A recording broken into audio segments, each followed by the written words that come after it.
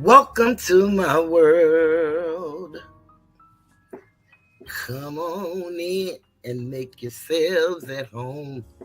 Welcome to my life. I know everything's gonna be all right. Welcome to my world. Oh, won't you come on in? Welcome to my life. It's known as the Tiger's Den. Greetings to all of my subscribers. I want to thank you for being with me for as long as you have, and the new subscribers that's coming on in. We want to say greetings and thank you for your time. This is from Toothless and the moderators. Welcome.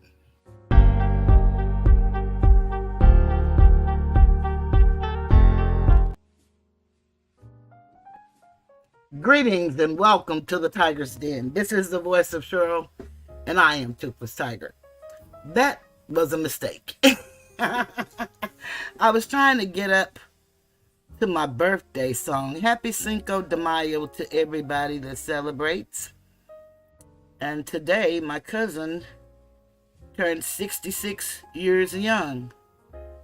So, when she hit 66, from May to October, I know it's knocking on my door. So I want to start it off with my happy birthday. And let's get into the business of the detective, sergeant, gang expert. Judge Judy would say, liar, liar, pants on fire. Happy birthday. Happy birthday, happy birthday to you. Happy birthday, happy birthday, happy birthday to you. Go ahead, it's your birthday. Go ahead, it's your birthday. Go ahead, it's your birthday. Go ahead, go ahead. It's your day, go turn it up. It's your day, go turn it up. It's your day, go turn it up. It's your day, your birthday. Happy birthday. Happy birthday. Happy birthday to you. And many more.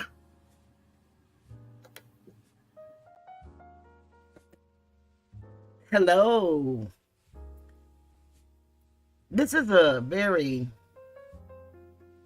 I don't know, this story is very intriguing to me, and more so, it hits home, and it hits home for many reasons. Because I have a son of Asiatic descent, and I'm grateful for my son. I have nephews, cousins, brothers, friends that are men, boys, and young men. And what's going on in Atlanta, Fulton County, Georgia, should scare us all. I really wish more people would be interested in what's going on. Unfortunately for us, we've been trained, if it doesn't knock on my door, it doesn't concern me. You know, you hear people say, mind the business that pays you, and they only say that when they don't want to support you in whatever it is you're doing.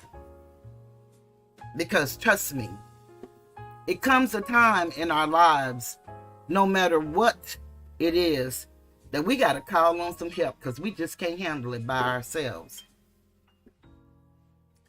I've been branching out and looking at different people cover this story, and I tell you that it's some awesome people covering this story. I don't believe it's enough people of Asiatic descent. There are quite a few Europeans, and they do an excellent job. You know, when you see wrong, it doesn't matter who does it, it is wrong. Unlike the DA, Fonnie, who choose to do what most people do to us, play the race card and talk about her greatness and how she doesn't have to worry about her image and how she's firm in her belief that she is the next DA. But there are people, grassroots people, that are working diligently to get the word out. So if you looked at my thumbnail, then you should know where I'm going with this. Justice or revenge? Examining Sergeant Gaither's actions in the YSL investigation. Now, I'm a Funketeer. I grew up with Parliament, Funkadelic, Bootsy Collins, James Brown. Those were really my favorites, believe it or not.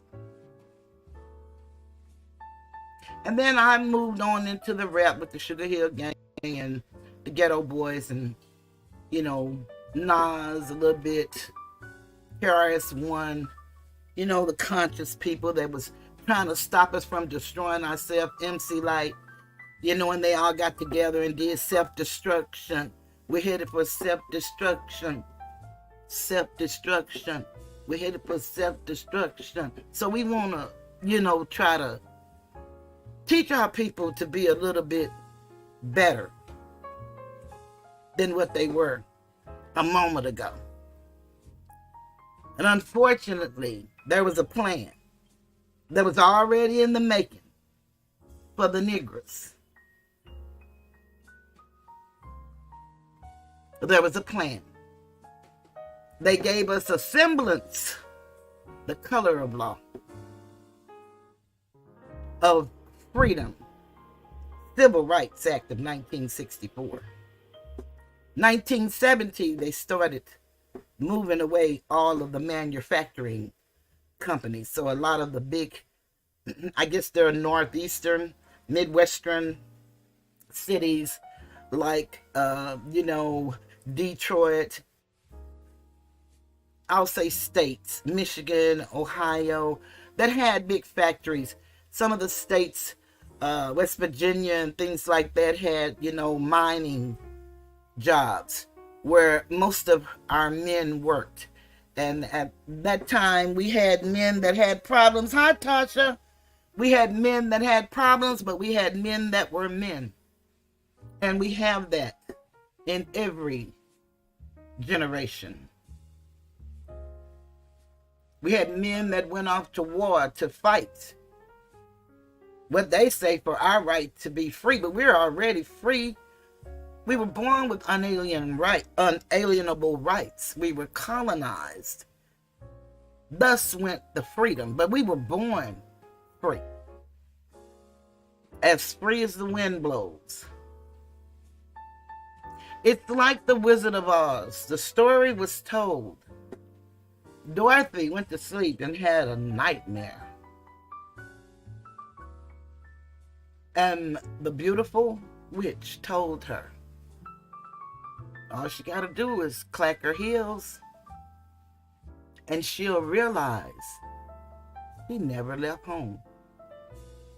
That's what happened to us. Out on Jekyll Island, they followed the Yellow Brick Road and got rid of allodial titles and made us deeds and bonds. There comes the birth certificate, the Social Security number. You know, the records used to just be kept in your Bible, in your family Bible. And then they had people coming around taking the census, which was never fair for us because whoever the census taker was, they could write, or I should say were, since it was more than one, they could write whatever they wanted to write down about you. But when I met my mentor on YouTube and listened to what he taught me and started researching for myself, I knew then it was more to the story that they told us. You see, I couldn't imagine why all over the globe people have a disdain for people that look like me. I just couldn't figure that out. You don't even have to do nothing to them. They dislike you for entering the room because some people know the truth, and especially outside of these borders.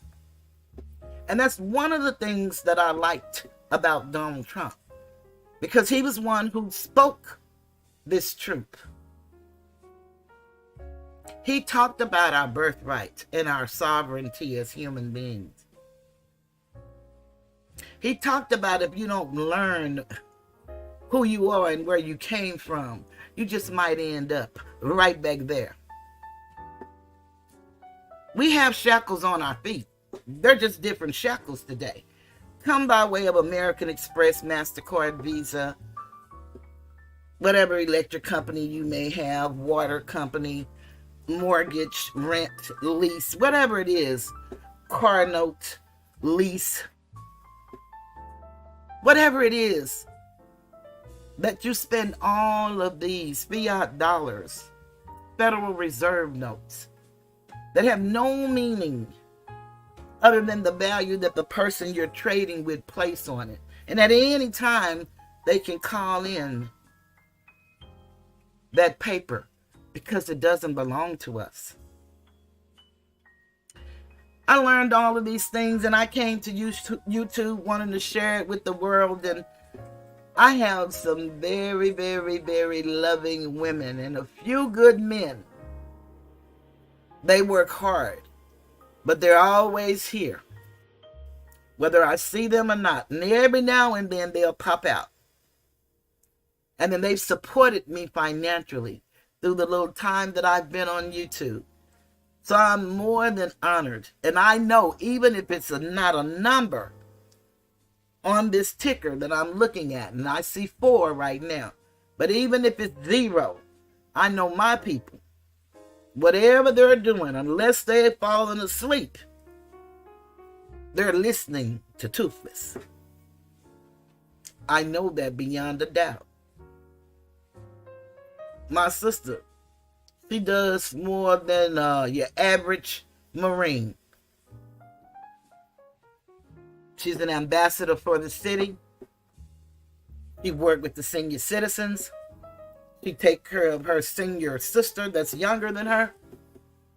It's really amazing to see her be able to get around. And I'm the baby girl. But my daddy used to teach us to do things while you're yet able, because the time will come when you just might not be able. And it's not predicated on whether you have money all the time or health, because you could lose both. Or you could have one or the other. Something can keep you from doing something that you want to do or need to do. That can happen. And at 65, I tell you, my body be going through some changes, and it is unreal. But yet, I live. So I won't complain. I'm going to talk about it because y'all know me. I talk about everybody I know, good, bad, or indifferent. That includes me. I do. And I don't judge. But I will talk about you. That I'll do. My purpose has always been to help others, sometimes to my detriment. I find myself in a very, very poor financial situation at this time of my life, and I have a very good retirement. But loving, caring, giving, and helping all, at some point, when you ching, you gotta bling, bling. You gotta pay back. And that payback is taking me for a loop. But yet, I'm here. And as long as I'm here, I'm going to live until I transition. That's what I'm going to do to the best of my ability. I'm going to show up here and I'm going to try to give y'all what I believe we need as a people. And when I say as a people, I'm talking about Asiatics. But hear me, everybody. I am a human person. There is but one race, and that's the human race.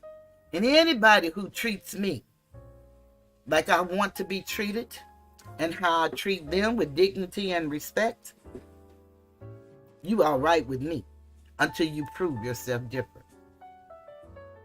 The game of hegemony has gone on a long time.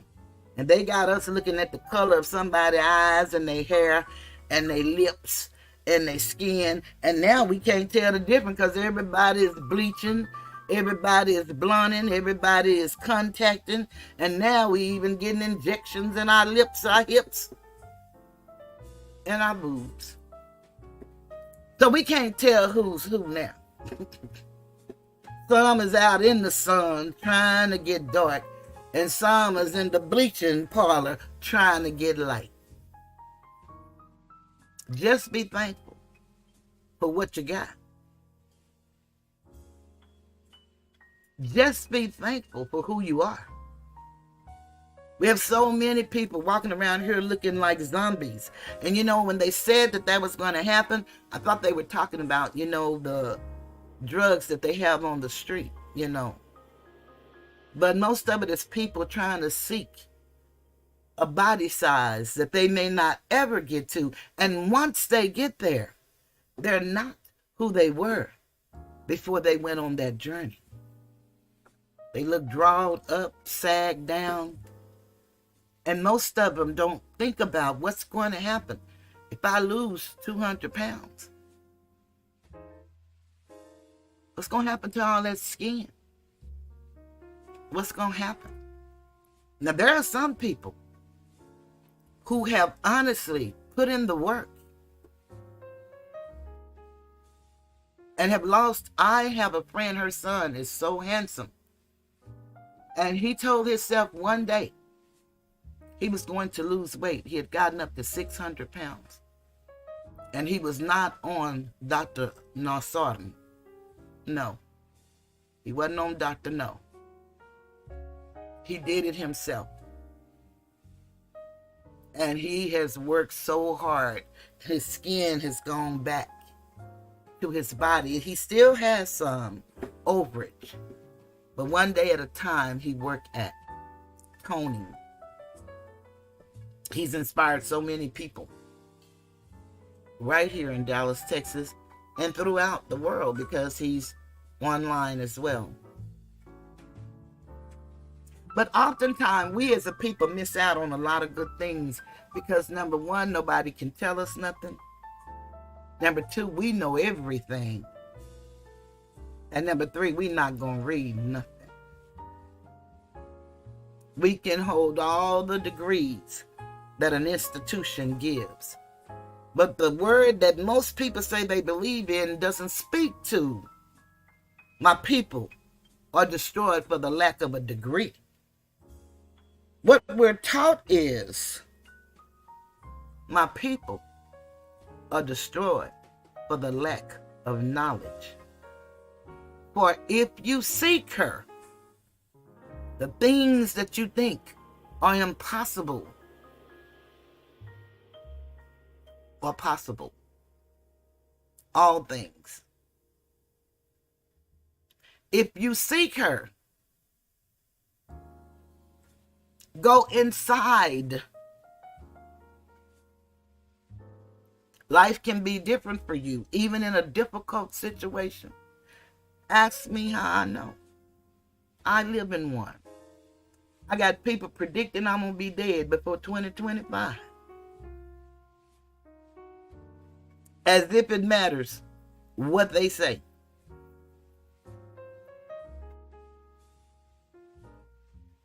My grandmother lived to 104. And I plan to do the same. Now, I don't know how that worked. But that's my plan. It can always be different. You know, they say we make plans, but they all carry them out. It all has to do with every system that's alive in this earth. And believe me, everything has breath. Everything. Everything moves. Everything vibrates. It's at different frequencies, but it is real. What's happening to these young men in Atlanta remind me of the period of time when they had the children of Atlanta that came up missing. And it made for a good storyline, but nobody really cared about the children. And that's what's happening today in Atlanta. But see, before we blame the European, we always do. But we gotta look at the people that look just like us, that mean us no good. Dr. Frederick Haynes took the position of the CEO of the Rainbow Push, and he was honored to do so. But in 3 months, he knew that that wasn't right. And everybody got a story to tell and whisper. But what I like about the man, he's a man. And he believed in somebody that he called a man, greater than himself. And he had a daddy and a mama. And when you have family to keep you rooted, whether you do the right thing or not, because they say we all imperfect, right? So some of us fall and we don't get up. But most of us fall and we just get right on back up. What we do with it, I don't know. But we get up. And we do what we can. As you get older, you learn to realize that everything is based on what a person have to give. Love, time, money, work, comfort, conversation, or just an ear. Whatever it is. So as we know, we don't get too many in here on the lives. But I am grateful that I've been covering the story well enough that people are watching. And I'm grateful for that. And I hope they're learning. I think I saw Asatar come in. Hey, Asatar and Phyllis. Glad y'all here. But I want to talk about this lady that I've been looking at. Her name is Infamous Sylvia. I don't know her whole story, but she has a beautiful one. And she has a heart more beautiful than her story. Her story comes with a lot of pain from what I can tell by certain things she say. But she smiles and she does what she does. One of the things she loved to do, and this is what she loves to do, is go to trials of people. And especially celebrities. And she humanized these people. Because, you know, once you get to a certain status, you know, that's how you kind of end up going over to the other side. And when I say the other side, I mean power corrupts. Absolute power corrupts absolutely. They said that Young Thug, Jeffrey Williams, has a song. First you get the money, then come the power. So when a lot of people rise to fame, they don't really know how to handle it. It's not because they're bad people in the beginning. They get bad advice. They get relatives they never knew they had. They get everybody who's going to show them something that they didn't learn when they were in elementary school, like our European counterparts. Like by the 3rd grade, every child should know the banking system. Just like you do in the piggy bank, you should be taking them to the bank. Your credit union, your bank, wherever you bank, they should have an account with their name on it and your name on it. They should make deposits. No matter the amount. It's the principle that you want to teach. Because facts change. Principles don't change.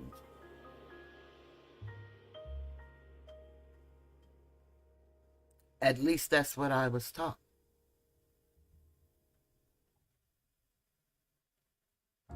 Phyllis says it's a dog-eat-dog world we live in. Dying to be small. One day at a time for all things. Seek and ye shall find. Well, folks are leaving here every day, all day. That's true. I had a friend that passed. Last week, I had 2, as a matter of fact. And they were men in their 60s. So it's happening to us all, as it will. As it will. So you just do the best you can while you're here. Whatever your best is. You just do it. But I want to talk about how Sylvia has humanized these young men. I put some of her videos on my community wall. She had an interview with Big Jeff, and that's Mr. Jeffrey Williams Sr. That's Young Thug's dad.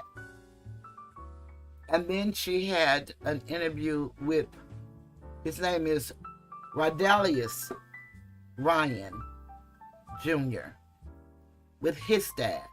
She's had an opportunity to speak with a lot of the family, to bring humanness to the family. And she spoke with them with their permission because they want the word out of what's happening to their children. And if you go and look at those videos, then you will hear them tell you exactly what's going on. And you can see it as plain as day. Proving it, I can't do it. And everyone is presumed innocent until proven guilty. And that's a presumption. So you need to learn the 12 presumptions, because that's not always a good thing. There are some things they presume you know and you don't know. And you'll miss out because you don't understand the presumptions. Everything has an order.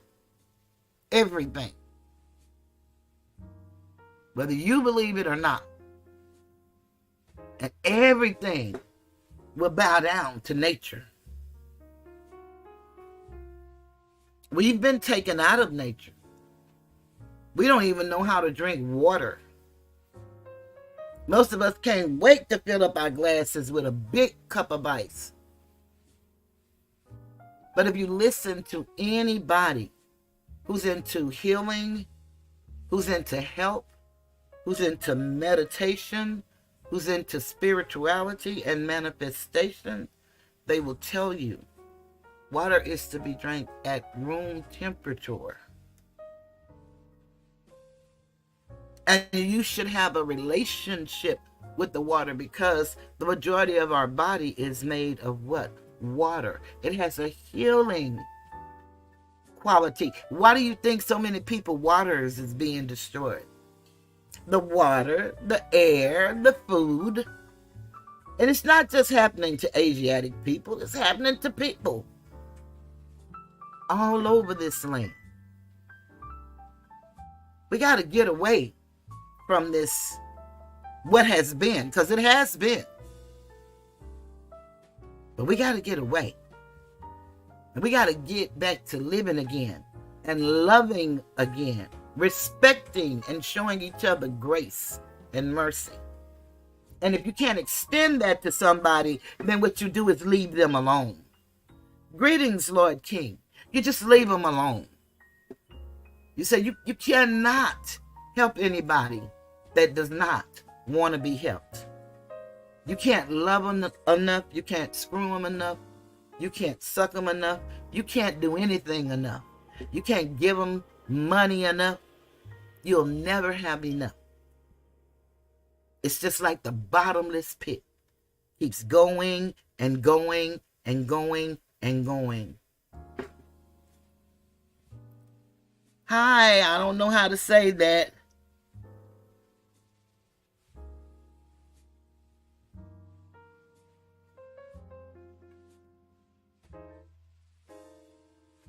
Thank you so very much, MK Gaming YouTube.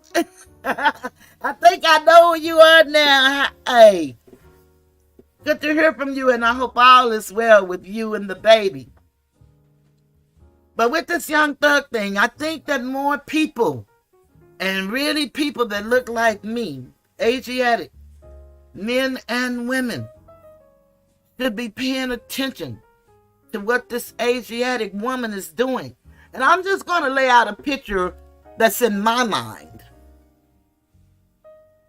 It is written, and I'm forming an opinion from my observation of the things I've seen. And I just want to share some things with you guys. So this might be one where my people going to end up going to sleep on me. And that's real all right, because I love y'all. And I know y'all have a job and work very hard. I've been up all night and all day trying to get this together because I cannot edit. So I had to listen to a lot of videos to get to where I want to be able to play what I wanted to play. But I want to paint a picture of this detective that they brought back in this case. One thing that Big Jeff said is that this case is about getting his son. That's what it's about. And it has been rumored that the great DA loves to play. And she loves to play dirty. And we know that if we go by example by Nathan Wade. And the way that they got so many millions. And she was able to pay him. They keep saying $700,000, but it's far more than $700,000. Because remember, he had 2 partners. And then there was another guy who she used to help her with this gang stuff. They all have contracts. And they all are good old boys. They all are. They're the Asiatic group. And most of them are sorors and frats. And you know, it's not all of nothing. But at the top, if you go back to Ephesians 6 and 10, I don't care what it is, it tells you what happens at the top. What happens at the top? Wickedness and rulers and darkness in high places. They don't mean floating around in the sky that you can't see. No, you can see them. And they make sure that you see them. Believe that. It is written that the time is going to come, and I believe Paul was teaching this to Timothy, I believe. I could be wrong because I'm not my sisters. They can tell you the scripture before I finish it. One can tell you if I go one way, she can tell you what it is and where it is. I ain't like that. I'm kind of like Madea. I'm all over the place. But if you look it up, take a keyword like you do on Google search, and you'll find it. But he said the time is going to come when people won't endure sound doctrine. They don't care nothing about no truth. The woman was asked a question on the witness stand, And she had the audacity, not the audacity, but the audacity to ask the lawyer, is it your truth or is it his truth? Who does that in a courtroom? These people are unruly. You see, you don't have to bow down to no man, but it is also written in that same son book that everybody claim they read and love. Give honor to whom honor is due. Whether you care for the person or not makes no difference. If you're in their presence, you give them what they deserve. Even if they don't do the right thing. Because it's somebody far greater than you that will deal with them. I just need to talk about it. I want to talk about marginal groups. What are marginal groups? I've covered this before, but we're going to cover it again. Marginal groups. That's the way I see these young men. And as y'all know, I have to look up everything and write everything down. And, I don't know no other way to do it. And I'm slow as the turtle that was on its way to the store and never made it because they still on their way. That's me. I do the best I can. One good thing, when I worked, I was on time. That's one good thing. My mom and dad had a hell of a work ethic, and they didn't miss work. My sister that lives here, Phyllis, didn't either. She even went to work in the ice and the snow. Not me. I didn't even go in the rain if it was raining too hard. What is a marginal group? A marginalized group include women, people with disabilities, people of color, and remember what I told y'all, color is artificial, a semblance thereof. It is not real. And they call us a people of color. LGBTQ plus folks, indigenous people, who we are, people of a lower socioeconomic status, and so on. These groups have been historically disempowered and oppressed by influential and discriminatory groups. Now remember, we can't have this conversation, and they truly believe that we won't and can't read. So they can write all of this and everybody can have the conversation but us. If we start talking about it, we're censored. We're starting trouble. We're causing confusion. And what gets me to hear people that don't know our struggle and don't really know, no matter how close you seem, don't understand, try to describe who we are and how we operate. They will never be able to do it because we don't know. They think slang belongs to all of us. They've changed the slang so much today, you don't know what you're saying. Not today.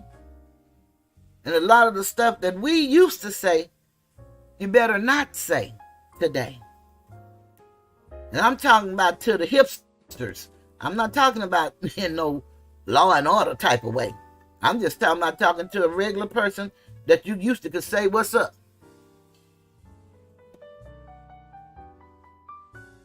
Today, that could be offensive. This table shows an example of marginalized groups from the perspective of the USA, Canada, and other countries. And I got that out of an article, and I have the article, and I did not get the article's name so that I could give them the credit, because I believe in giving credit to whom credit is due. The causes of marginalization is the result of discrimination. When we say that we're being discriminated against, they tell us to get over it. They didn't do it. And ain't nobody doing that to y'all. You're just lazy and you need to just get up and Pull your bootstrings up and tie them up and get to work. That's what we normally hear. But the world can have this discussion and we not be a part of it. Discrimination exists in many forms, such as racism, sexism, ableism, ageism, homophobia, and xenophobia. And they may call that xenophobia. You know, I can help make up some words. You know how people can't read and they see a word, they just start making up stuff that ain't even there? I can do that too. I do that well. Call ad-libbing. So if you don't read too well, don't you feel bad. I read very well and still mess up. It happens to the best of us. There are also more subtle forms of discrimination, like microaggressions and stereotypes. Whether or not the discrimination is overt or covert, obvious or subtle, you don't know it, but that's what they're doing to you anyway. It marginalizes others, and that is unacceptable. Well, for 400 and some odd years, it's been unacceptable, but nobody has done anything about it. You know, James Brown had a song, I don't want nobody to give me nothing. If you open up the door, I'll get it myself. Well, we own the door, but when the door got took, what you gonna do? We won't even come together and listen to those who have spent their lives trying to uplift their people. And I'm not talking about joining no certain sect or being no certain way or wearing no certain clothes. All of those things may have meaning. And you may want to do that one day. But I don't think that's the essence or the importance of learning who you are and learning how this place operates and function. Who you are. An American. Indigenous to this continent.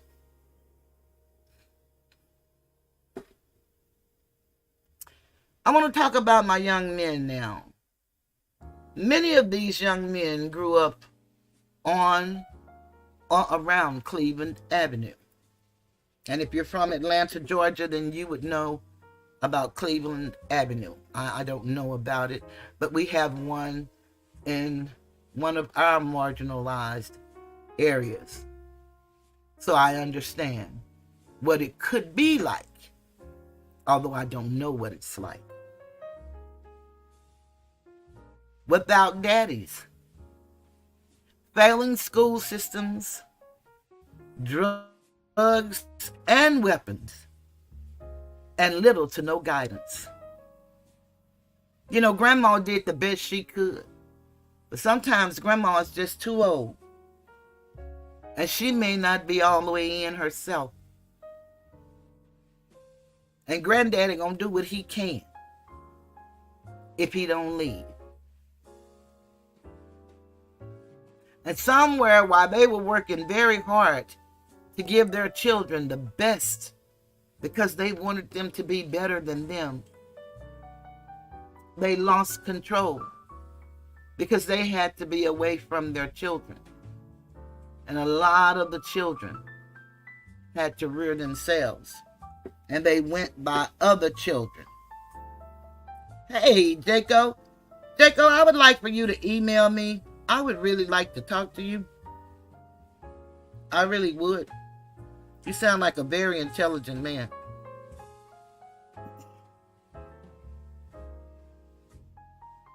But I'm here to tell you that these young men, I am proud to say, some of these young men had daddies in their home and in their lives. To this day, hard-working men. Big Jeff, I got B. He been on his job, if I recall, for 42 years. And he has reared 52 children outside of his own. 52 outside of his own. And I don't know their story, but I know that they said with Thug, it's 11 of them. They called him Little Jeff. It was an honor and a privilege to hear Mr. Williams and Mr. Ryan. Mr. Ryan has a son, Vidalius Ryan. And I'm going to start with him. Handsome young man. He reminds me of my great nephew that I call my grandson. They look so much alike. Around the same age. But unfortunately, at the age of 14, and he lived with his dad. Hear me good. He said he took him to school every day and picked him up every day. His son has a beautiful IQ. And you know, I try to tell women about when your children excel, you got to be very vigilant and careful because the enemy sees your children and they can't have that. No, we can't have that. So sometimes little Johnny really ain't that bad. Little Johnny might not be bad at all. Little Johnny might be the only one doing right in the neighborhood. And everybody really looking up to little Johnny. But some of these bullies, you know, got to try to test little Johnny to remind him that they still there. A lot of that is admiration, and I don't know how to express it because nobody ever taught me about these kind of feelings. You see, so many things when we were growing up, I'm 65, we had to suppress feelings. We couldn't express our feelings to our parents. We couldn't tell them how we really felt about what they were saying to us and doing or making us do. I wished you would. No, it didn't happen. We're some of the most behaved, mannerable people.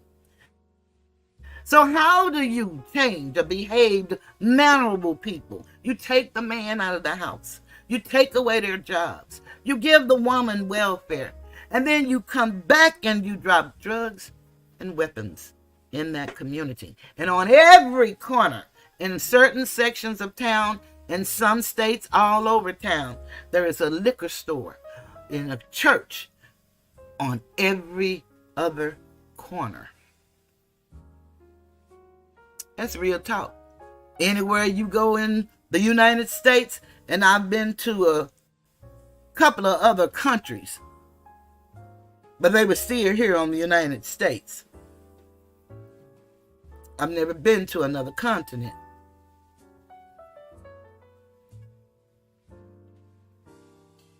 We got to do better. This is 2024. 2024.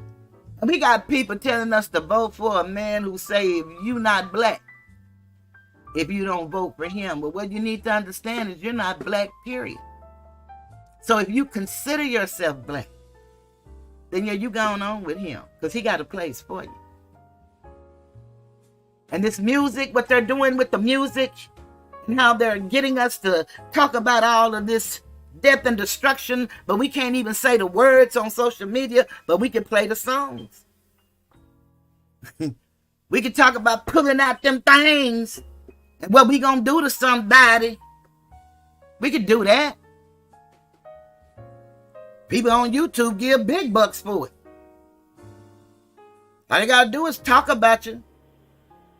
Say the worst vile things they can say about you, and they get donations. You can stay up 24 hours and do all the research, and you'll get a donation or two. The same faithful few who don't have no more than you, they just appreciate what you do. It's sad. It's disheartening. But it's reality. And it can't stop me from doing what my purpose is. And that's to help uplift fallen humanity. Whosoever will, let them come. Let them listen. I even noticed that people are listening a little longer. I know nobody's listening to a 4-hour live, but I don't know when they might want to go back another day and hear another little section, and another little section, and another little section, and so on, until they've heard the whole video. I gotta do me. I love how people can tell what I'm saying in 4 hours. They can say it in 10 minutes. I've seen them do it, and I love it, but that ain't me. I can't do it. Hi, Regina M. Good to see you. I can't do it. But let me go back to little Redarius. And I may be messing up their name, and please forgive me, because I don't like messing up people's names, but I found myself lately messing up names. So I got Little Rod, because his daddy is the same. These young men are juniors. Mannerable children. Jeffrey Williams, young thug, doesn't have a felony on his name. That's rare in most neighborhoods for children by the age of 31 years old. Lil Rod, 14 years old, got accused of a murder that he wasn't even present. They tried him as an adult, and this was right before Fonnie left the office. And do know she left the office so that she can be practicing law for 3 years, and then she ran for office because that's the requirement to be a DA in Fulton County, Georgia. I have all of those qualifications and things, but tonight just ain't the time for me to break it out. I was going to start out with my plea bargain because it's really good and we really need to know how all of this intertwined, but I got too much to share, so I can't do that. And I'm so full after learning these stories and going to different people, hearing how they're telling the story, and all of us can't be wrong.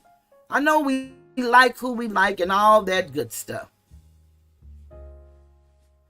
but we still got to do the right thing regardless. We still have to. When my nephew had a situation and he had to empty his, I just knew he would be gone for life, if not death. I worried about him so. And my daughter, she's my niece, but you know I call her my daughter. She told me, don't worry, he gonna call you. She said they always do. And then she said, we always do. No matter what, we gonna call you. And he called me. And I asked him, how was he doing? Oh, it just brings back memories. I could just cry for days because he said he was okay. He had to do what he had to do. And his family is all right and he's good. At a family picnic on a park, celebrating the elders in his wife's family. One must do what one must do. I went to work. I started looking up every standard ground case I could find. The majority of them were in Louisiana. But the majority of them. But I found him. And he said, Aunt Cheryl, I want to turn myself in and I want you to take me. And my son and I went to work.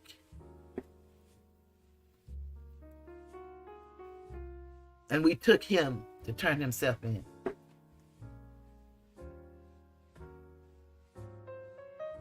The lawyer that we chose had his own bonding company, so he didn't even have to stay 2 nights. But he got his bond revoked. He's in the car with someone who went to a place that he shouldn't have been. And he was on a monitor, and the monitor tells all. And he had to sit in Dallas County during COVID. Oops. It's out now. 19. And we were afraid for him.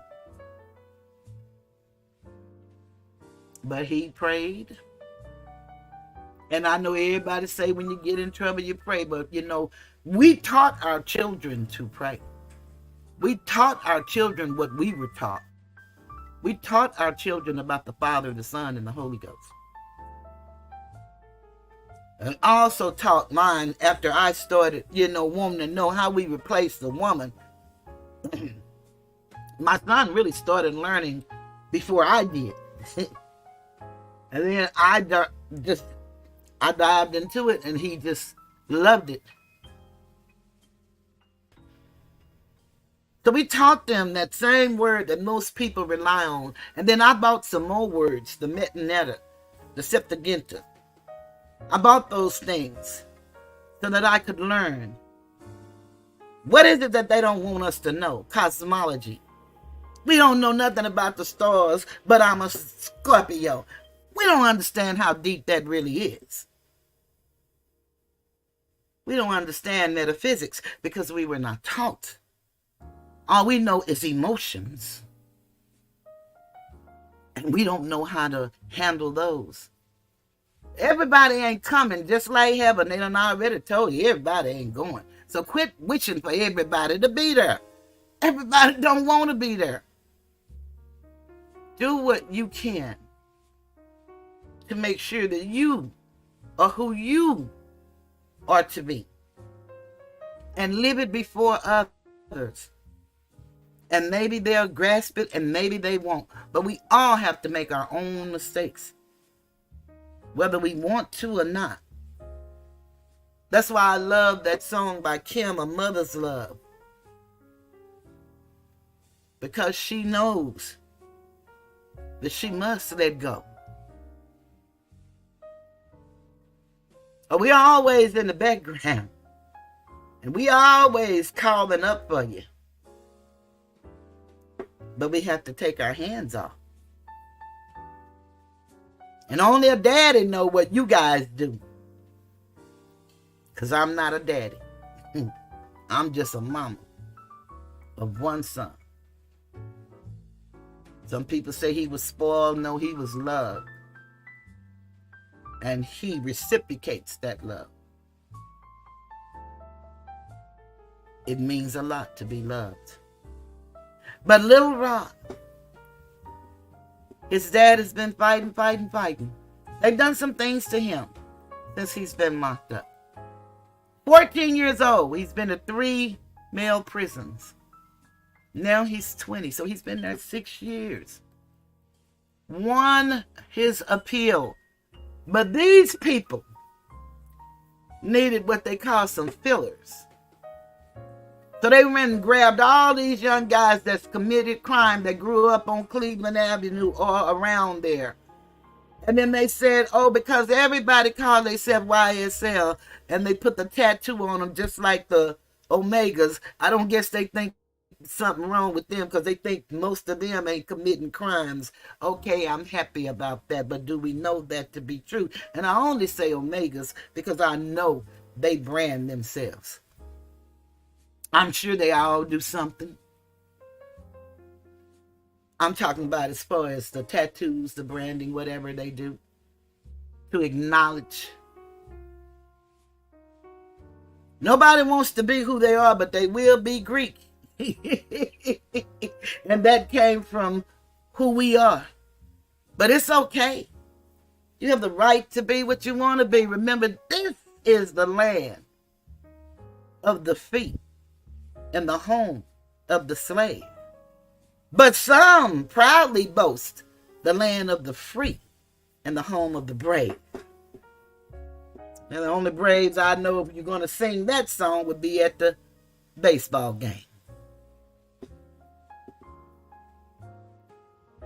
It's unfortunate that people are who we are, but we are people. And it doesn't matter who's at the helm. Remember, power corrupts, and absolute power corrupts absolutely. So this young man now cannot even start the appeals hearing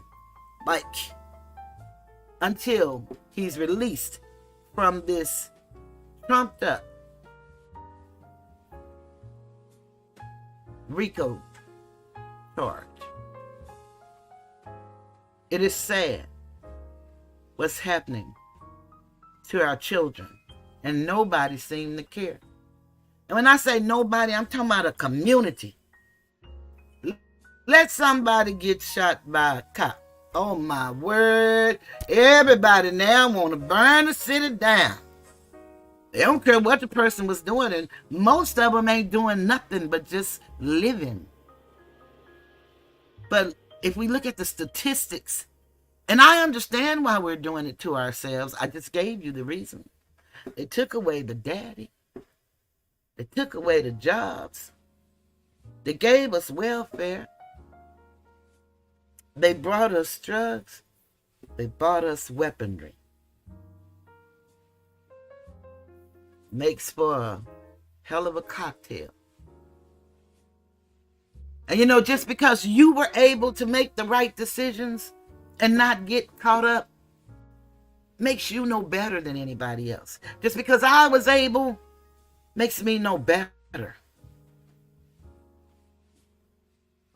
We all have a purpose. I don't know what your purpose is. Maybe you should try to find out.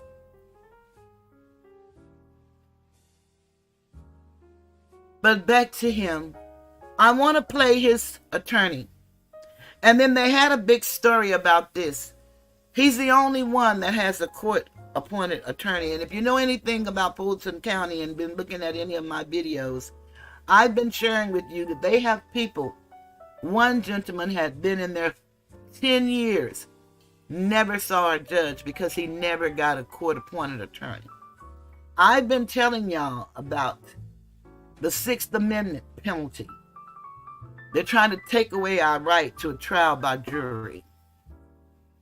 In these people's case, it is my belief, I am not a lawyer, an attorney, a paralegal. I don't pretend to be any, but I'm a woman. I can read. And those words I don't understand, I get a law dictionary and a dictionary, and I look them up. I know what tense I'm using them in. The parts of speech. We got to go back to elementary and know if we're talking about an adjective, if we're talking about a noun, an adverb, whatever it is. We need to know what we're talking about when you talk with someone who knows the language. It's not hard. It's work. And anything worth having, you got to do something for it. But in case I didn't finish the story about my nephew, after 2 years, he went to trial. And a trial with a jury of 12. And even the young man's mom and dad could find no fault in my nephew and what had to happen. And he was acquitted. Now they really, really, really want you to take a plea. And they'll throw out some hell of a numbers if you refuse. And as y'all been hearing, in the federal system, they kind of get away with that a lot. That's why a lot of these politicians that we don't understand politics because we were not taught and we won't teach ourselves. That's what they mean about the state controlling things. And we understand when they control things, what happened. And if we allow that today, then it needs to happen. I heard Asta talking about Kanye, saying that we volunteer to be slaves, and we do.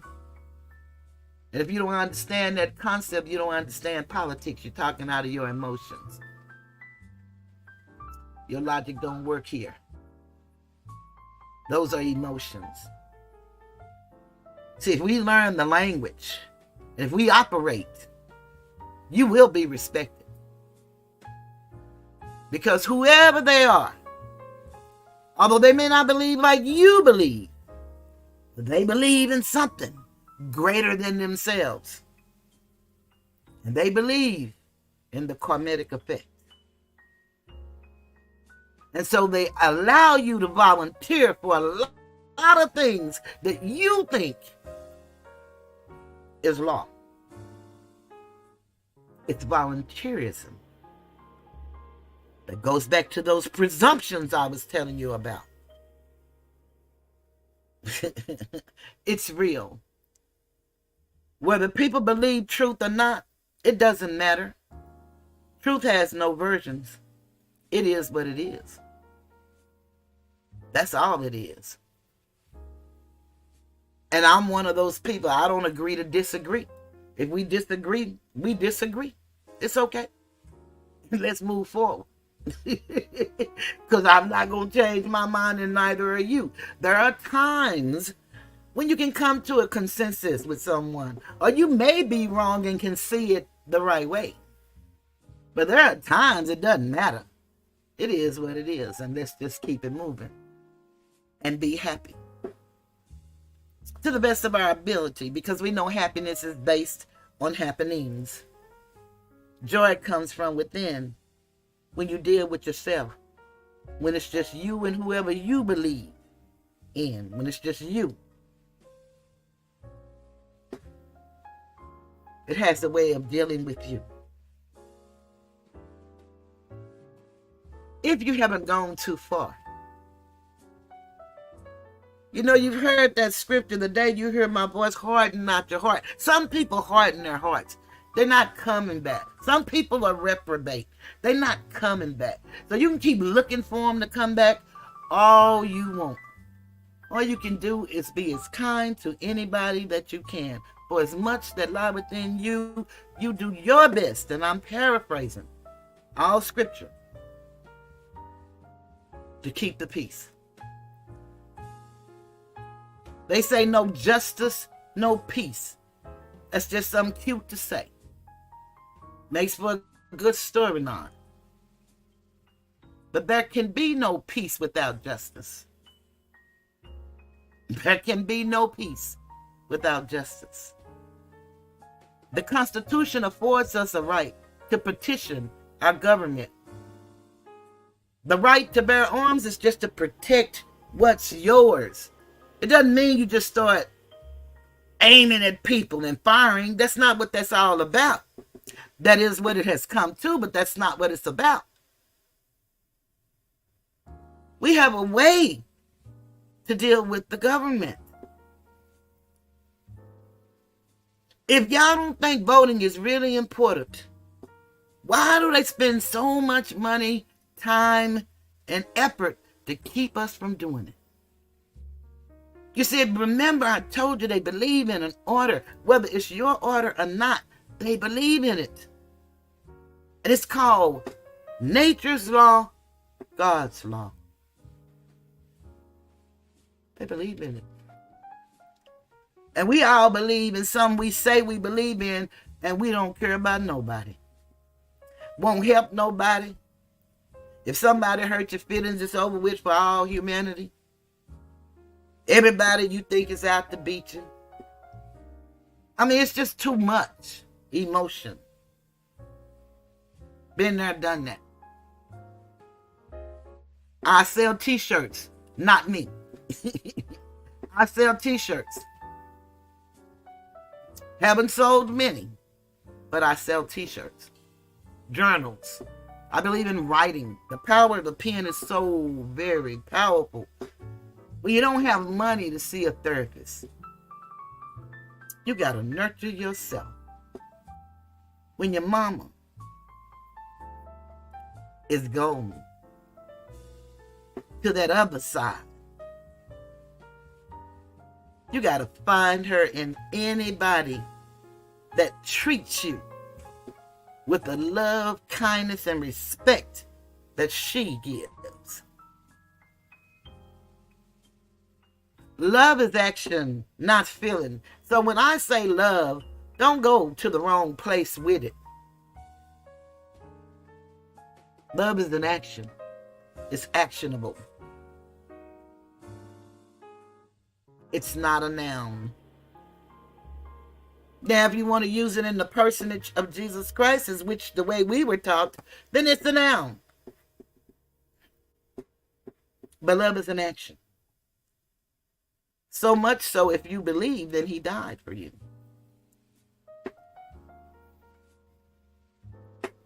As you become an adult, you got to start acting like an adult and doing adult things. I believe it was Paul who said when he was a child, he spake as a child. But when he became a man, he put away childish things. I said that in one of my videos, and I said it all wrong. And like I said, I can mess up a story worse than Medea. I really can. Because they're parable and allegory. Written to make you think. Based in principles that makes it true, that is true. Symbolism so that you can relate to things. Not all things are absolute. But when you're taught dogma, you don't know that. And you're not going to listen and be open-minded. You have to find somewhere in you that you hurt so bad that you know it's got to be a better way. And you got to believe something greater than you can bring you out. And then you got to be willing to surrender you to that. That don't mean you're not going to be yourself and you're not going to keep some of your ways, because you are unique and wondrously made. You are a combination of a man and a woman and yourself that makes you who you are.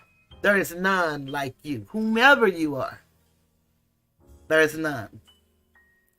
So his father is fighting for his son.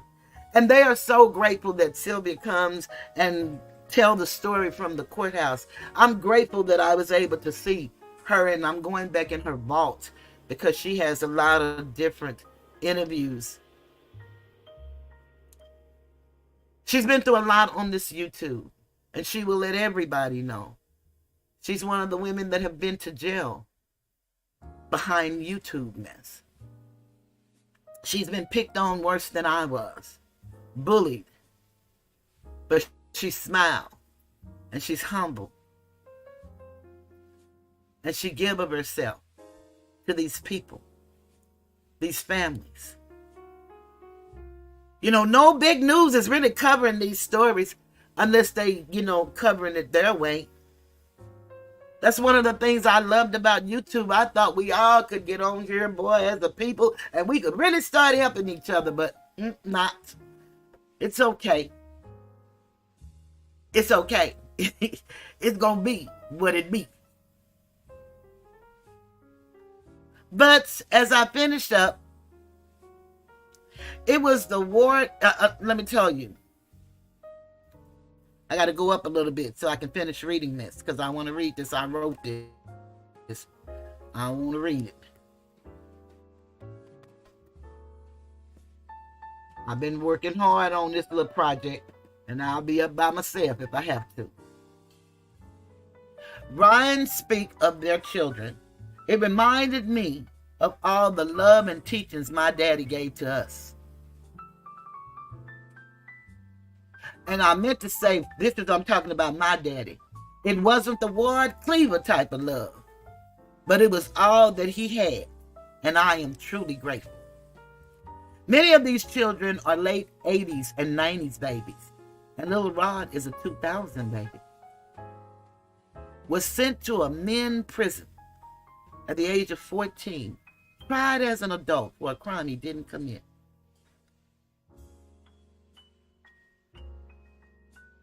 That's his story. And I was telling you about his attorney. She's the only one that's court appointed. They were giving this lady $15,000 a year. They are saying that this trial is going to be the trial of a lifetime.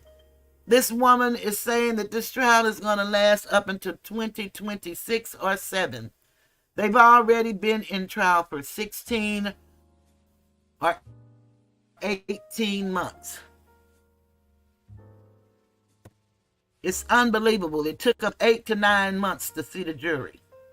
It's unbelievable what's going on.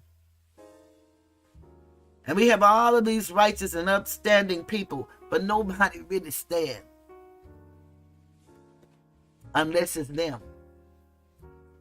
And when I say that, I don't mean nobody, just like nobody is not all encompassing, just like everybody ain't all encompassing. All is not all encompassing. We all that are people that feel for others, that care about others. Many people don't know about us. They really don't care about us. But we know who we are. And we do what we do. Sometimes to our own detriment. But we do it. I want to thank everybody who's come in so far. I hope everybody has hit the like button. Consider subscribing to my channel, hitting the Cash App, or joining my membership. It helps with me growing.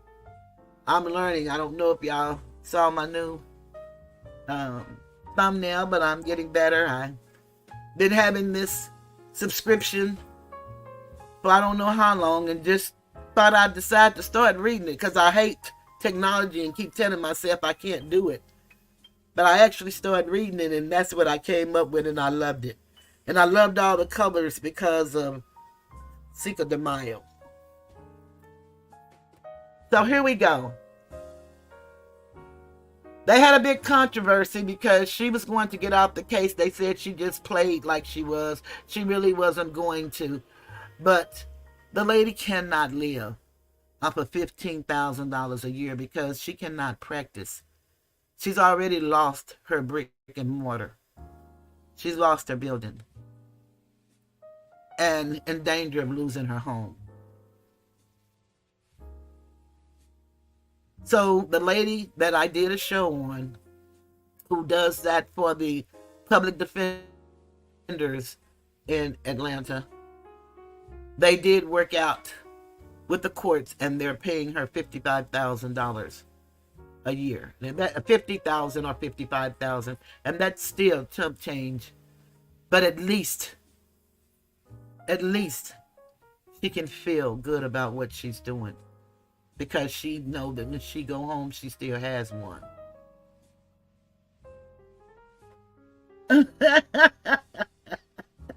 Thank you, Regina. I'm just doing this with the editing now. I'm just doing that with the videos, but I'm gonna learn that too one day. I bought, believe it or not, I have a CD, and but my new computer, remember when I wasted the water on my computer, had to buy a new computer? It didn't have the CD that comes with it, so I had to buy one. I bought one, but by then I didn't know what the CD was. So here I'm looking the other day. I thought I put the CD in a specific place, but unfortunately I didn't, because I found the CD player, went to get my CD out, and now I don't know where it is. And I refuse to buy it over right now because I'm up here paying interest on credit cards. So I said, I'm just going to have to wait a minute. But let y'all hear her. And I wonder why she was quiet all the time. And sometimes she looked like she was a little mean. That's why you can't judge a book by its cover. You just can't do it. And she's from an island. I don't know which one. Or she could be from the mother country. Her accent is very heavy, and you'll hear it. But I want y'all to really pay attention, because she's saying some good stuff. Okay, Regina, I'm going to take your word for it. And then I'm going to start believing on that. It's going to come back to me. I want y'all to meet Miss Angela D. Williams. She doesn't talk much, but she's awesome. in her opening statement for this young man.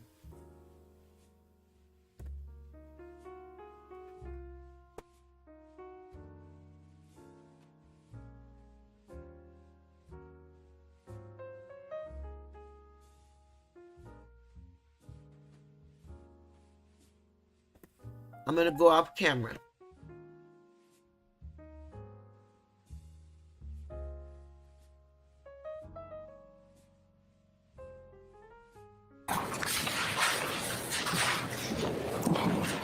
So I'm attorney Angela D. Williams, and I have the privilege of representing Rodalius Ryan over there in the back.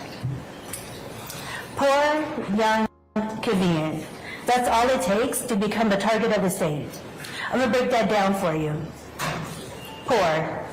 Rodalius was born on a couch. Let that sink in. He was born on a couch.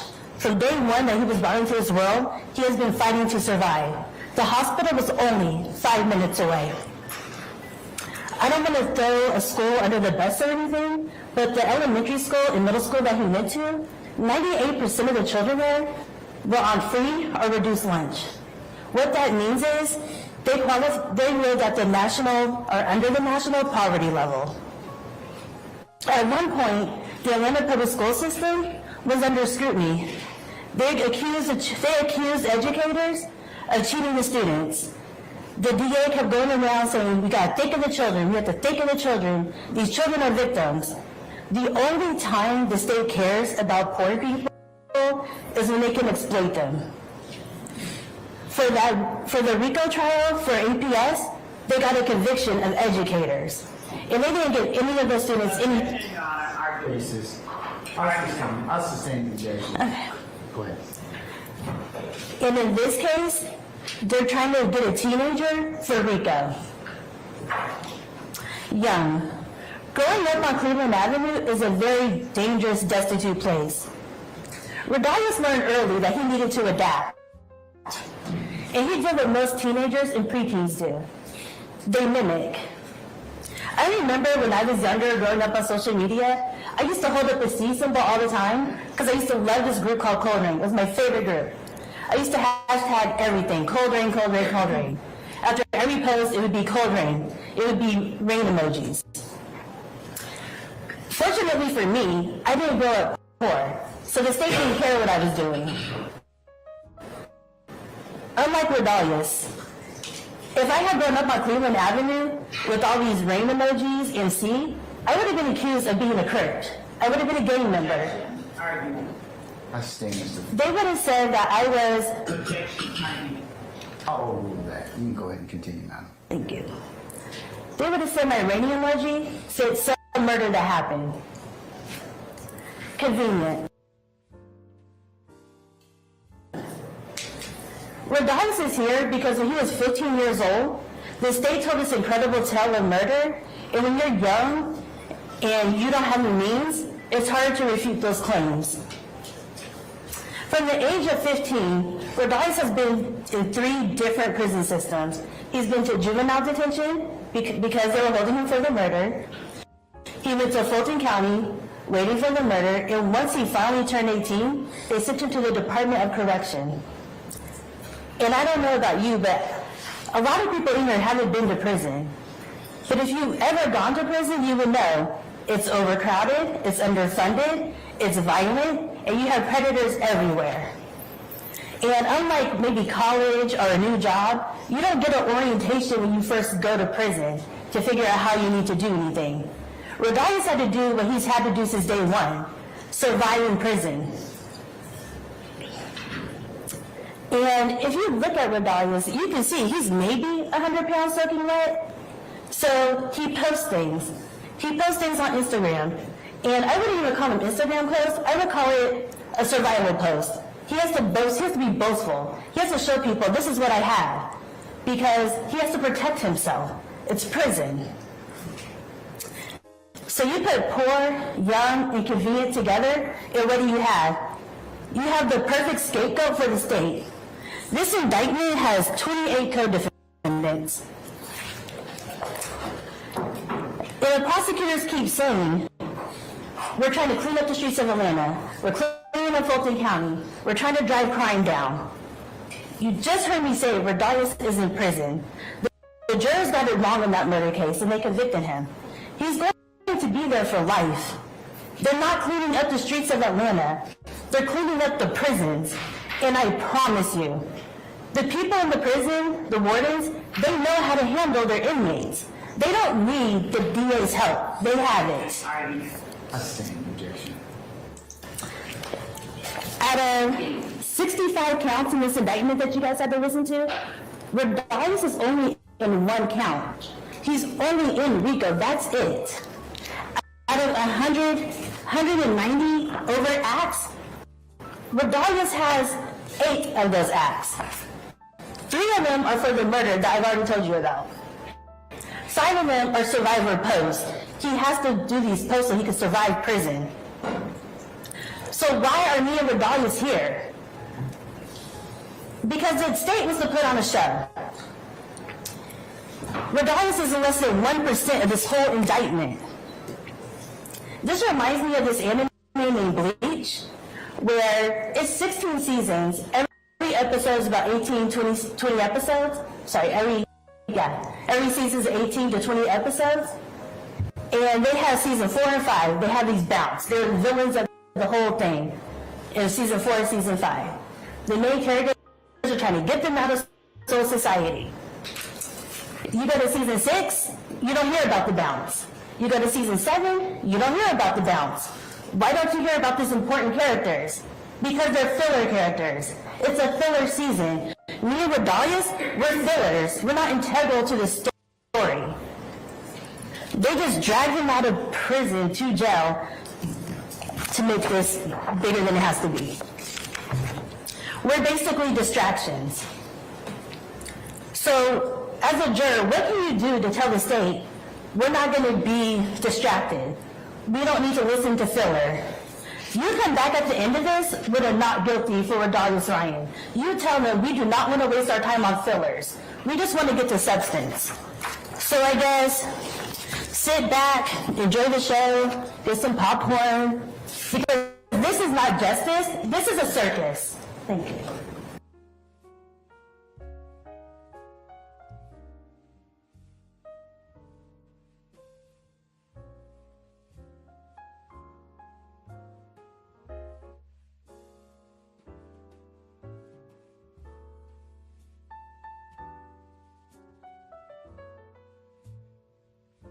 I thought she was awesome. What about you guys?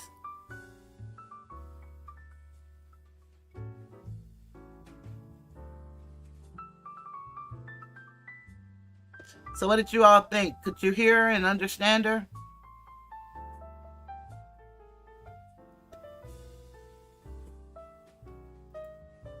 I ran out of room in my description because I have a lot of these videos in here. And I don't know if I have that in here, but if not, I'll be putting it on my community wall.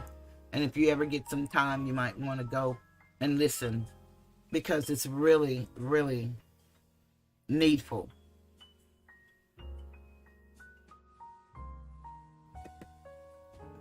And, you know, maybe you don't live in Georgia. I don't either. But there are things that we can do as Americans. Again, we have the right to petition our government when we see things going astray. Everybody has to answer to somebody. Fonnie Willis and her team of DAs believe that they don't have to answer to anybody because they're constitutional officers. Well, the Constitution doesn't give us rights. It ensures that the rights are in place. So they have people that they have to answer to.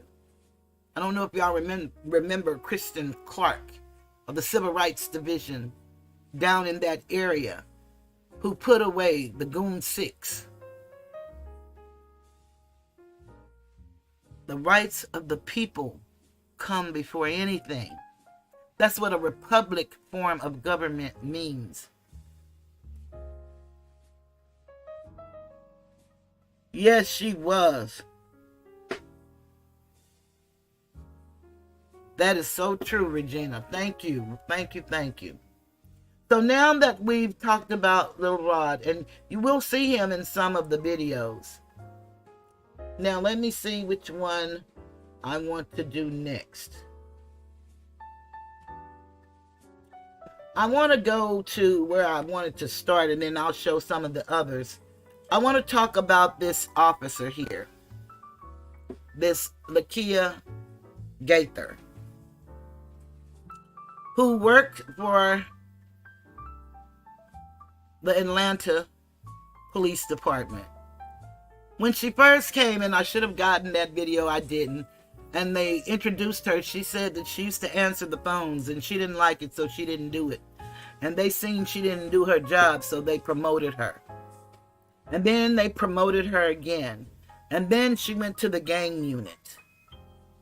And they know no more about gangs than we do. Looking at Colors and all of those movies and Boys in the Hoods. Or unless you have a family member or you live in Los Angeles, California, or Chicago, any major city in California, and in Chicago, Illinois, and some of the little neighboring states that those gangs, matriculated to. But most of us have a group of kids that was just hood kids, and they just claimed they hood, and they would fight with their hand and their fist until they started dropping the drugs and the money. The drugs and the weapons. And then it went to a whole nother level. And a lot of these people claim a lot of different sets. And that's why I asked the question of the sergeant, what set is she claiming? They want to say that this is a hybrid gang. That's what they want to say. But let me get into this so that we don't just have me talking, because I could talk for days on this subject. Okay. I don't want to tell that story just yet. I want to tell this one. Is where I started. This one is about ADA Love asking the court to deny defense motion for repetitive and cumulative testimony from so-called gang expert witness and not receiving Sergeant Gaither reports. And these are just things that I wrote up. If y'all just want to see them, I'm just going to show them quickly. I'm not going to keep them up there. But this is just what I wrote from each video, and so I could have my timestamps. Yes, ma'am. Yep, that's what she said, and she said it on the witness stand. Of course, she said a lot of things on the witness stand, that she came back and was very, very rude with the defense. But these are the things that I wrote about the videos, and I have most of these videos and a lot of this writing inside my description. Like I say, my mind is quirky, so I have to do things a certain way. I'm the most unorganized, slowest, detailed individual that I know. But I'm like Sinatra, I have to do it my way, or I won't feel good about it. So here we go. Let's look at this video here. Let's see. Box 5. Let me see if this is it. Nope, that's not it.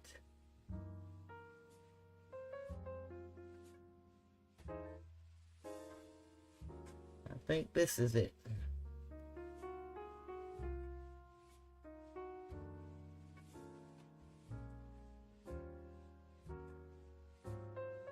Yeah, that's it right here. And I downloaded all of the videos, so that's probably why you hear the little clicking out. We only had one little instance of buffering, but hopefully it'll do us good and do us proud and let us see the video without the confusion. So let me see.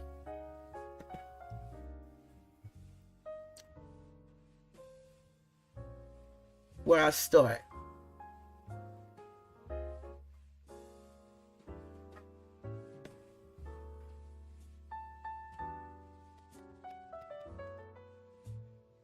I'm going to have to bring this in because I'm going to need this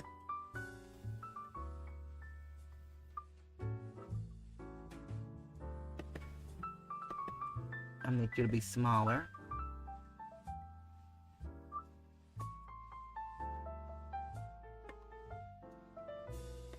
Y'all give me a minute. I'm just condensing this down so that I can put my paper over here, because I'm going to need to see where I have my marks.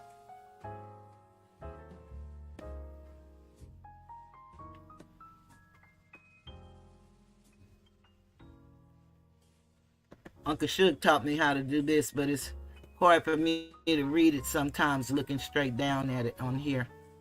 But we're going to make it work tonight. Just give me a minute. We will make it work.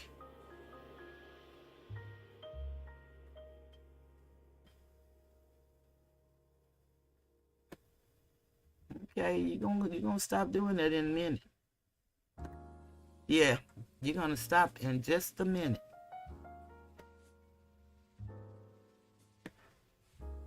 Okay, I think I got it, y'all.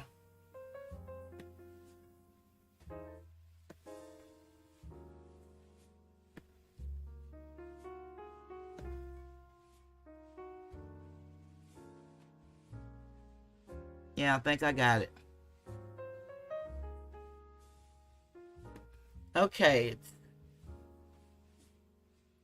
And sometimes you can't get it quite on what you want it on. And so what you have to do is go as close as you can. So I'm going to start it right where it is.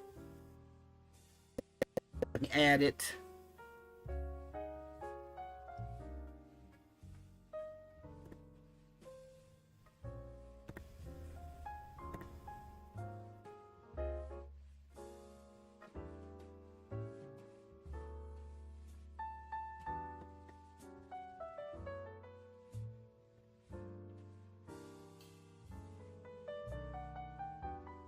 Thank you for your patience.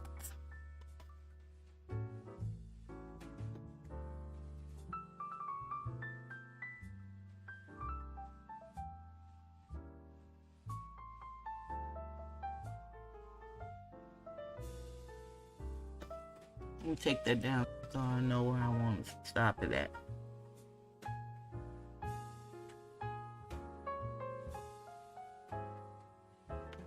I might want to put it over here. I think I can see it over here.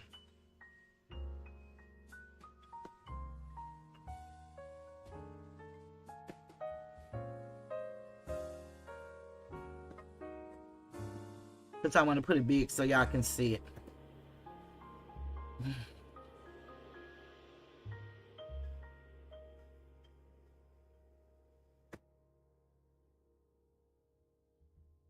Cross-examined. He was asked questions like, did you ever check out country music stars? You know, did you ever check out pop music stars? Things like that. But Detective Gaither, they may have a different set of questions for her, primarily because her whole experience is entirely different. So for what she's doing is talking to the judge about the expert witnesses, because they had Officer Belknap and now this Gaither woman, she's coming and they're saying the same exact stuff, nothing different. They're supposed to be gang experts, and he actually had voir dire and said that they could be experts, and this lady could be an expert witness and a lay witness. And you all can judge for yourself, and please write in the chat if you're still here and let me know if you think that she's an expert at anything other than helping to railroad these poor people. So here we go, and that's just one woman's opinion. That's mine. Everybody, believe me, they say are presumed innocent until proven guilty in a court of law. You're supposed to have a jury of your peers, but I understand that the jury is comprised of mostly middle-aged women all the way up to maybe about 60. There are 2 men, I think maybe 3, 2 Asiatic and 1 European, I believe, and about 7 Asiatic women. 1 is a young lady who's in her 20s of some sort. The others are somewhere between their 40s and 50. All of these young men pretty much are in their 30s. And of course, Little Rod is just 20. So it's just kind of hard to believe those are jurors of their peers, but this is what they have after over 8 months it took to seat this jury. So she's trying to convince the judge that she should have all of these expert witnesses who's coming up saying the exact same stuff, just telling it their way. And so this is what she's trying to convince the judge, that they may have expertise, because she's saying this Belknap guy that came up, if you haven't been following the case, he's supposed to be a gang expert, but he didn't even know not one gang sign. He didn't know the tattoos. He didn't know anything, but she said he's more of a classroom, whereas this woman is in the field. She really knows. Okay. She said she grew up in Chicago in gang-infested neighborhood, but it missed her because her family looked out for her, and she moved to Atlanta, didn't know they had gangs, and then all of a sudden, phew, they have gangs, and she's a gang expert. From what she saw growing up, I guess. I don't know. For that reason, we would ask the court to deny the motion to strike. What about the no report? The no report. I did ask that you all tender a report to your experts, to include the gang experts. So, Your Honor, throughout the discovery process, we have turned over to counsel for the defense various throughout the operation planners investigation that Detective Gaither spoke about.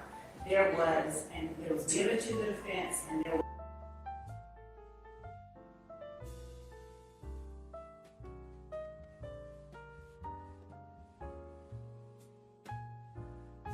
we have turned over to counsel for the defense various reports, and most notably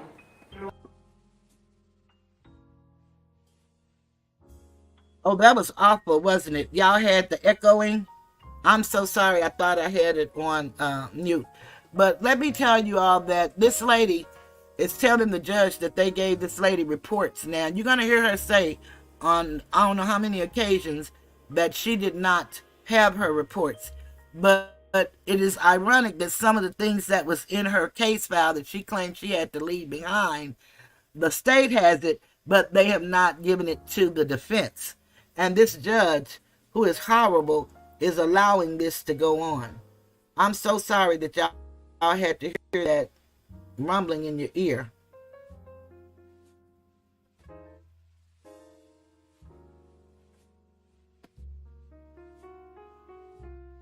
Let me put it on mute. I'm just kind of filling y'all in so y'all can understand what's going on, because she's going to go on and telling them that they got reports, summary of reports, and those summaries come from people that still work there. They did not come from her. It's supposed to be about her experience and what she did and what she knows.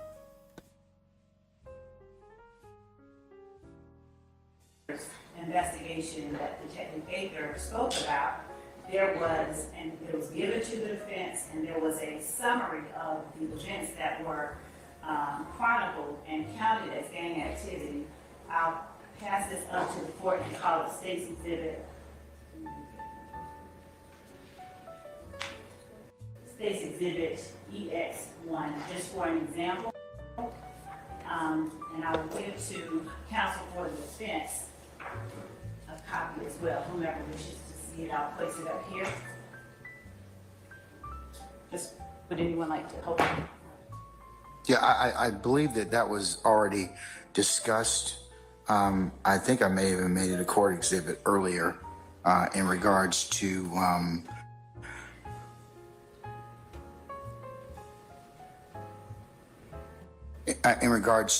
what because there was an objection as to it, and I don't believe you said you all were going to tender it. You were going to talk about the information. So, and I'd rule upon it accordingly. Your Honor, I believe you asked Say again? I believe you asked about reports given to the defense authored by investigator Gaither. No, I just said reports. Okay, well, this report that's being handed up to you is not authored by investigator Gaither. Okay. The judge said he just said reports, but they were talking about Gaither being an expert.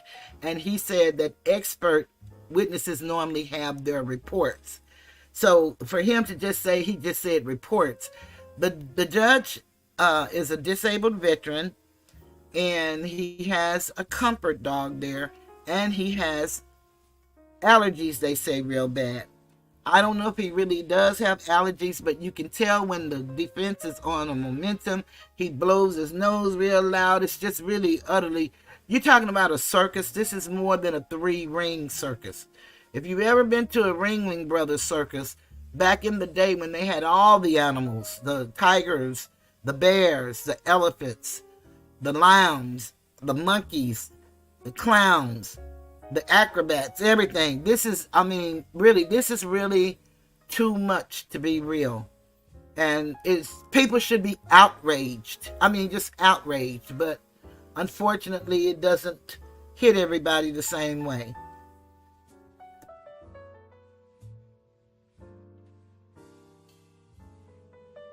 Right. I want to make that clear. So, all right. Okay, but back to my original question about reports. Is there any reason why Detective Gaither did not author a report? So, Your Honor, the summaries of the investigations that she did that are included within the discovery that we have given to the defense, it includes her conclusions, her thoughts, her opinions, her observations on the members of YSL that she had an opportunity to impact. So, in as much as the investigation itself contains many of her, many of her summaries and writings and the like. Then that was turned over in discovery already, correct? Yes. Okay. They have from Detective Gaither, they're reading, the reason they can know what she'll talk about is that they've read her reports throughout that investigation. And those reports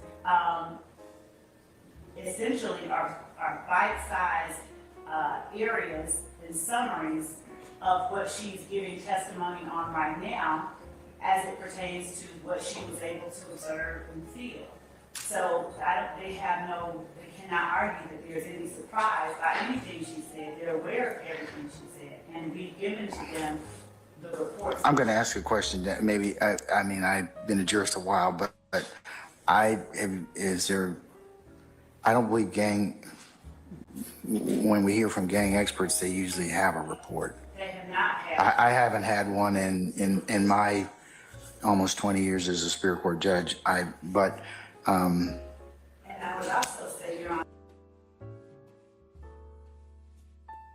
all this lady does is just talk. She learned very well in the semantic seminars to never stop talking, and the judge holds her to no account. But I had written here about the reports. Let me get back to my paper. I got so many things here. Let me see if this is it. Yeah. Okay, I had written here that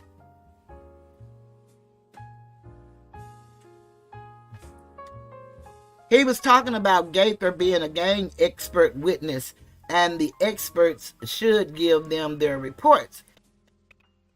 He asked about the reports again, and ADA Love lied that the defense has Gaither's reports, which are summaries from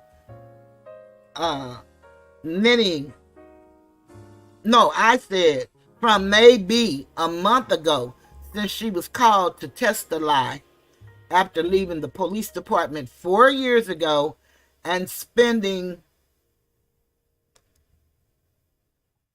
on crimes from 2014. I don't know why I said that. Which would be 10 years ago. So she has to go back 14 years, and she's relying on her feelings, her beliefs, her observations, and she's had other jobs since she left there back in 2020. They had a big exodus of officers, and she said the reason she left is because she felt underappreciated and she wasn't being recognized for the work that she does. And this guy, Seti Nash, said that it's more what it is: power, money, and prestige, I think is one he said, and I might have made that one up. He might not have said prestige, but he gave 3 reasons is why you can tell that she walked out on her people in blue when they claimed they were just going through this big bad gang war and all of this good stuff. All of these people walk away. And the same with the other people. They are retired. So if she couldn't bring her file folder, how are they going to have anything different, and how are they going to have their file folder? It's really, really, really crazy. But here we go. Let's see what they say here. Let me put it back on mute.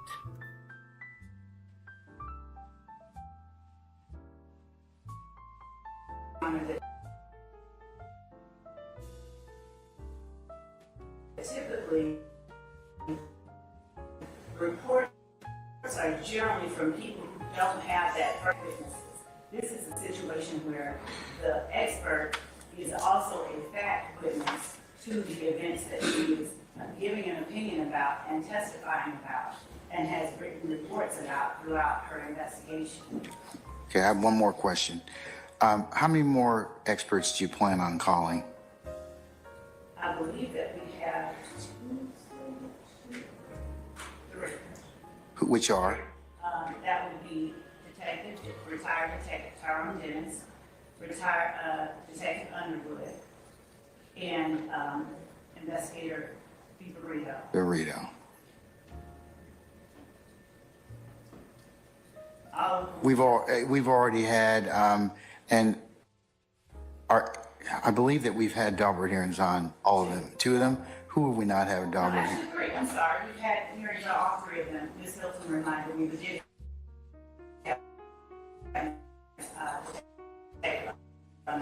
We had all 3. Okay. All right. I'll invite you to expand your assertions in terms of the other 3 witness experts that purportedly are going to testify, Detective Dennis, Underwood, and Viverito. I'm going to need to see more in order for me to rule on or not. I want to reach out some of these comments. Some girl said she literally says the same thing over and over again to get her point across. The judge gets annoyed and disagrees with her. And then someone said, good question, Judge. Someone said, girl, sit down. She always going on and on like wild. And then they started laughing, saying, experts. And then someone said, right, at Gene. They just remember stuff with no report from years ago. And then someone said the report. People are all over knowing that this is just wrong on every front. So they say, so 3 more experts and the rest of those 150 witnesses are going to be people y'all dragging in there to ruin their lives. And then someone said the judge is biased ASF. And everybody talks about his bias because you'll hear it. He's terrible with that. They finding anybody. And they say, bring in the actual street witnesses. And then somebody said, man, whatever old school probably be talking ish in all of 5 gang experts, just like the defense said. Shaking my head. So basically, he doesn't believe they need a report anyways. And some say, big word of report. It says she already qualifies, so don't try to ask now.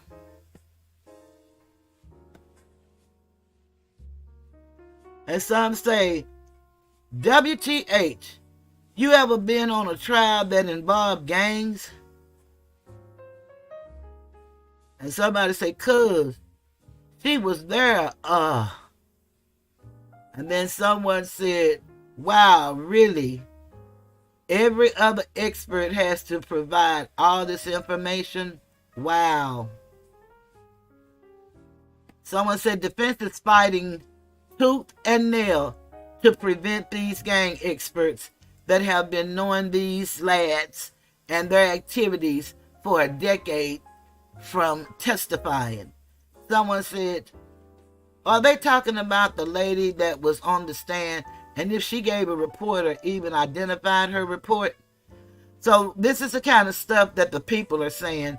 Nobody is feeling these people. One or two people think that Fonnie Willis is the greatest DA ever, and they think this woman, and I don't know why all of her clothes fit like that, and she has to show all of her undergarments through her clothes, and mainly every dress she wears has a zipper up the back, straight up the back, and I've never understood that. She's got every color that they come in.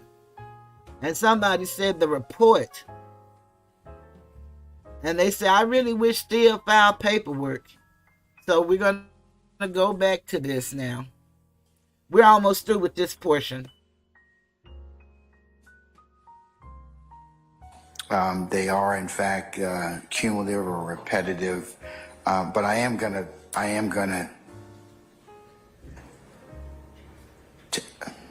tell you all as the state that some of this stuff is repetitive, and and the court's not gonna let you just go through it in whole cloth over again. So you need to be since a foundation's kind of been laid already as to some of this, it needs to be more focused. The next three folks, but Mr. Steele, I'll authorize or allow you to, if you choose to do so, to go ahead and by motion present to the court what you believe that the state is already or the issues with these particular three witnesses. Okay. Your Honor, thank you. Mr. Steele, did you? All right. Yes, sir. Okay. All right. As for the motion at this point in time, in terms of to strike the testimony of Detective Gaither at this point, I'm gonna deny at this point in time. I'm not saying that I won't, of course, reconsider it, but I need to hear the rest of the examination as well as any cross on this. So, okay? Okay. All right. And we won't be entering, we won't be having multiple people talk about the same set of facts, just so the court is aware. Well, it's getting to be that point. At this point, from the court's perspective, I've heard multiple people say ostensibly the same stuff over again. So it needs to be, I mean, it's not that you can't present it, but it does come to a point where it will draw a cumulative or repetitive objection that could be sustained by the court. Okay? I'm just kind of giving you the heads up on that. Okay? All right. Okay, folks, unless there's anything else, you all need to take a comfort break before we call our jury. I'll give you 5 minutes. Okay? Or 10 minutes. Let's plan on being back at 10:30.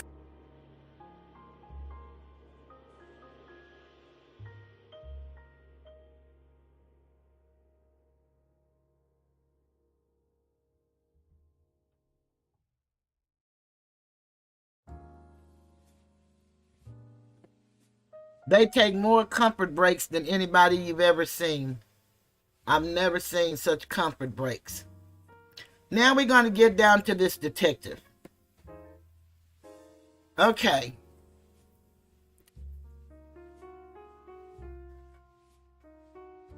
This is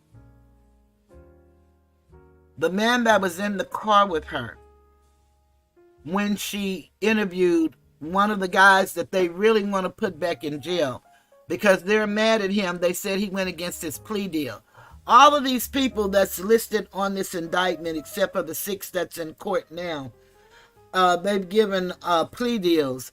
All of those people too, mostly had just came home from prison. They were home like a month or a day before they got involved in this situation, and they went and just started picking them up saying that it was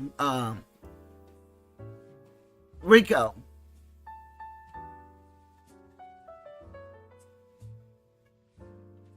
Yeah, that's Gaither. That's the one.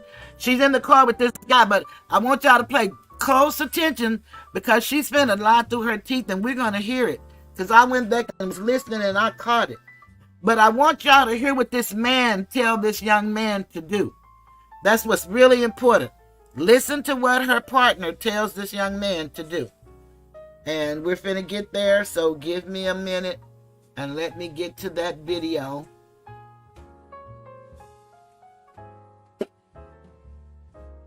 Is it in this video? I believe it's in the same video. Let me go over.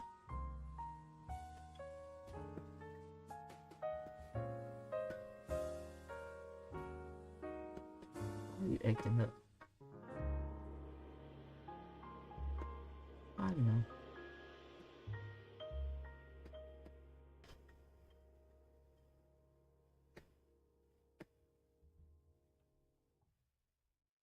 Okay, let me see if it'll let me. Ooh, this did real good. Okay. This should be the part what I want y'all to listen to. Regina, I know you're going to catch this real good. Finish, you pretty good about catching stuff too. And Tasha, I hope you're still in here because y'all really need to hear this.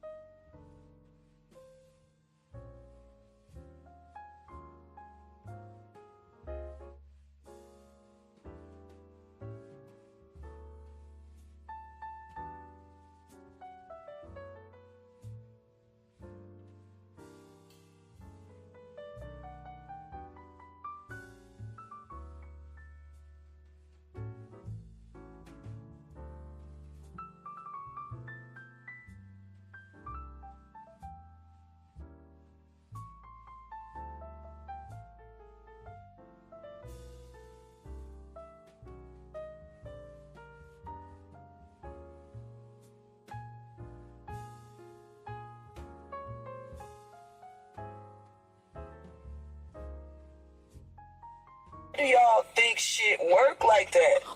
I've been doing this 13 years, bro. It don't work like that.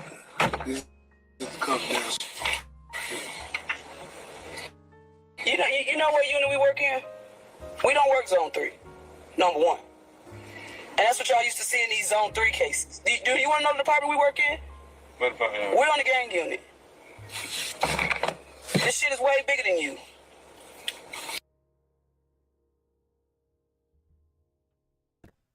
Okay. She's saying all that to him because when he got in the car and they was telling him that he need to do the right thing by his friend and tell who he is, the guy that did the, actually pulling, that he need to tell it. So he said, y'all need to throw me out something. Well, it took them forever before they came back and addressed it.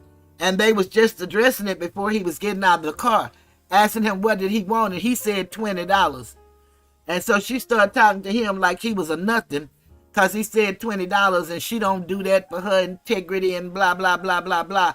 But, why would he even come to her like that if he didn't know her to do that? And then she said, y'all used to that in zone 3. Well, she used to work in zone 3. So, it's just amazing the things that you let these people say. But you just got to wait till you hear her in the courtroom because that's ridiculous. But I wanted y'all to hear that. Okay, so then Dennis says, do I need to show him these surveillance footage pictures? And then she's going to say, yeah. Then she's going to say, nah, wait. And then the guy said, oh, he ain't ready for this. So let's play that.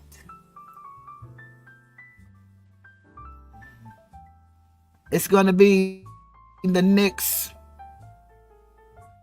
probably 15 seconds.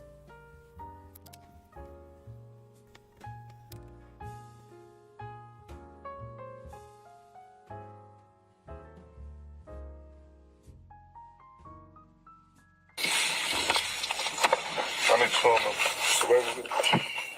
pictures. Yeah, like we. Yeah. No, wait for that. I ain't ready for that. Like, the case is Going. it's going, but we need y'all help. That's just.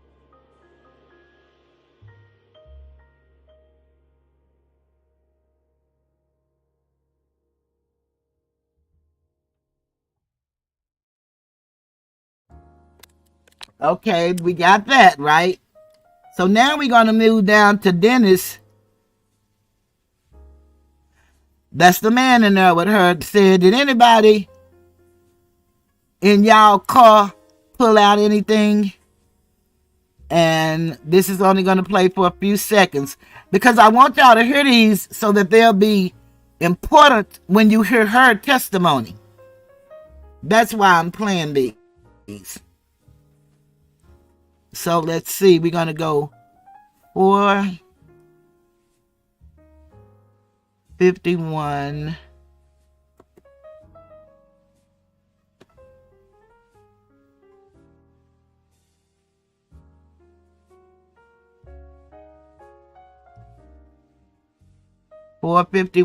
Up to 4:52:11.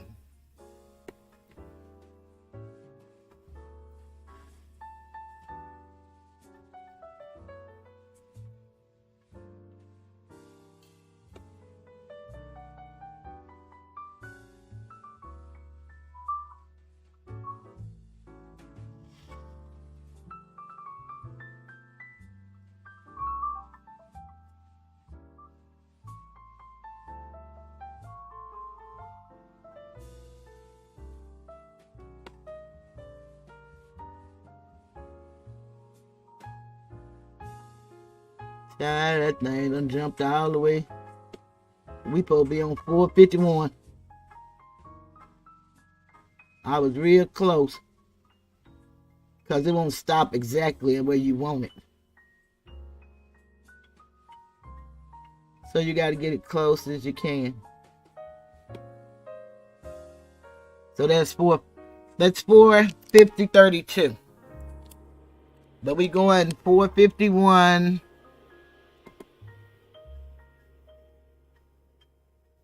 to 452:11.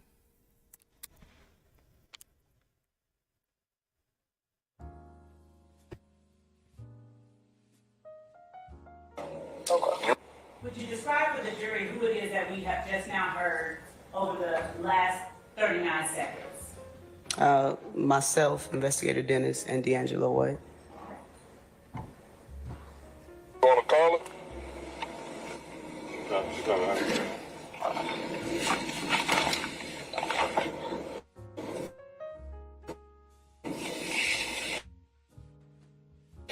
Long story short, though, we trying to keep you out of it as best we can in time. We need somebody to step up with the other what we got. You know what I'm saying? Because Buddy and them, did y'all leave? Was y'all arguing or something? Or nothing? And they just pulled out the sticks and got it. Did anybody in y'all car pull out anything on them?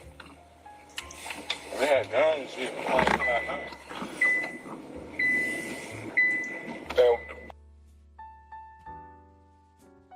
He said we had, but we didn't pull out nothing.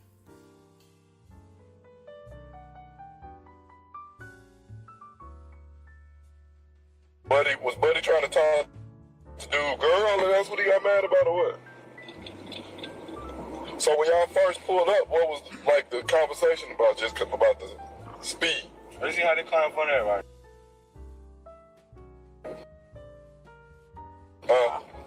You driving up a little bit close. So they feel like we just followed them.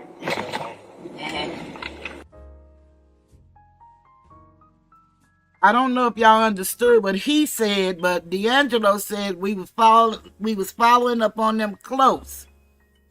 I don't know what he was thinking, but that's what he said. That's very important. I need y'all to remember that.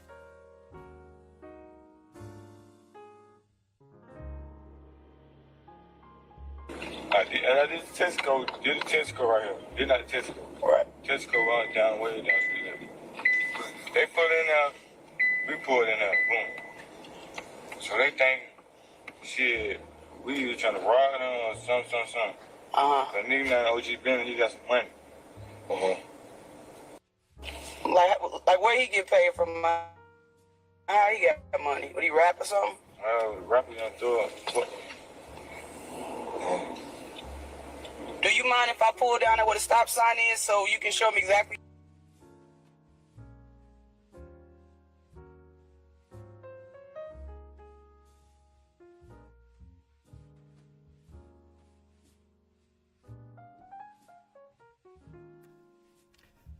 Now we're going to go to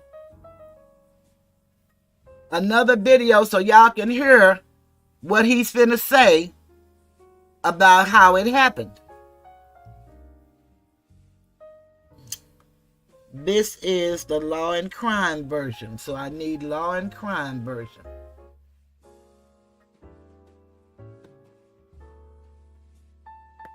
Just watch that one. Well, we just heard that one. Are close.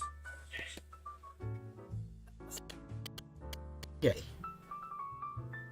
That's when he's going to cross-examine. I don't want him yet.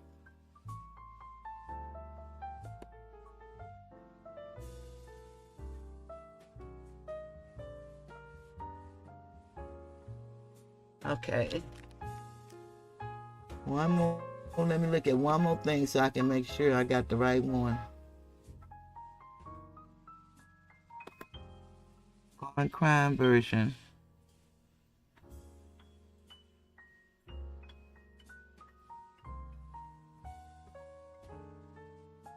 I'm telling a story here.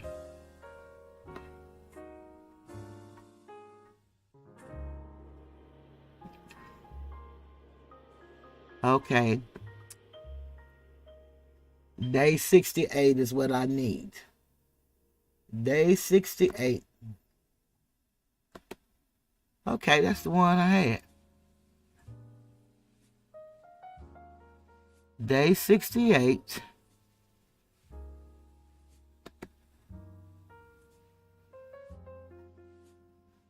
And on day 68,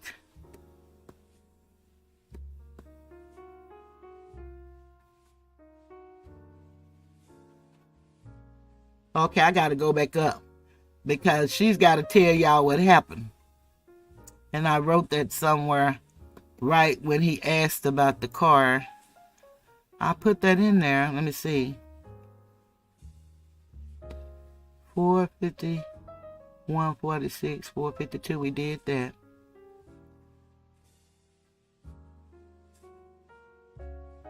Shardt asked about the car. Let me see.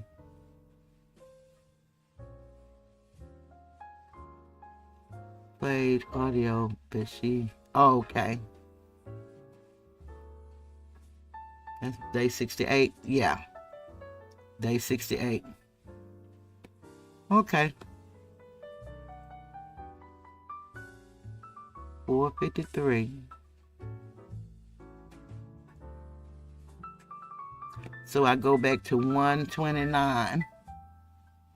Let me go back to 129.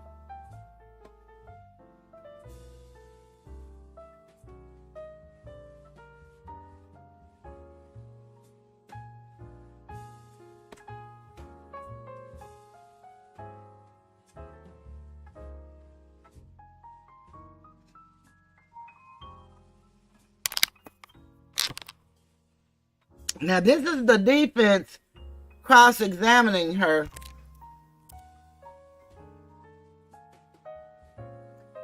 I guess he's going to play what she said when she was telling it to the lady. So I'm going to play it the way I have it because I've got this stuff wrote down and I've been up so long, I'm not going to change nothing. I'm going to confuse myself in a minute and I'll do that. So I'm going to go ahead and play him so y'all can hear what she said to him and then y'all hear what he played for her.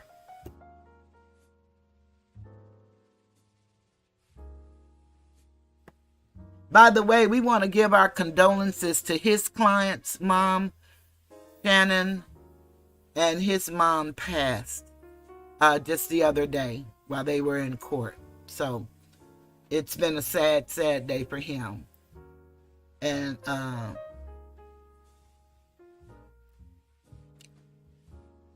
think I have his last name right, but I'm not sure, so I don't want to mess it up.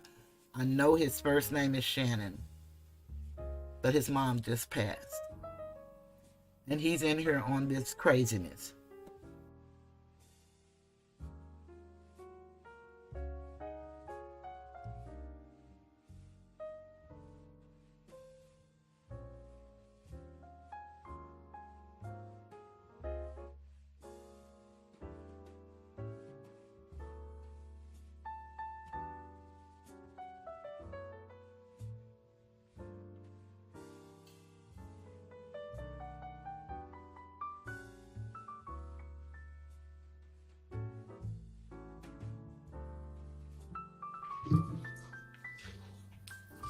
Let me ask you, this document that I'm reading off of this photo lineup, Which is states 73 BBA. Thank you, John.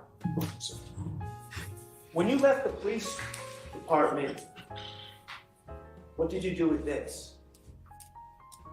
What I do with what? You have it in your hand? Yeah, what did you do with it when you left the police department? Did it go in the case file? I stand in objection. Did you 73 BBA, the photo lineup that you wrote on, did that go in the case file when you left the Atlanta Police Department? I believe you just asked me the exact same question that you did before. I didn't. Could you please answer my question? What's your question again, sir? 73 BBA, photo lineups when you left the police department. Did these photo lineups end up on the 5th floor? Objection, Your Honor, that would call for speculation. I stand in What did objection. you do with the photo lineups when you left the Atlanta Police Department? Objection, Your Honor, she answered that. She has not answered that. She's answered that already. It's asked and answered. Move on, She please. answered She's about- asked and answered that question, sir. Please move on. Did you do anything different with these police reports than you did with the other police reports that we can't find?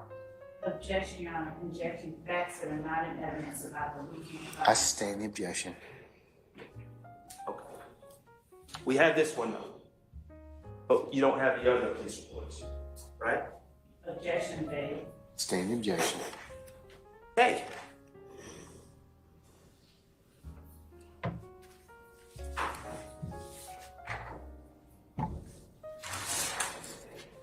I want to talk to you a little bit more about the conversation you had with D'Angelo White in that car. D'Angelo White wanted $20 for helping you out, or helping the police give information, correct? He did. Okay, and you obviously you didn't pay him to give information, correct? Not paying anyone to give information, not just him. That is not how I work and how I did police work. Fair enough. Overrule the objection by Mr. Steele. Fair enough.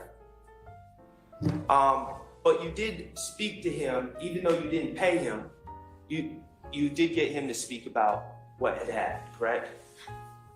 By his account of what occurred, yes, sir. Yes, sir. Okay. He indicated that he had a familiarity. He knew who O.G. Bentley was, correct? Correct. And he He knew referred of him. and- I'm sorry. I'm sorry. I'm sorry. He knew of him. Okay. And just for the record, when I'm saying O.G. Bentley, we're talking about government name Kelvin Trenton. Yes. Okay. And that's the rather large, light-skinned gentleman on the video. That's your description of him. I mean, Okay. He I've seen larger. gentleman that got out of the silver Pontiac. The light skin with the white t-shirt, short sleeve white t-shirt. Yes, sir. All right. And ended up going into the store. Correct. All right. Now, D'Angelo White said that O.G. Bentley was known to carry large amounts of money, correct? He did say that, yes. And D'Angelo White, in his mind, associated O.G. Bentley with someone who worked for the rapper Young Thug. Objection, speculation is to put in someone's mind. I stand as a form. You can rephrase. In his statement, he associated O.G. Bentley with Young Thug. Yes.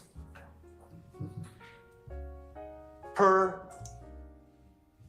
Walter Murphy, in his interview with you, he also said that at one point, O.G. Bentley actually worked as a road manager for Young Thug, correct?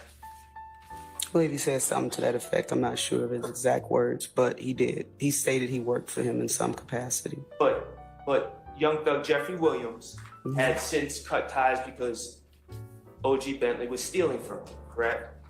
According to Walter Murphy. Okay, so according to Walter Murphy, at the time of this incident, there were no ties between O.G. Bentley and Jeffrey Williams on a professional level. Objection, Your Honor, to statement of testimony. I'll stand objection as a form. You can rephrase, sir. Either way, D'Angelo White associated O.G. Bentley with someone who would have money in his statement, correct? What do you mean by either way in regards to the follow-up? I stand the objection. In his statement, D'Angelo White associated O.G. Bentley with someone who carries around large amounts of money. In his statement to you. That's what he stated, yes. Okay.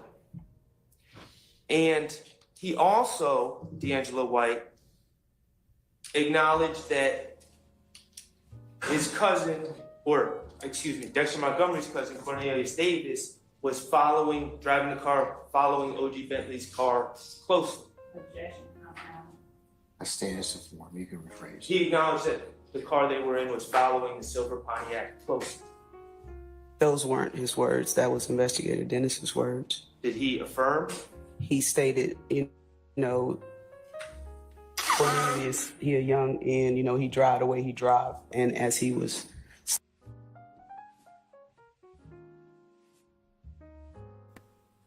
Now, he said all of that, but those were his words. Y'all just heard him say that they was driving close. She's just making this stuff up. No reports. But she's talking to this man so rude, so curt, so ugly. And she was not talking to that DA like that, but of course she's working on their behalf. But I just want y'all to listen how this finna play out. When she tell this beautiful soliloquy that she's telling.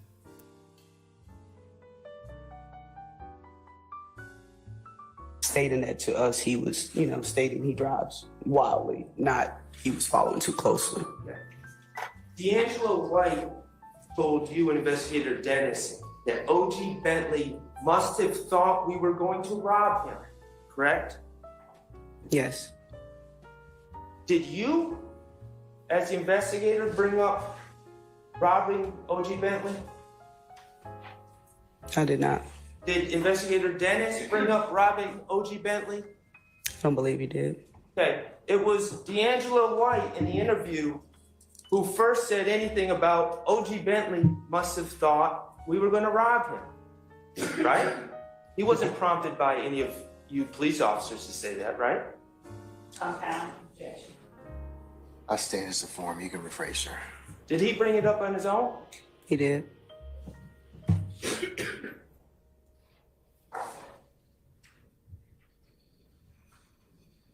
Walter Murphy, in his statement, indicated that O.G. Bentley thought the guys in the car were going to rob him. Objection. Correct? Objection made before the statement. I stand the objection. Walter Murphy, in his statement on August 18, 2015, indicated to you that O.G. Bentley thought the guys in the blue car were going to rob him, correct? I'm not sure which exact statement he made that comment, but... He made that comment? Are you asking me? Yes. Did he make the comment that he thought they were going to be robbed? Yes. I believe he did. I'm not sure which statement, though. So the idea of robbery not brought up by the police, and no one suggested that to Walter Murphy either from the police department, correct? I can't answer your question with a yes or no or correct or incorrect. I can give you an explanation for what my opinion was of Walter Murphy. I'm not asking your opinion. Well, I can give you the facts of what I understood Walter Murphy's statement to be, so I can't answer. I'm still answering. I'm going to ask a question. Basis. That the lawyer allowed the witness to answer. Yeah, let her finish. Okay. Did you suggest to Walter Murphy? I wasn't done answering. Your Honor, it's not a response. Why don't you just rephrase the question, sir? Did you personally suggest to Walter Murphy that there was a robbery afoot? I didn't suggest that to him, no. He was giving me his account of what he believed happened, and the majority of his statement was based on once he received discovery and hearing other people make statements, he was working his story to work with their story. So if we didn't know a particular person or a particular statement was made, his way of trying to get around telling us information was kind of telling us stuff we already knew. Now that you got that out. That was my answer. Okay. I stand the So objection. D'Angelo White, Your Honor, I object. Now that's I should not be allowed to. Let's drop the commentary, okay? D'Angelo White, when he made his statement about O.G. Bentley must have thought I was going to be robbed, did he see the discovery too? Did who see the discovery? D'Angelo White. Discovery wasn't a thing yet. Okay. It hadn't gone to court. So that would be no, he hadn't seen the discovery. No, he had not. There was no discovery to see. I'm sorry. You gotta let her finish, sir. Okay? There was no discovery to see. We weren't at that stage of the case yet. But D'Angelo White brought up, but O.G. Bentley must have thought he was being robbed too. Yeah, objection, ask and answer. I stand the question. Do you have any evidence that Walter Murphy and D'Angelo White, those two individuals, ever talked together and said that this must have been a robbery? I've never said that they knew each other or spoke with each other to come up with that particular statement. But they both said it. D'Angelo White's statement was first, and Walter Murphy's statement was after, which means he would have had part of our evidence from his case file when he was arrested, from his lawyer. Okay. In the interview in the car with D'Angelo White, Yes, sir. investigator Dennis asked Mr. White if anyone pulled out a gun on people in the Silver Pontiac, correct? I believe he did. Okay. And D'Angelo White's response was, we had guns and shit, correct? Yes, he did say that, and it was more to that as well. We had guns and shit. Yes, he stated that. Okay. We being plural, correct? Correct? Are you insulting my intelligence by asking if we means plural? I think you are, though. Okay. I think you are. All right, well, Sir, don't do that. Don't do that. Or you're not bad to the witness, or suffer intelligence, and if he has a question, Your Honor, I would ask you to be allowed to ask. All right, sir, let's be respectful to our witness, I'm being okay? very respectful, Judge, and I always will. I doubt it. Guns being plural. I'm going to object to the last response by the witness as commentary. Let's sustain the objection. All right, Mr. Shardt, please, this is focused on the questions. No, just focus on the questions. And Detective, please just answer the questions. My apologies to the court, sir. All right, sir. All right. Guns being plural as well, correct? He stated that's what he said. I sustain the objection. I haven't asked him.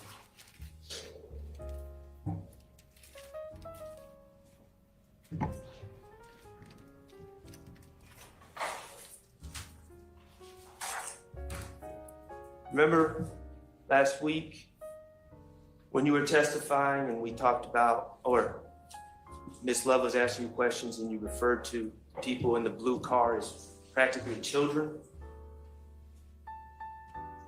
No, I don't recall that being the exact thing I said. Okay. Well, which we heard, we and guns. As an investigator, did anyone seek further clarification from D'Angelo White when he say we? Who in that blue car possessed guns? Did anyone ask? Ask who had the guns? Yes. That's not on the recorded statement, sir. So did anyone ask? I understand it's not in the recorded statement. Mm-hmm. Did anyone ask who in the blue car had the guns? I don't believe the jury heard that, so it's not on the statement. So that's a no? We did not ask him that. Okay. Did anyone ask how many guns were in that blue car? Sir, that's not on it. That goes to part of we did not further inquire about the guns that he stated we had. So every question regarding the guns and who and we, and as we all know, we heard the recording. It's not on the recording. Therefore, we didn't ask him that. Did anyone ask what types of guns were in the blue car? Objection, ask and answer. I never asked that. I will rule the objection. You can answer that. Sir, no further inquiry was asked about the guns that they had that Mr. D'Angelo White said they had in the vehicle.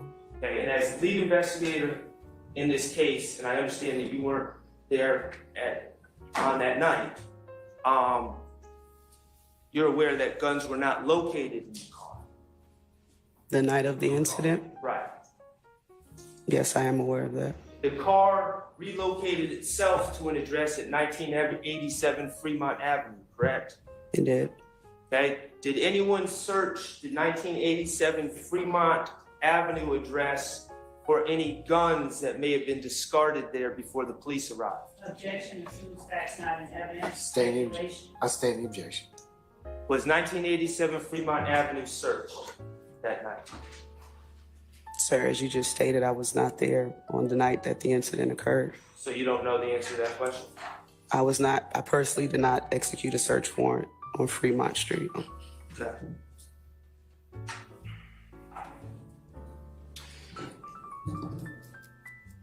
Now, you've been able to review, in court, in fact, we reviewed the surveillance from the sit-go from that night, correct? Correct.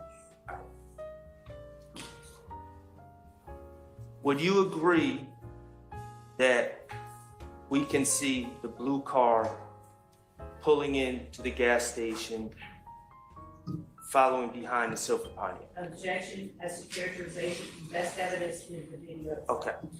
I stand. Mr. Kokomo, could you please pull up? That's fine. DS9 at 1340.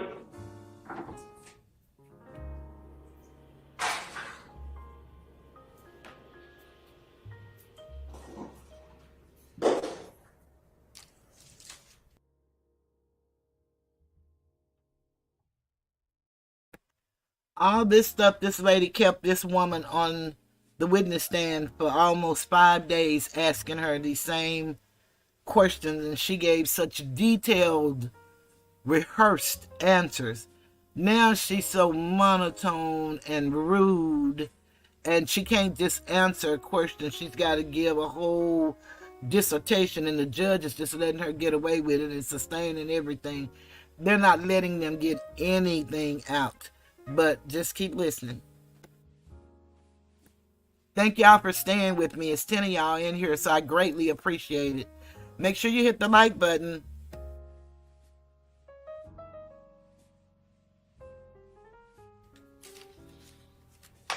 And before we start playing, did you ever ask D'Angelo White or any of these other individuals that you say you interviewed why they went to the gas station?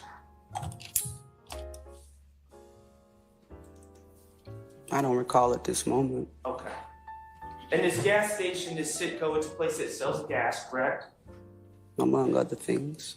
Okay, and it, well, among other things, it has a store where you can buy chips and Like a food mart, yes, sir. headache powder and different things like that, correct? It's a food mart. Okay. All right, Mr. Kokomo, if you could publish DS9 at 1340.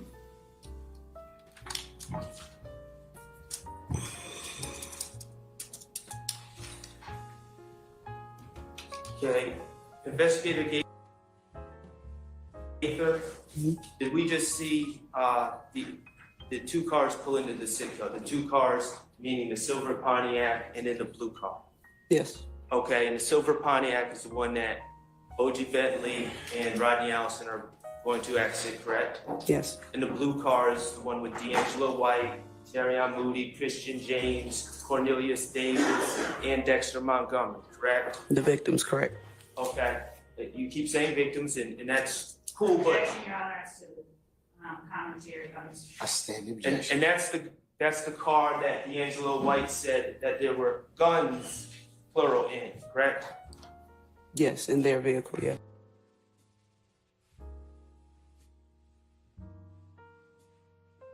Okay.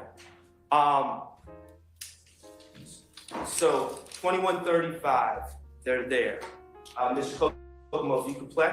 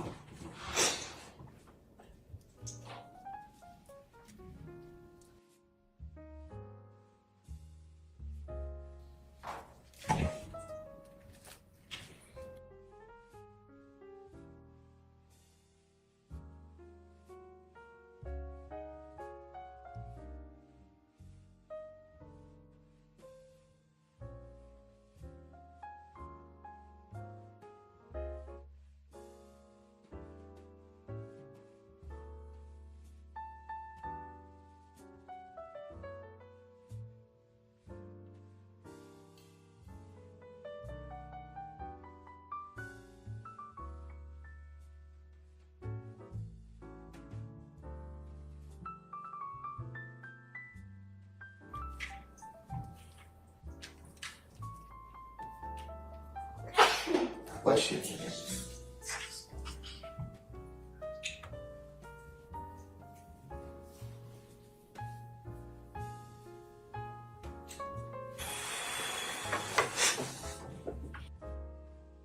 Okay, Mr. Kokomo, could you fast forward to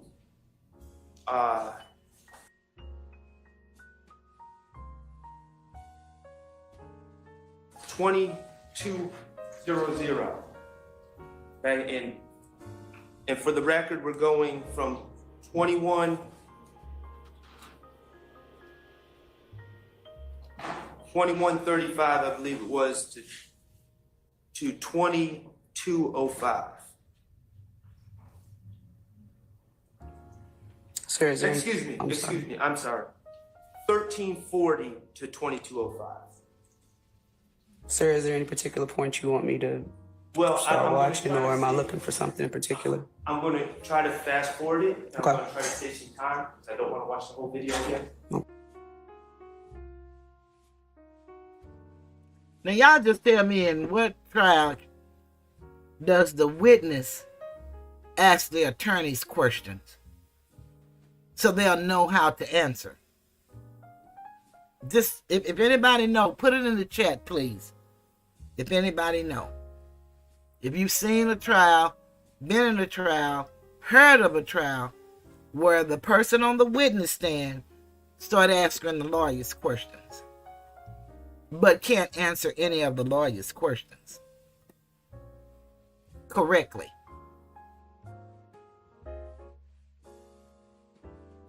Okay. But we'll see where this goes. Okay. And Your Honor, I would ask Mr. Shardt to just clarify, he has 4 separate videos on the screen for the record. So to clarify which one of these images he would like the witness to focus on. I'm going to ask the witness to focus at 2205 on the top left. If you could get to 2200.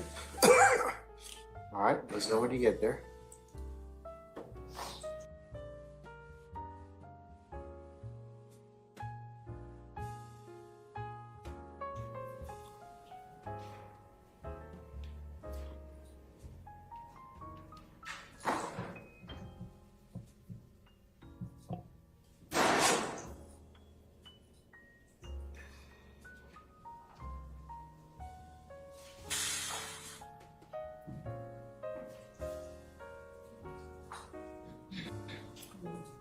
Okay, and I have 2144. The blue car is leaving, correct? Yes. All right, and so you would agree the blue car, and we can go back and watch if you want, but would you agree that the blue car was present for about 8 minutes? I'm not sure the exact timeline. All right, I guess we're gonna have to do it this way. 1340, please.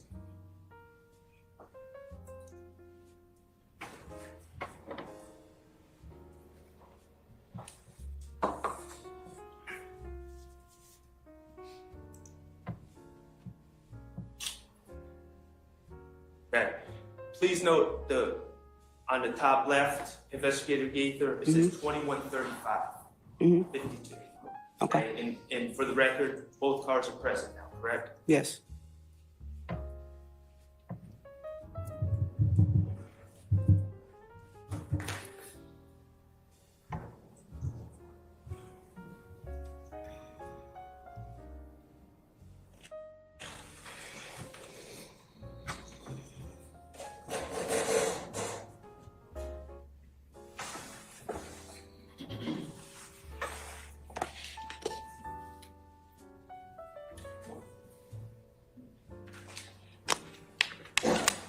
And Investigator Gaither, what I'm gonna ask you to watch over the next 8 minutes or 9 minutes is whether anyone in the blue car either pumps gas or goes into the store to buy any items. Objection, compound speculation.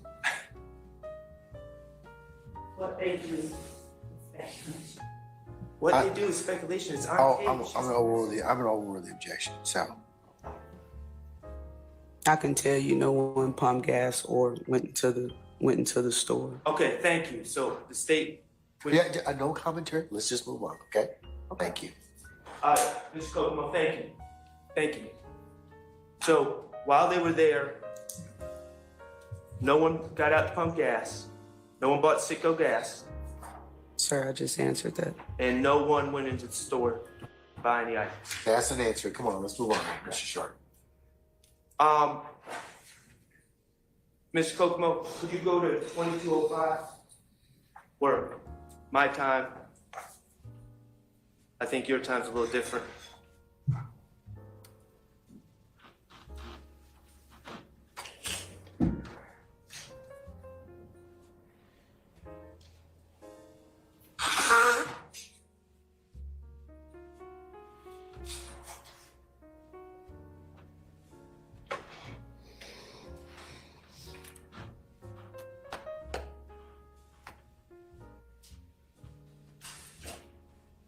And the blue car goes down Jonesboro Road, correct? Yes, sir. All right, pause it, pause it. Pause it, Mr. Kokomo. Okay, as it's, the blue car is left, we see OG Bentley. Is he running to his car to give chase? Here in this frame? Yes. No, he's right here. If we're looking at the bottom frame as well, he's right here inside the store. So, kind of lumbering or walking slowly into the store? He's seen in the store, the doorway of the store. Okay. All right, go ahead.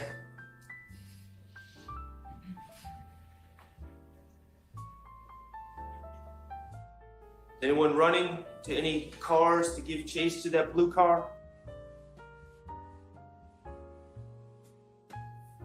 You can definitely see Mr. McMullen waving them on, telling them to hurry up and come on. Objection from speculation. Your Honor, I would object because she's answering just the question that was asked. That's completely non-responsive, but. All right, well, I'm gonna sustain Mr. Matthews' objection. You can go ahead and rephrase the question, okay?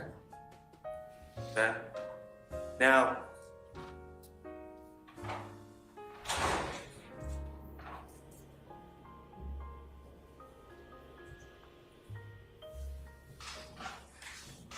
after Mr. Bentley and Mr. Allison leave the store, Yes, sir.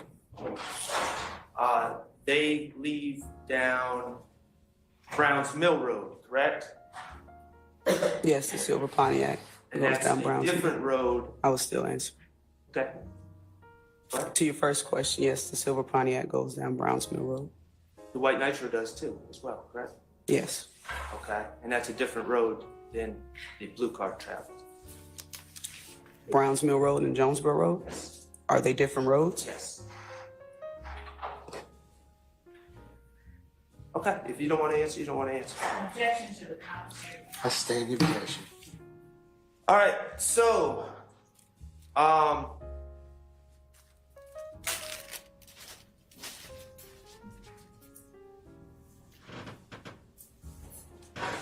you can take that up.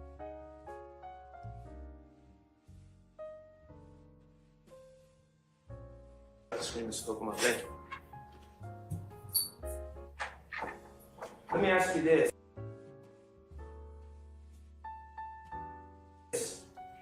D'Angelo White. You aware he's in prison? Am I aware? Yeah. I'm retired. Do you know what he's in prison for? Objection.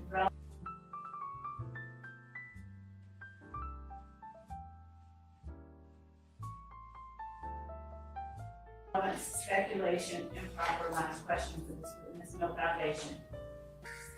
I sustain it. All right, I want to talk to you a little bit about your interview with Walter Murphy on August 18, 2015 now. Now that August 18, 2015 statement, it was played, I think this past Wednesday, correct? One day last week, yes, sir. Okay, and you would agree that that statement was not given in court, that was given in a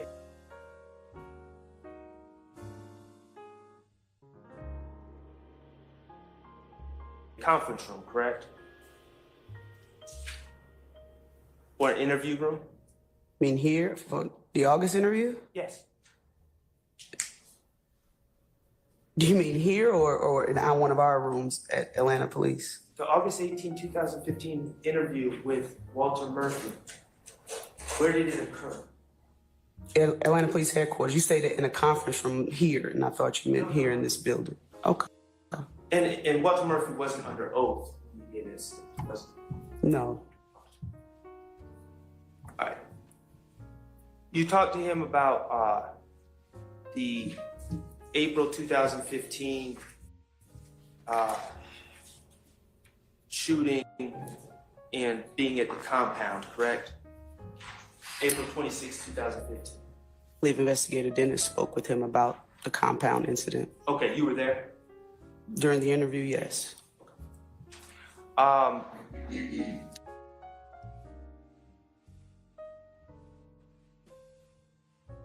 He indicated that he was very high at the time, correct? High off of Percocet and Xanax. Objection as to characterization of how high. I stand questions to form. He indicated that he was under the influence of Percocet and Xanax that night, correct? How's that? I'll rule the objection. That night, at the compound, when you were talking to him about it, he said that that night he was high on Percocet and Xanax, correct? I don't recall him stating that night. Again, the compound incident, I'm not going to say I wasn't necessarily paying attention to him. That wasn't my focus, the compound incident. But any details about that, I mean, that wasn't my focus at that time. That's why I didn't ask him any questions about it. Okay.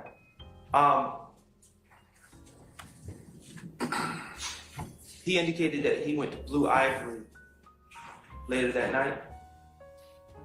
Sir, in regards to this compound Lil Wayne bus shooting, I can't give you intricate details about what he said. That was not my focus on asking him questions regarding that shooting. Okay. If it's in the video, it's in the video, but... Well, at some point, you and Investigator Dennis, both of you were asking questions, correct? And I understand your focus may have been one thing, Investigator Dennis' focus another. Is that fair? Our focuses were two different things. We had the common goal, but that particular day you're speaking of, I had no interest in the Lil Wayne bus shooting. You ever, under any circumstances, whether it's as a police officer, civilian, undercover, have you ever been inside Blue Ivory, the club? No. Do you know what the inside of the club through pictures or videotape or anything looks like? Yeah, I would object as to that question of cause speculation. I'm asking if she knows. If she knows, she just said she has. She said she has. Oh, wait, just wait. I will overrule the objection. And I'm going to overrule your objection. Do you know what the inside of Blue Ivory is? I recall seeing photographs, but to give you intricate details of what is inside, no. I've seen the outside several times. Inside, no, I've never personally been inside. Do you know how many rooms, different rooms or dance floors are in Blue Ivory? Sarah, I just answered that question. That's enough? I just answered your question. I do not know specifically intricate details about where stuff is, what's inside the club. I cannot give you details regarding that. Okay. All right.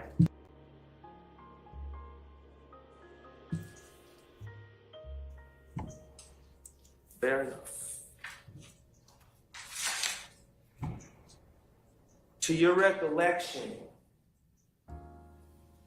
as being in the room, did anyone, when Walter Murphy indicated he saw things in Blue Ivory, did anyone specify where in the club Walter Murphy was, what room he was in, when he observed these things? Objection, they in contact. I stand the objection.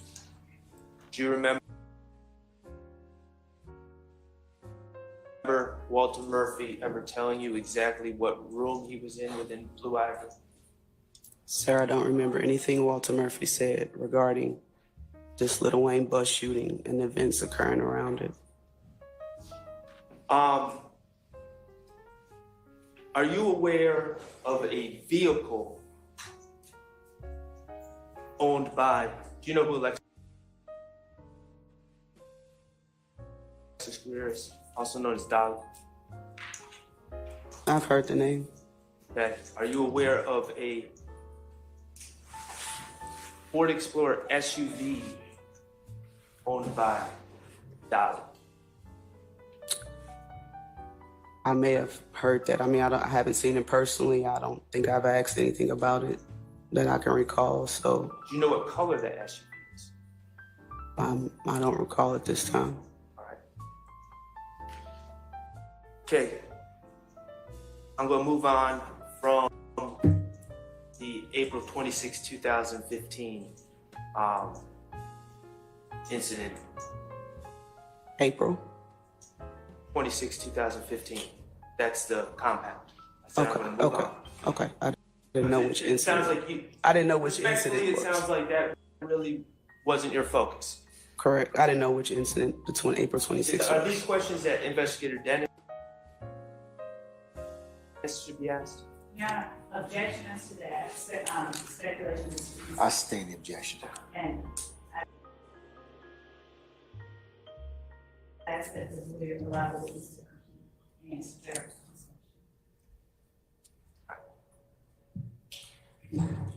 In the Dexter Montgomery case, you took over the case at some point. Case was assigned to me, yes, sir. Okay. And one of the first things you did is obtain surveillance from the Citgo gas station, correct? One of the first things, no, that wasn't one of the very first things I did. Okay, did you obtain surveillance from the Citgo gas station? Eventually, yes, sir. Okay. And last week, you testified that you were able to contact someone who was able to obtain it for you, correct? Yes. Okay. And what agency were they from? Atlanta. Atlanta who? PD. APD? Yes, sir. And who's the person that you contacted to go get that surveillance video? I believe it was Investigator Teague. He's with the Homeland Security Division, and his responsibilities are collecting surveillance video upon request. All right, and that's what threw me off. He's Homeland Security, but part of APD. Yes, it's Okay. a division within APD. And Investigator T, the Homeland Security, one of their functions is those are the people you call when you need surveillance, to find surveillance video in an investigation at your work. That's who I contact when I need something, when I needed something. I don't know of all of his functions or Okay. job responsibilities. And to your knowledge, no one needed to get a warrant to get the Citgo gas station footage, right? Not that I'm aware of. Okay, you just asked Teague to get it, and he was able to get it, I right? believe he had already had it. Okay.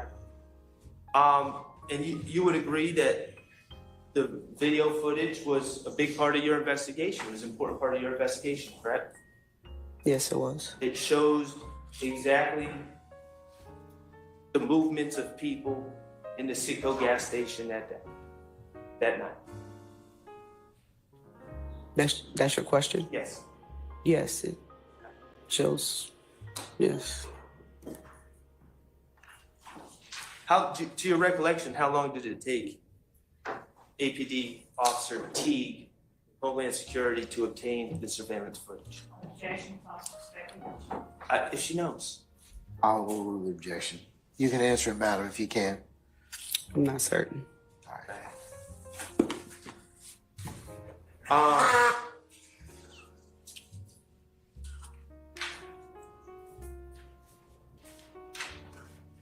Regarding the April 26, 2015 compound, incident at the compound and Blue Ivory, I know that you said this wasn't your focus, but I'm going to ask you, did you ever call Investigator Teague or anyone from Homeland Security to obtain video footage from Blue Ivory on April 26, 2015? No, I did not. All right. Do you know of any other officers that attempted to obtain video footage from Blue Ivory on April 26, 2015?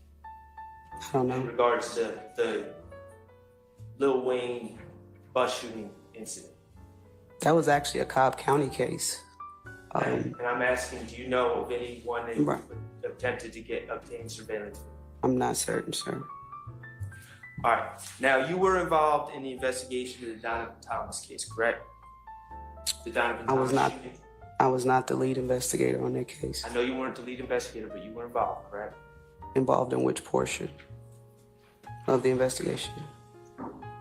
Did you do work as part of that investigation? Not necessarily, no. Okay. All right, so you did no work.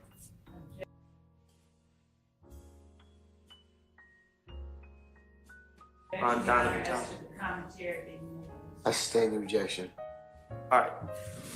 You were present, and I'm not going to ask you what anyone said, okay? Mm-hmm. But you were present when Kenneth Copeland arrived at APD headquarters on January 10th, 2015, correct? To the best of my recollection. All right. And you were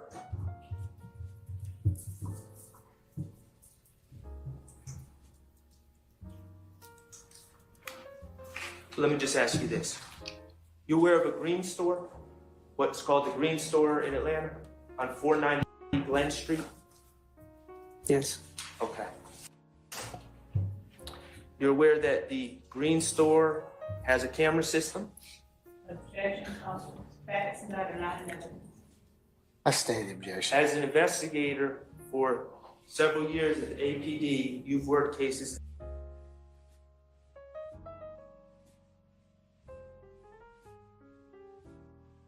the Green Store, correct? No, I have not. Okay, and so you have no idea whether they have a surveillance system at the Green Store? Objection, Mr. Bay. I stand in objection. As part of your investigations into the Donovan Thomas case, did you make any efforts to obtain video from the Green Store at 490 Glen Street?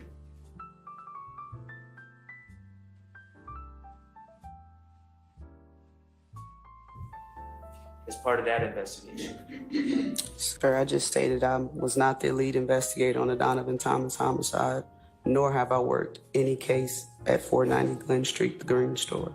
Who was the lead investigator in the Donovan Thomas case? Investigator Thorpe. Are you aware of Investigator Thorpe making any attempts to get video surveillance from 490 Glen Street on January 10th, 2015? Objection, foundation, basis, and speculation. I stand in I'm objection. asking if she's aware. I stand in objection. You're aware of a McDonald's on Cleveland Avenue back in 2015 at the corner of Cleveland Avenue and Old Hateville Road? Yes. Okay. Are you aware, did you or are you aware of Investigator Thorpe attempting to obtain surveillance video from the McDonald's restaurant at Cleveland Avenue and Old Hateville Road for January 10, 2015? Objection, compound. I stand in objection as to form. Are you aware of anyone attempting to obtain the surveillance from the McDonald's for January 10, 2015? An objection vague as to when they attempted. I stand in objection. For January 10, 2015. That surveillance footage. That particular day, or the day that someone went to that? That particular? Yes. You attempted to obtain the footage Myself and Investigator Dennis did go to the McDonald's. Yes, sir. to get the video footage from January 10, 2015? Yes, sir. Where's that footage? We did not get it. Do you have a police report indicating that you attempted to obtain that footage?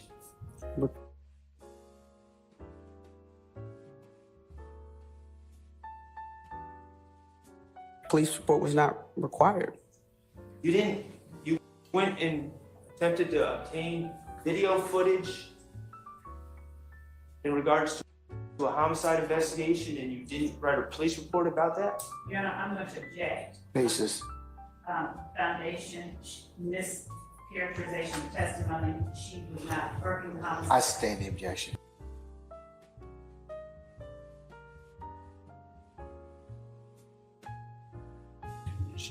Your Honor, how can they say? No, we're not gonna speak. I'm sustaining the objection. You can rephrase it. Do you have a move on. police report indicating that you did that work? That's an answer. Move on. Okay. Does Investigator Dennis have to your knowledge, have a police report indicating you did that work? I sustain the objection. Okay. McDonald's had security cameras, correct? I sustain the objection. Your Honor, the McDonald's on Cleveland I Avenue. sustain the objection. Move on. Hey, she said vague. I'm making it clear. All right.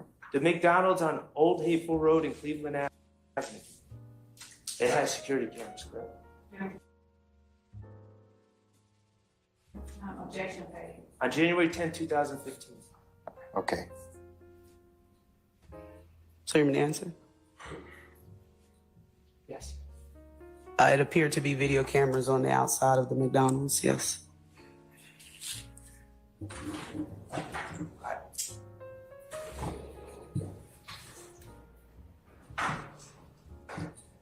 And to your knowledge, we don't have that video. Objection, Your Honor. That's not an evidence. To her knowledge. Accidents. I sustain the objection.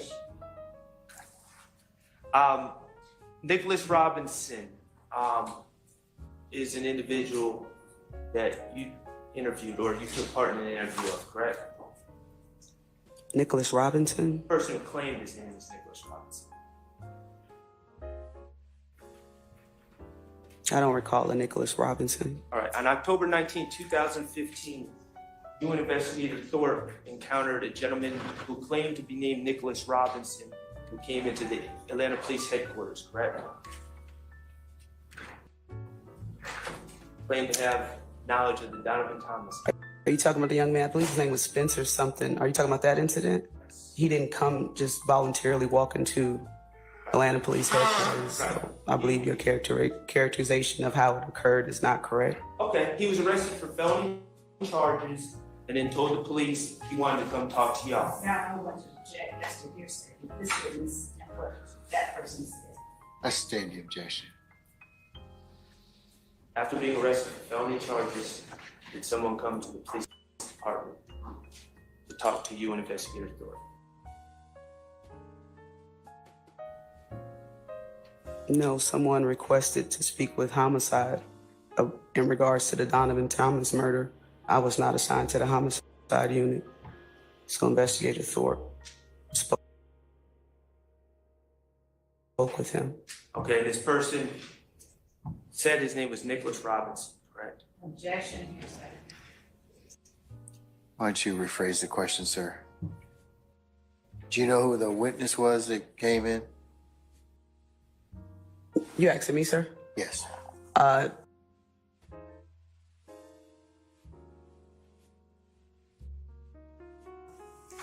believe his name was Spencer something. I'm not sure if it's... I want you to speculate, but do you know?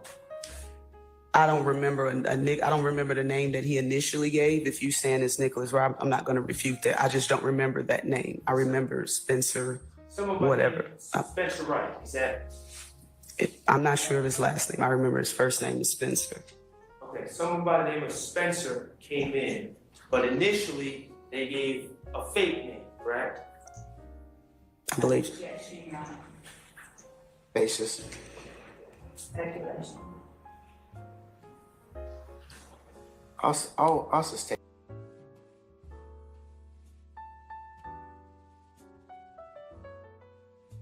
As to form. You can rephrase though. Did the person give a fake name? To the Zone 1 officers, yes, he did. Okay. And when he started speaking to... Okay.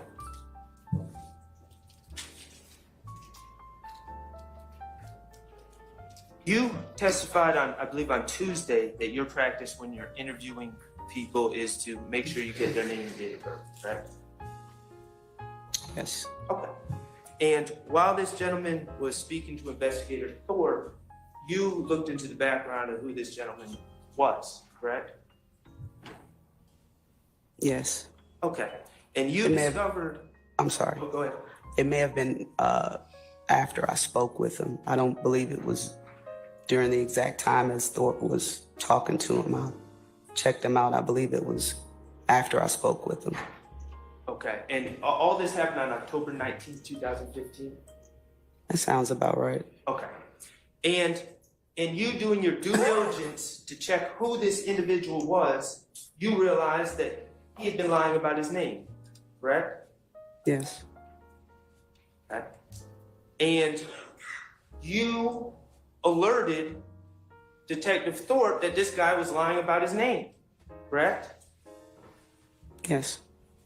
And on October 19th, after you told Detective Thorpe about this man lying about his name, Detective Thorpe continued to speak to him, correct? Objection, Your Honor.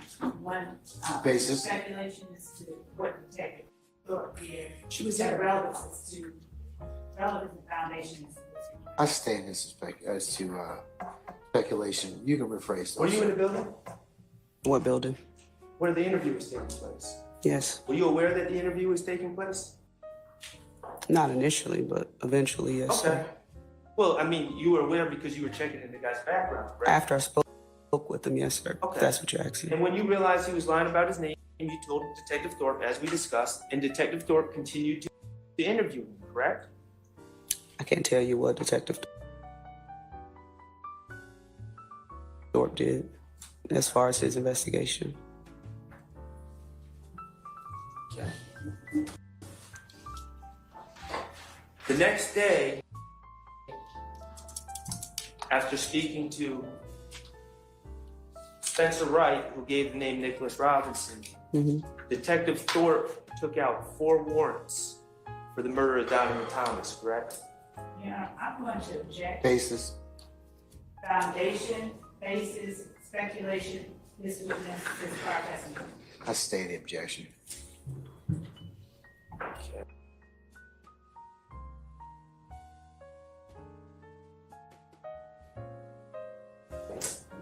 You aware that Detective Thorpe took out warrants the next day? Objection, same. I state the objection. Detective Thorpe, when he, on October 20th, 2015,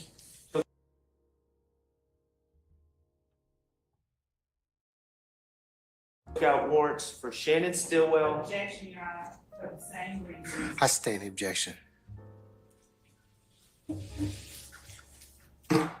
You've seen the surveillance of the Donovan Thomas shooting?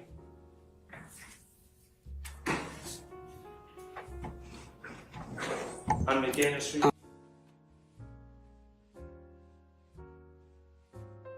I'm thinking. I believe I saw it on the news. All right. Like on the news. Scarlett, need to put a pause there. We need to take a comfort break. All right, ladies and gentlemen, we're going to take a comfort break. If you could come back for 11:45, please, and we'll be in recess until that time. All rise.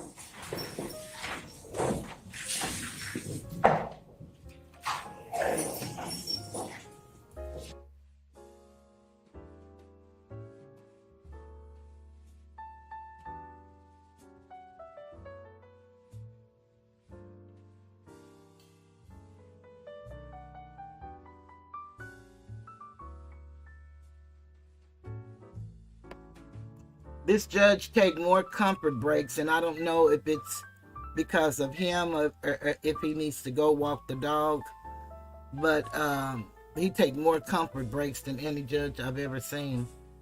And they say that this trial is going to last to about 2027, and certainly someone has to intervene before that happens. This makes no sense at all. None of these people had anything to do with the other one's crime. These are just kids in a neighborhood that committed crime, that knew each other, and they didn't commit the crimes together. Most of them have gone to prison, got out of prison, and they're holding them with RICO threatening to send them back to prison if they didn't cooperate. And most of those people took plea deals. So this is really just a sin and a shame. I had it marked somewhere where I wanted y'all to hear what this boy said about the car, and I wanted Shardt to tell us when he asked her about the photo lineup. And I have so much stuff here. I guess I was doing so good. Now I'm thoroughly confused. I had it all down the way I wanted it to go. But I haven't heard them say anything about the car that I want y'all to hear. Or did y'all hear about what side of the car was the guy hanging out of?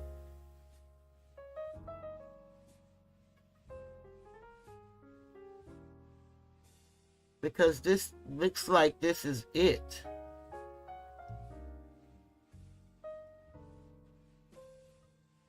I think I did play it. Well, the guy said that it couldn't be the passenger on the passenger side. And she went on and on and on.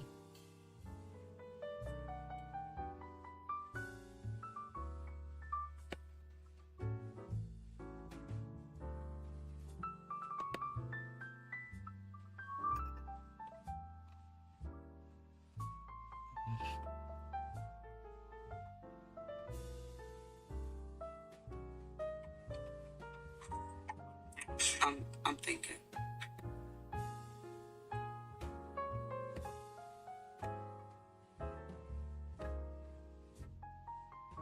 By name Kenneth Copeland, right? I do. Okay. And I'm not going to ask about what was said to you by Mr. Copeland, but I am going to ask about the times you've seen him. And you saw him on January 10, 2015.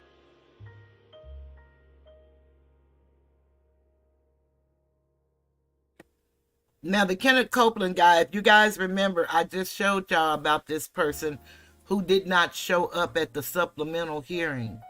And she showed up for the magistrate hearing, but she didn't show up for the supplement hearing because the judge had questions because those detectives lied about who carried the weapon out of the gym.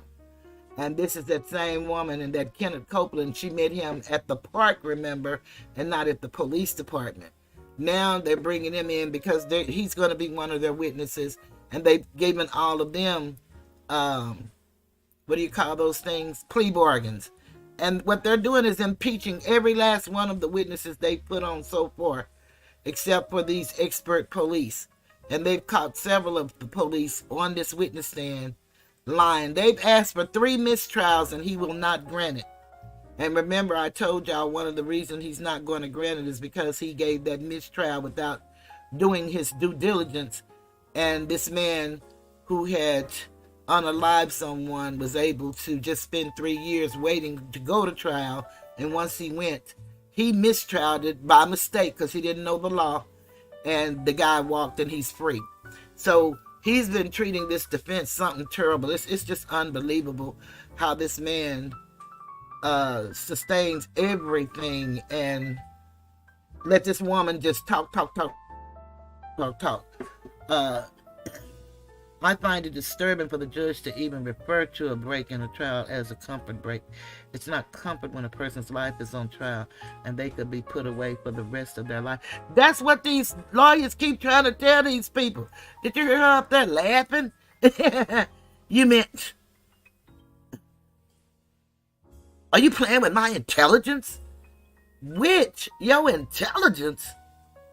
It's apparent you don't have any. Anybody who said that they didn't answer the phone in the call center and got a promotion, that let you know it's some trouble in paradise.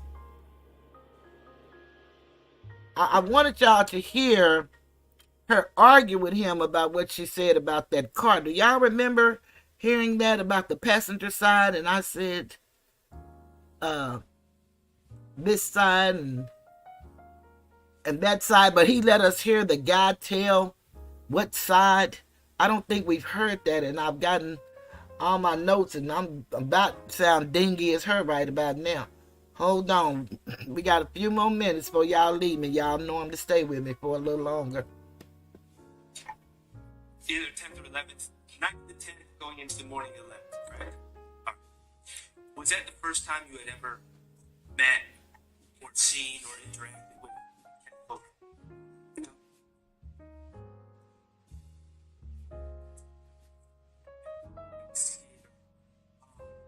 You give out your phone number to people in the community from time to time, correct? Are we speaking about something specific or? You give out what you do, that kind of information.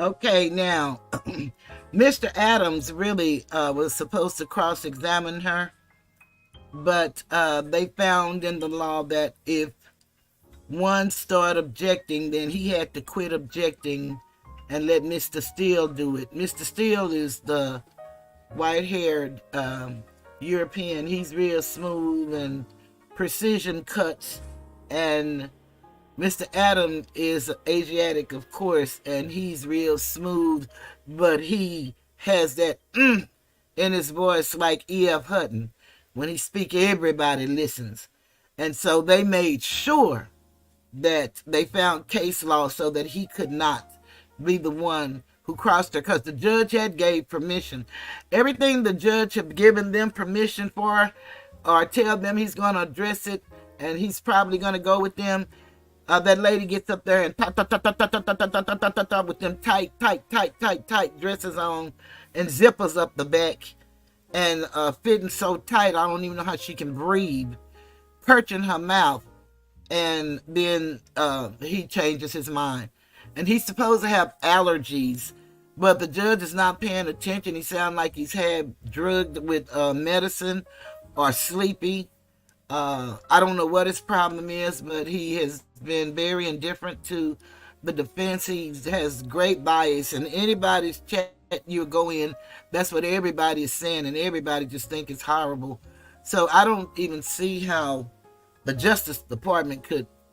I know them people look at TV and stuff too, and they keep up with stuff, but they politicized everything, and everybody is so against Trump. They're not even looking at, well, what they doing here, they've been doing it to us all the time. It's just that we haven't seen us do it to us.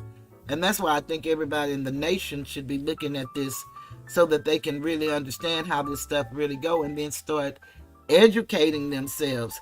But of course, you know, who am I and what do I know? But Mrs. Steele is going to come. She said that this boy's logo, and he had an album with this guy Future. She said that the gang unit decided that that was actually they were showing animus toward the other supposedly gang. The guy that all of this is about is that guy Thomas, the one that Fonnie Willis was supposed to be dating. And now just think about this. These guys are just 31 and 32 now. And he passed what, in 2015? So just think how young he had to be. And she's 52. So, you know, that's her MO. And that's the rumor in Atlanta. And I don't believe it's a rumor, but I don't know because I don't know them. But all of the activists and the state representative that is now, she filed a RICO against Fonnie Willis and the commissioner, but they all just washed it under the bridge. But now she's getting some momentum. And then the lady, street groomers, she's called Lady Pink. They out there grassrooting doing some outstanding work. And Jeffrey's dad and Lil Rod's dad, they say they're all working. And they got proof. They have receipts. And they say it's all coming out.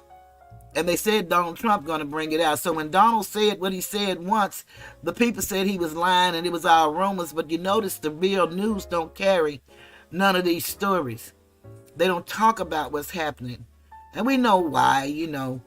But that's why you think people would be on here sounding the alarm. But, you know, our people are so full of game, they don't really understand how bad life really is for us and is going to be.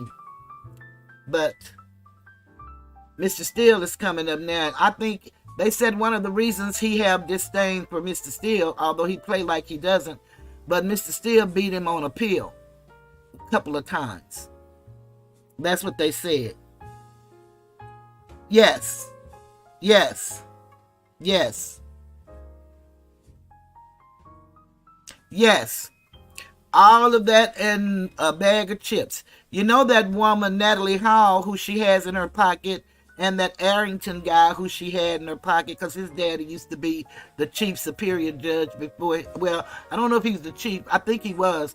And he was a city councilman for a long time. Marvin Arrington was his name. Um, you know, they all work together, and Natalie Hall is the one who they just paid out $1 million because she was sexually harassing her deputy chief. And he had to go on and quit and file because he couldn't take her no more. And she started putting tracking devices in his cars and stuff like that. And then, Fonnie got those cars that we've asked about. Nobody has even questioned those 20 cars that she purchased that I showed y'all, the receipts. But they're unassigned and they can't be found. And then the sheriff, good as he felt, he got him a Sprinter Mercedes van for him. So these people are just off the chain and out the window and over the hill, and they on their way to grandma's house or somewhere. I don't know what this is. We always thought about this, but the other people were doing and how they live, we can see with the yachts and the homes all over the United States. But these people, they don't even have a lot to show for it. They just squandering a lot of money. I don't know what they're doing with all this money, but it's really unbelievable what's really happening here. It's really disheartening as a mother. And I just don't see why more mothers are not outraged and daddies that love their children, because we do have mothers and fathers that love their children, but I don't know. Family is just not what it used to be. But let's look at a little of this. I'm going to have to do, if I don't find this before we go off in a few minutes, I'm going to have to, yeah, that's what we got to do. For real, though. That's the truth, Regina. I'm going to try to find this, but if I don't find it, because I want y'all to see her, you're going to see how vigorously she fight this young man because she don't want to let this picture in. Everybody is all about Nut, but they don't know nothing about Nut. That was him who she didn't go to the McDonald's, she said, to get the surveillance. But she was at the McDonald's. And she talked to this man so stupidly. It's just unbelievable. But let's see how she tried to handle Brian Steele. She's going to try to handle him the same way, but he's so smooth, she can't do it.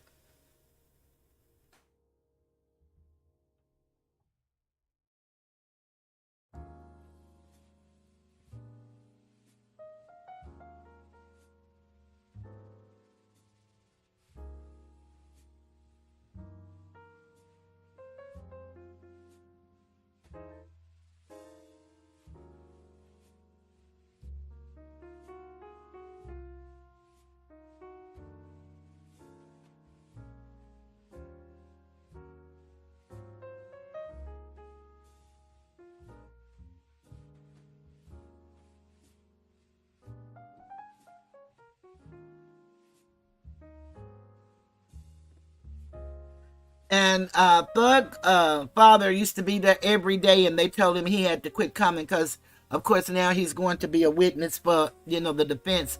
So he can't come anymore. But he used to be there every day. His mom is there mostly every day. And that's what Sylvia let us know throughout the day, what's going on, how they looking, how they acting. It's really interesting, really good. And she has permission to do that from the court. So she's been doing this for a while. Look like a lot of people's trials.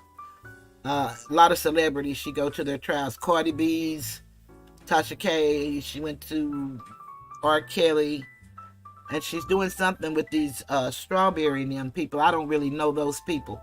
But she's doing something with, at their trial. But even of the other guys that's on trial that's not big news, when they're not in session, she goes to their trials too. So she said that she, that's her purpose. And she's not from here. She's from the islands. And she said she's gone to jail behind YouTube.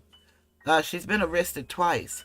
She said they was very rude to her people here on YouTube and bullied and did all kind of stuff. And she's ended up actually going to jail. And I think she's working out a case now that she's, involved in. So I don't know what all of that's about, but she's very pretty open. And she just do her little stuff in the courtroom and do her little shows, and she's doing a great job, I think. And the fathers just love her, and that's because they're at least getting their voice out because they know the news is not covering this story, and they're fighting, and they're hard-working men, a good-looking Asiatic men, and they love their sons. And so when you see Mr. Keith Adams is going to be the one standing next to Jeffrey with the glasses on. And then when you see the little fellow bend down with he got his little haircut. He used to have all his dreads sticking all over. But he has on kind of like a greenish like suit. He's going to sit down. That's going to be our little Rod. And so we got to really keep him lifted up in his spirits, because his daddy say his spirits are kind of down, and he think he's losing it because he be forgetting stuff. But he told him just hold on, he doing everything he can. So this has to be exposed, and it will be hopefully soon. But let y'all see this. I just want to tell y'all that so I didn't forget to not turn the mic off.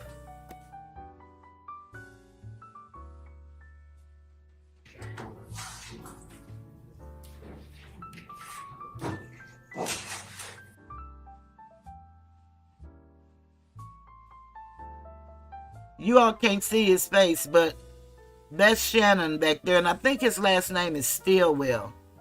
That's Shannon back there behind Mr. Steele. Mr. Steele, he got on his red, white, and blue, or his red, light blue and blue. He ready. All of these young men are handsome young men, but whatever they did, except for those who didn't do it, and they paid their debt to society. And these people are now just trying to come up with this RICO. And that state RICO, I read it, and I just don't see it. Maybe it's coming, but it's just not there.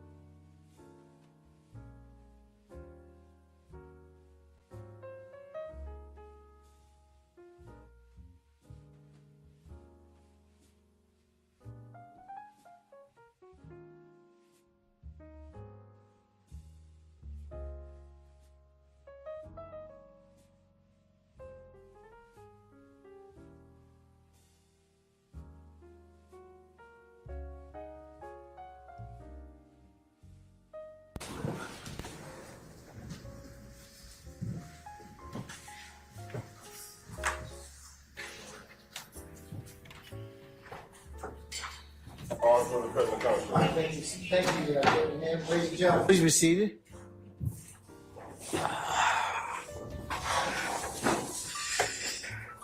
All right, Mr. Steele.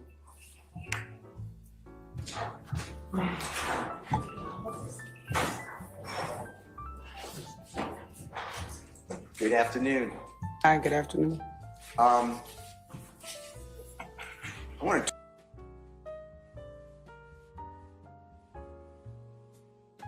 talk with you, if we could, about the snake intertwined through the skull of the eagle. You know what I'm referring to for a second? The album cover? Yes. Yes, sir. Your Honor, can we put up Mr. Williams? I believe it's in evidence. If it's not, please tell me that I'm wrong. But I believe it's already admitted. It's 70. Mr. Williams, exhibit 70A. If not, it's already in evidence under another exhibit number.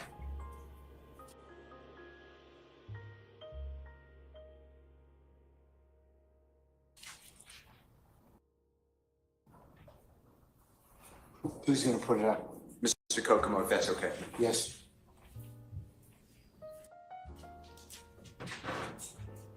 It should be on your screen. Yes, sir. And in the screen on top of you, the jurors may notice already, but it's in green. Is that the way your screen is too? Here? Yeah. Yes, yes, sir. Okay.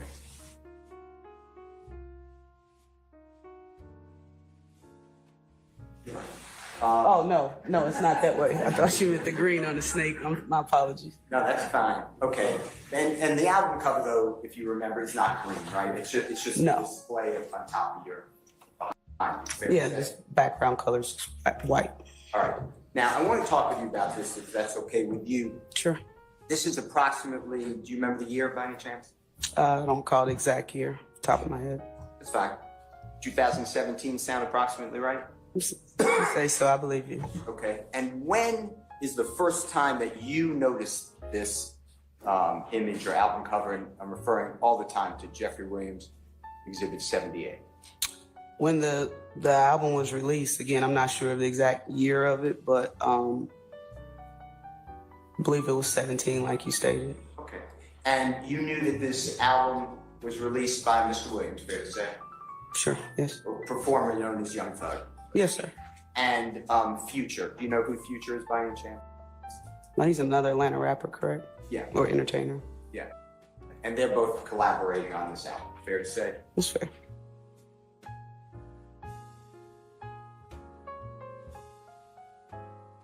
And were you aware at the time or now that YSL logo, mascot, whatever the right word is a snake? At the time, yes. Okay. And were you aware either then or now, just correct us, that Future's logo was an eagle? It was an eagle, but not this depiction of an eagle, but yes. Okay. I'd like to ask you a couple of things about that. What you're saying, if that's okay. Now, from your vantage point, I think you told the jury, you didn't just say, that's wrong, and correct me. Yes, sir. But this somehow was inspiring or an exciting part of the gang war that you told us about. Fair to say that this picture, that's how you took it. It was insulting to IF. Objection, combat motion. I stand this to form. You can rephrase, sir. The reason that this caught your eye is you believe, I think you told the jury, and if you didn't, just say you misunderstood and incorrect. Okay. That this album cover was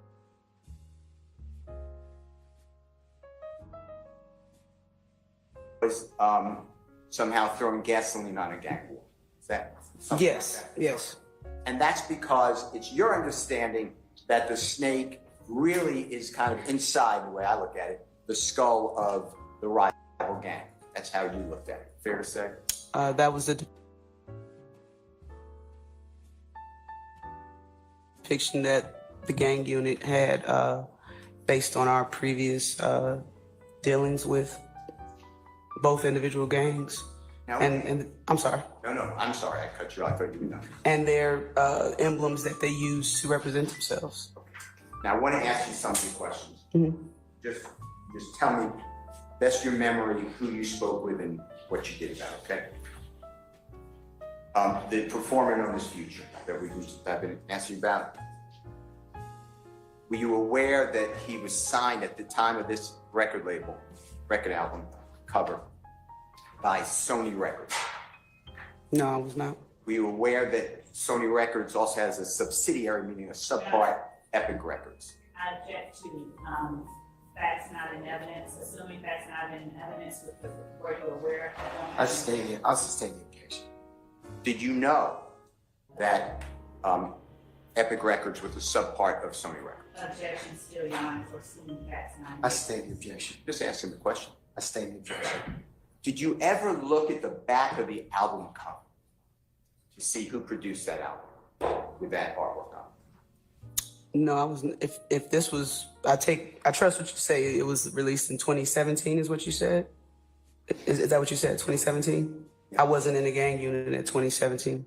But at any time, did you, since you took note of it, did you talk to your coworkers and anybody just look at the back of the record album? Yeah, we spoke about the record, but that wasn't part of the conversation to look at who produced it. Did you ever attempt, and when I say you, I'm including your team. Right. Okay? I understand. Ever speak with anybody to find out whose idea was that artwork? Objection calls for speculation. I sustain I'm the not objection. asking I any sustain the objection, Mr. Stewart. Okay, don't Calls speculate. for speculation. Did you ever bother, and I don't mean that in insulting, just did you ever take the time to find out who did that artwork? What's the relevance of who drew it? Just asking, did you do that? Objection relevance. It's the image that we've been talking about. Oh, the objection. You can answer it as you can now. Yes, it wasn't relevant enough that who drew it for me to ask or inquire. I'm sorry, I keep I'm sorry. interrupting you. Go ahead. No, I'm done. I think I cut you off. You said it wasn't relevant who drew. Is that what you said? For me, it was not relevant, the artist. And how much input did Jeffrey Williams or anyone with YSL have in creating that artwork? Objection, foundation, basis, speculation. I sustain the Is objection. it important to know how much input Jeffrey Williams himself would have into that artwork? Objection vague. I sustain the objection. How is it important to you as an investigator, and you've been qualified as an expert, and I'm talking about YSL, is it important to you to know whether Jeffrey Williams had any involvement in the creation of that artwork? For me, the creation of the album, no, but the message that can be interpreted by artwork is based on the individual viewer. And coming from the gang unit, you talk about free bands. I've never seen Future or free bands represent themselves with just the skull here. I've seen images of If Gang represent themselves with If Gang, ABG, with just the head of the bird, not the full wings like free bands. So my interpretation of it was disrespect. Since you interpret it like that, would it be important to know whether Jeffrey Williams had any involvement with that artwork? If he put his name on it, there's some level of involvement The artwork, the cover? with what's being put out and representing his name. That's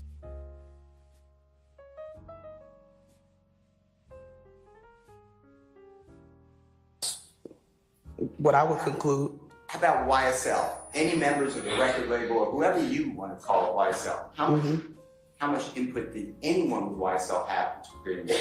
Objection calls for speculation. I sustain the objection. Do you know whether anyone with YSL had any input at all?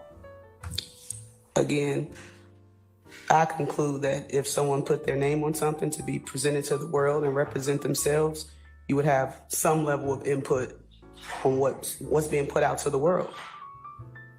Did you do anything to corroborate your belief? Objection relevance. Oh, the objection. As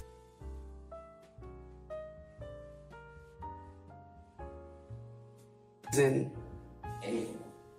no, it's not against the law to make a artwork. You know, it's not illegal. I was investigating crimes, not just specifically artwork.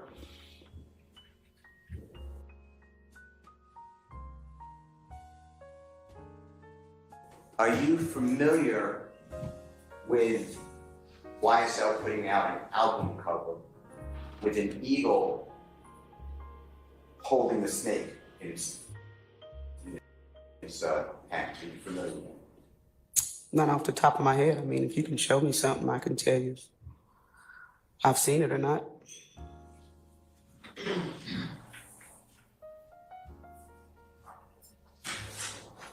Let me show you what has been already marked as Jeffrey Williams number 221F.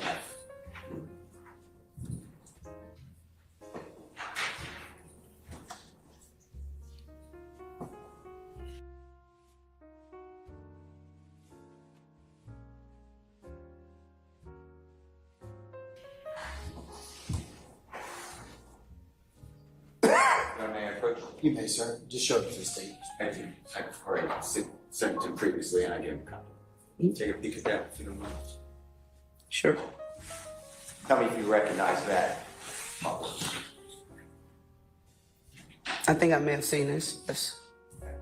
And look like what you have seen before? Meaning, is it accurate in what you remember previously? It looks accurate, yes, sir. Your Honor, I move for the admission of Mr. Williams' number.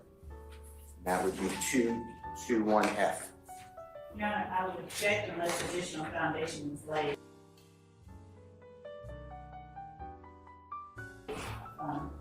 You know,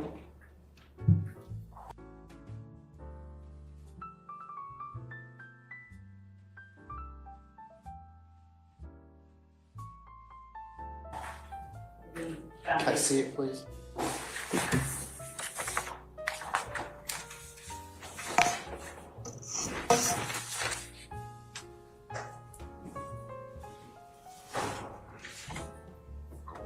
I sustain the objection at this point. Well, how have you seen Mr. Williams' 221F? Say it one more time. How have you seen Mr. Williams' 221F?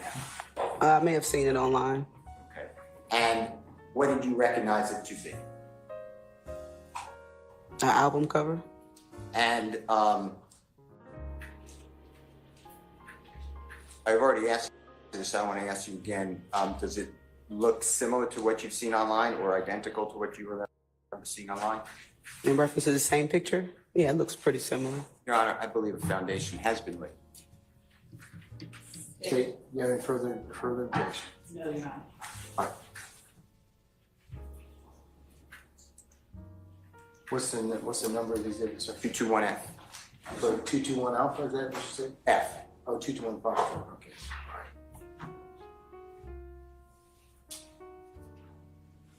Can we show it with Mr. Kokomo, Your Honor? Just hold on one second, let me admit it first. Okay, JW 221F is admitted and may be published as you see fit. Okay. Do you know what year this came out? I do not. That's fine.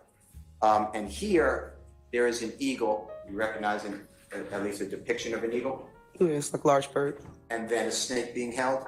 Yes. And you know the artist named Sergio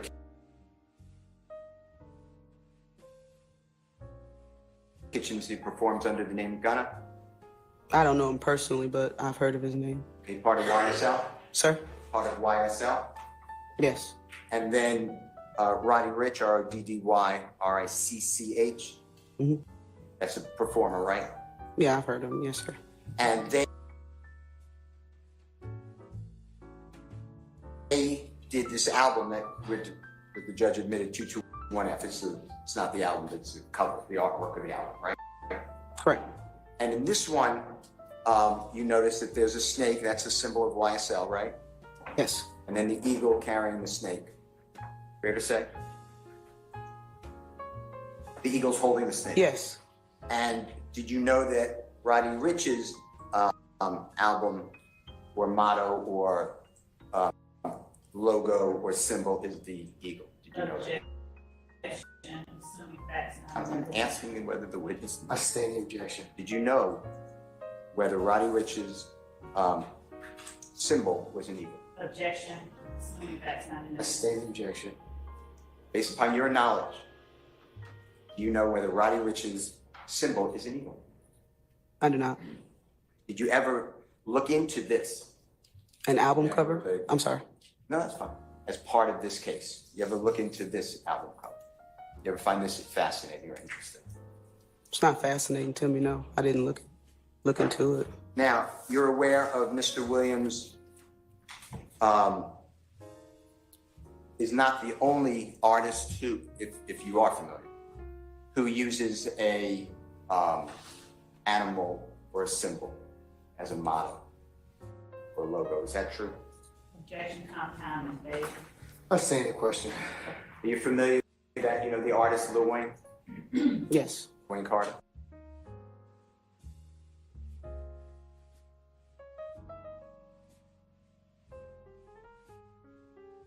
Yes. You familiar that he uses a goat?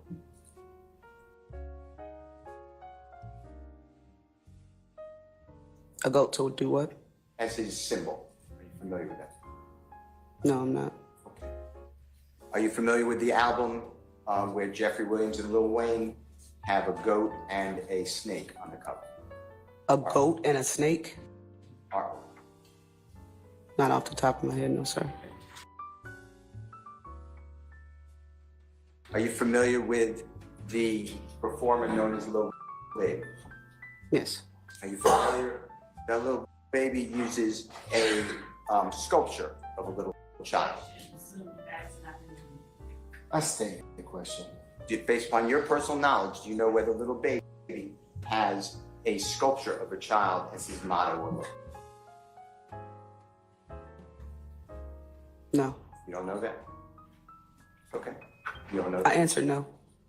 Are you familiar with an album cover where Jeffrey Williams and Lil Baby collaborated, and there's a snake and the sculpture of a little baby on the album cover? Are you familiar with that? I stand as to form. Are you familiar with an album cover between Lil Baby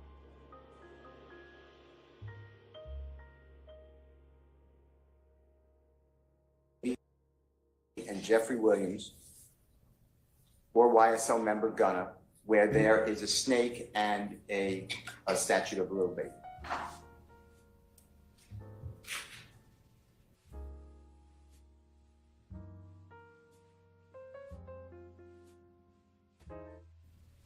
No.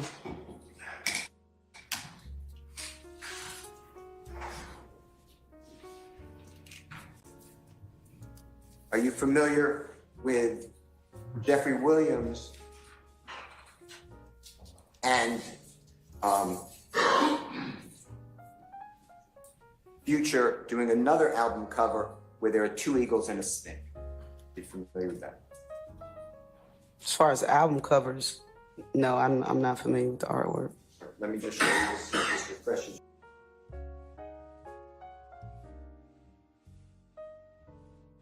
Your number. And if it doesn't, just say it doesn't. Okay.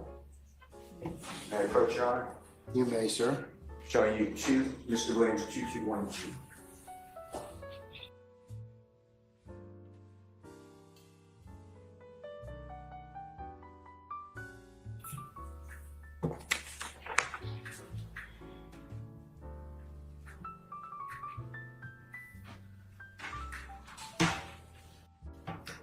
I'm not familiar with this. Okay.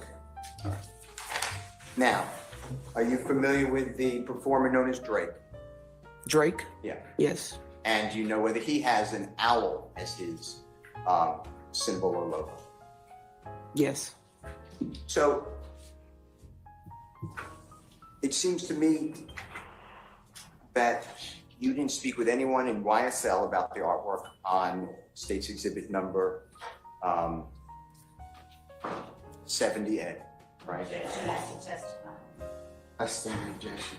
You didn't speak, did you speak with anyone with YSL, any of the artwork people there, any of the managers, anybody, Jeffrey Williams 70A, which should be in front? Stand the question. You didn't speak with anyone with Futures people, Sony Records or Epic, about 78 to see how that artwork was developed or created, right? Again, the artwork is not illegal to do.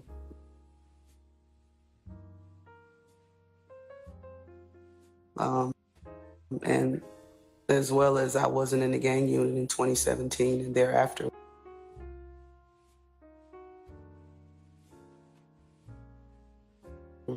When this stuff allegedly came out. Let me ask you this.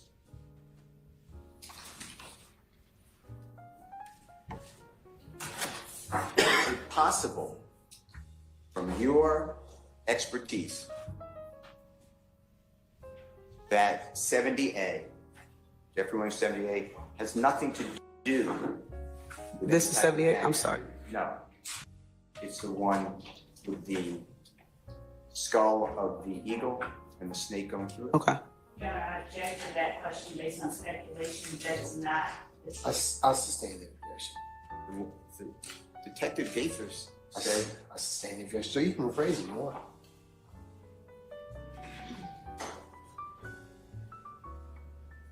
would you consider that you could be wrong, that that artwork, which is on the screen now, 78, has anything to do with any type of influencing a gang war? Could you be wrong? Could I be? I think anybody on this earth can be wrong about something, but if you're saying artwork is left up to the interpreter. And as far as the gang unit and the back and forth shootings that we were working, it appeared relevant at that time. I want to talk with you about the back and forth shootings. Yes, sir. Now, the back and forth shootings, I think you said during your direct testimony, starting about around October 2014 and continued until you left the City of Atlanta Police Department. Is that fair to say? I went back to about October.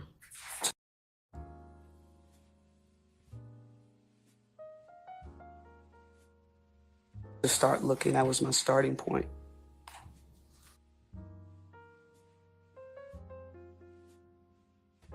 You agreed, or did I miss? You said October 2014 about, right? I don't know if I said it started in October. I said that was my starting point to look back at. So at least by October 2014. At the very least. I didn't say it started in October. Okay. Now, in October 2014, using that as a starting point, understanding it might be before. Correct. Just using October 2014. We then go through October, November, December, January, and got to the January 10th. It's the killing of Donovan Thomas. Fair to say? That's true. And January 2015. Yes, sir. We got about 3+ months from October 2014 to about January 10th. Yes, sir. And then it continues thereafter, right? It does. All right. Now, I want to go back to this fight or war starting around, it could be before, October 2014. We have the IF gang, we have allegedly the YSL gang, right? Yes. IF gang and YSL. Yeah, and maybe other people, but that's basically what we're talking about. Sure. Okay. Now, did you know in 2014 whether Jeffrey Williams was making a move with Donovan Thomas in October 2014? Were you aware? No. Were you aware that Jeffrey Williams was making a movie with Donovan Thomas in November 2014? No. Were you aware that Jeffrey Williams was making a movie with Donovan Thomas in December 2014? Were you aware whether Jeffrey Williams permitted, and that, whatever, allowed, I don't know, was with, let's just do it, let me erase the question. Were you aware that Jeffrey Williams was with Donovan Thomas in October 2014 during his musical concerts? Objection, babe. I'll rule the objection. No. That's right. Were you aware that Jeffrey Williams was with Donovan Thomas in November 2014 at Jeffrey Williams concerts? Your Honor, object, that's not assuming that's not. I state the objection. Did you know whether Jeffrey Williams was with Donovan Thomas in November 2015 while Jeffrey Williams performed live shows? No. December 2014, were you aware whether Jeffrey Williams was with Donovan Thomas in December 2014 when Jeffrey Williams was performing shows? No. Were you aware that Jeffrey Williams was with Donovan Thomas on New Year's Eve of December 31, 2014, going to January 1, 2015? Basis. I state the objection. Did you know whether Jeffrey Williams was with Donovan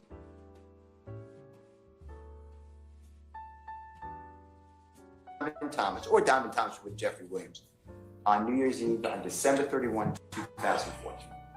No, I was not. Going into, obviously, January 1. New Year's Eve to the New Year's Day, no. Okay. Did you ever look at Donovan Thomas's postings on the social media promoting Jeffrey Williams' music? Objection, assuming that's not in evidence. I'll sustain the objection. Based upon your work, did you ever look at Donovan Thomas's social media in October 2014, November 2014, December 2014, January 2014, promoting Jeffrey Williams' music? Objection, compound. I'll state as to form. You can rephrase, sir. All right, we're going to break it down into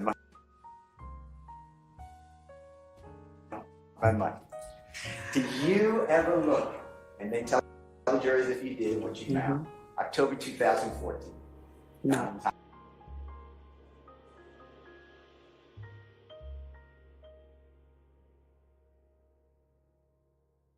Obviously, social media promoting Jeffrey Williams.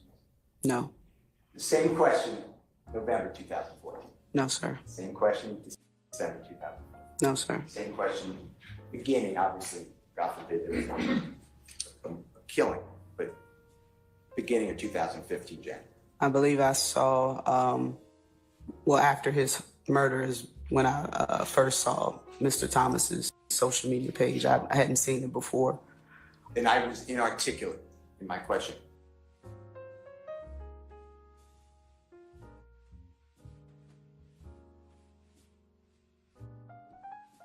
I don't care if you look backwards. I'm saying, do you remember October 2014? Specific dates, no. I know that I first saw his page was after his murder. You have a great memory right now of where you can pull out and tell us. In other words, I'll show it to you. Donovan Thomas promoting Jeffrey Williams' music. October, November. I don't. I stand the objection. I don't think it was vague at all. I understand you said so. Okay, I'm moving on. Okay. All right, I'm going to ask you again. At any time that you reviewed Donovan Thomas's social media, okay? Okay. Did you find in October 2014, do you remember him promoting Jeffrey Williams' music? I can't recall the exact date.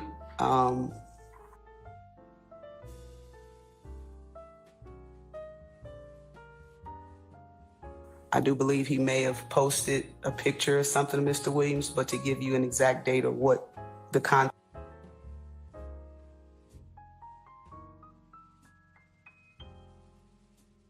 of the photograph was, I couldn't tell you. Let me show you a couple of things. Sure. Your Honor, may I step back for a minute? Yes, sir, you may.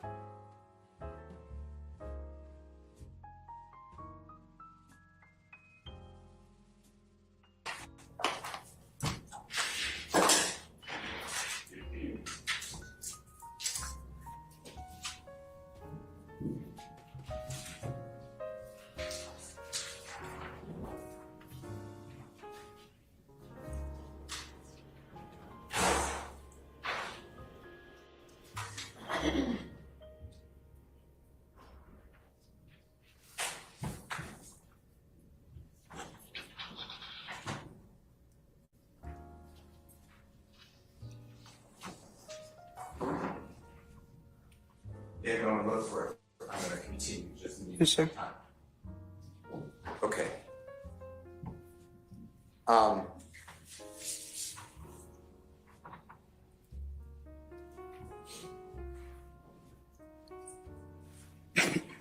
want to talk with you about what I call, I think referred to, a repost, the Wiz app. You know what I'm talking about? You played it at the very end of court last Wednesday. What was the last word you said before app? You played it last Wednesday right before we broke. The video? Yeah. Yes, sir. The video audio? Yes, sir.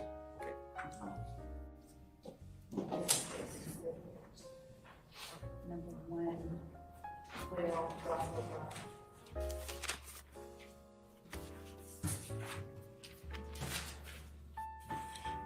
Your Honor, can we put up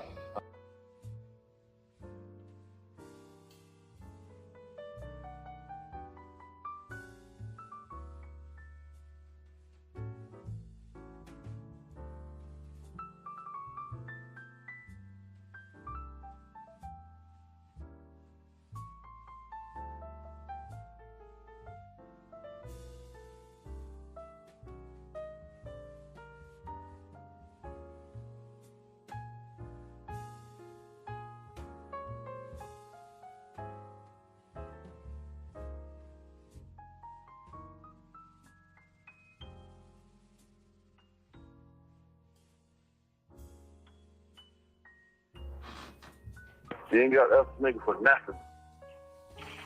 Motherfucker. When I was telling that boy, he ain't talking about shit. You have The 1 minute left. The rapper dude ain't talking about nothing, man. That boy name, man, what they call him, that boy name Rapper Boy. That's what I just said. That rapper boy, he ain't talking about shit. And I hate that shit every time you get fucked up. That nigga can't do shit for you. I hate that shit, man. That's some sucker shit, though. That's some real stuff. Yeah, damn right it is. Hey, look, I need to talk to my girl for me. Look, right? They just started this shit down here with, they be selling the iPad out here and shit. What number is that? 15 minutes and stop. Did you hear Mr. Allison say the rapid dude ain't talk about nothing, man? Did you hear something like that? Yes. And then Mr. Stevens saying that boy ain't what they call him. That boy is the rapid boy. Did you hear that? I did. Then two of them laughed? Roughly after, yes, sir. And and Mr. Allison said that and can't do SHI for you. You hear that? And is it more anything before or after that? I don't remember specifically, just those 3 or 4 words. And that is the recording that you found and you alerted, you segregated, whatever the right word is, on this case. Is that fair to say? That's what you said? Downloaded? Yeah.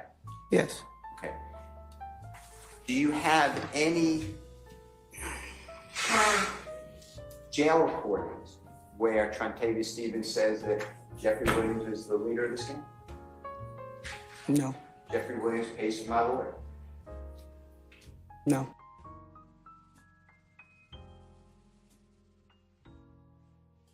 Jeffrey Williams, I do these crimes for Jeffrey Williams? No. Going to, and I, again, don't know the number, so I need help, but the Walter Murphy, remember that call with Erica? Yes. Now that would be July 15, 2015. Fair to say? Okay. Sound right? Sound about right. What number is that?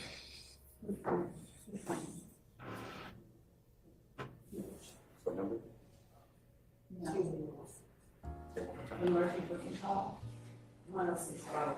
Your Honor, may Mr. Kokomo place already in evidence states number 106 EB. EB, sir. Thank you, Your Honor. And it's 7 minutes. This should be the same call that you already listened to and downloaded.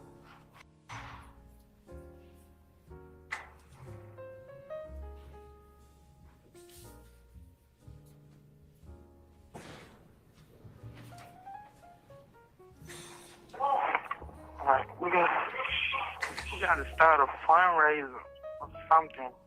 We gotta get me some more money so I can get a better lawyer, bro. It's not. What number is it? Stop that. That's 7-11. It stopped. Detective, did you recognize that as Mr. Murphy's voice? I did. And did you recognize him saying, we have to do a fundraiser or something, got to get more money so I can get a better lawyer? Yes. And you knew earlier that day, before Mr. Murphy's taken to Fulton County Jail to use the jail call, before the jail call, you knew that he had a lawyer named Jacoby Hudson, right? That's what he told us in the interview earlier that day. Yes. And there was all that back and forth about, do you want to have an interview, or you want to call the lawyer, remember all that? Yes, sir. Okay. And is it fair to say that Mr. Murphy never got a different lawyer? Objection, that would call for speculation. Stated objection. Is it true that Mr. Murphy, when you met with him on August 18th, 2015, he was accompanied by Jacoby Hudson, same lawyer? What's the question? Is it true that when you Is it met true? Yes, he was with his lawyer, Mr. Hudson. I'm sorry, go. He was with his lawyer, Mr. Hudson. And then in February 11th, 2016, again, Mr. Murphy, you were there, met with you and the prosecutor and Detective Dennis, maybe one other person, I forget. And he again had Jacoby Hudson, same lawyer, right? He did. He didn't change lawyers, right? He had Mr.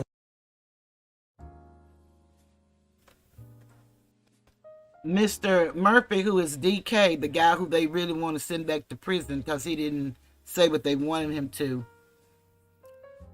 You know, his lawyer is the one who said Fonnie Willis is his mentor and he's her mentee, and she means everything to him. And she's representing the man that they're trying to send back to prison. He is. So what do that tell you? And he doesn't have money. He was in a bad car wreck and broke his spine. And I don't know what he broke, but he was on heavy medications, and he and Thug were not talking. So the story go, we're not talking. But when that happened, he let him come to his house. And when they arrested him, he was outside of the house. He wasn't in the house. And they took him down. Thug was out of town. And then he said, the dad said that they took all of DK's medication, poured it in a plastic bag, and said Thug was selling drugs. And he had, I don't forgot how many thousands he said he had, that he had just gotten paid down on a concert that he was doing. And it was like wrapped in, you know how they have the bank bands around the money. He said they took all of the bands off the money and made it look like drug money. And then he has guns. He has 3 weapons. This is Thug. And he has several, really, because he said he's a gun collector. And they took all of his weapons. And he does not have a felony. And as far as LeRod, I'm writing to tell you what happened with him. So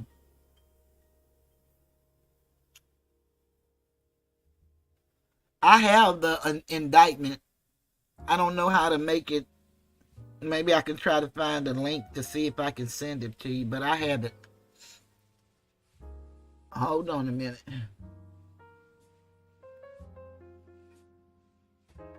Thank y'all. I got 5 people in here watching, or y'all went to sleep on me and stayed looking at me, so I appreciate it however it goes.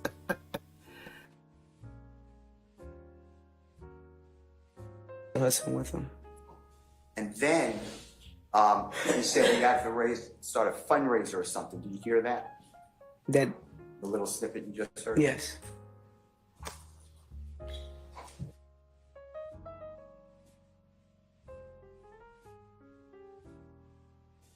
We're going to come back to that in 1 second. Let's play 11:11 from the same state's 106 dB. Mr. Kokolo, if you don't mind. All right. To be honest, bro, ain't nobody finna be here for me, but I already know how this shit finna go. Like, either we're gonna try to talk to Thug. I'm just gonna ask him straight up and down, like, start me a fundraiser. You know what I'm saying? Like, to really go on his page and start me a fundraiser. You know what I'm saying? And as Dora or somebody like that, they'll really be over it, or tourist. You know what I'm saying? Cause they're the only way I'm gonna get out.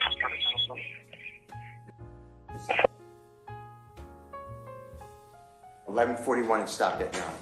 Were you able to hear that? For the most part, yes, sir. Okay. And is that, again, Mr. Walter Murphy speaking on the recorded jail call that you downloaded? Yes, sir. And Mr. Walter Murphy said, to be honest, ain't nobody fixing a beer here for me. Did you hear that?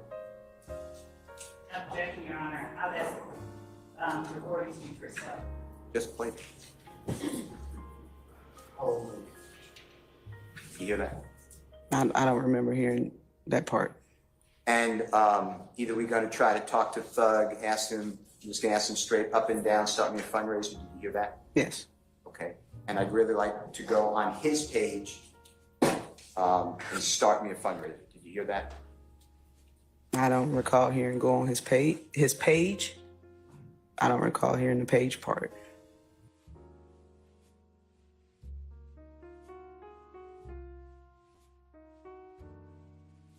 Mr. Steele, before you pause it, another question. I have it on good authority that we take a break, okay?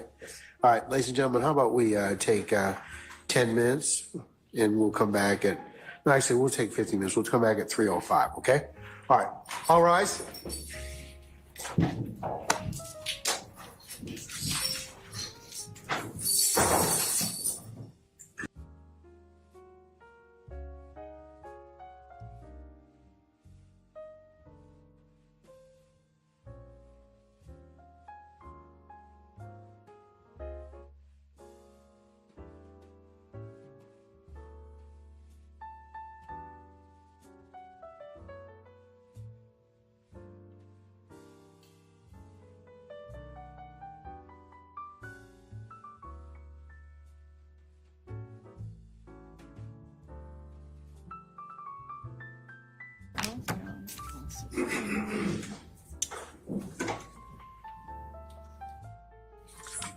I don't see he or his attorney right there.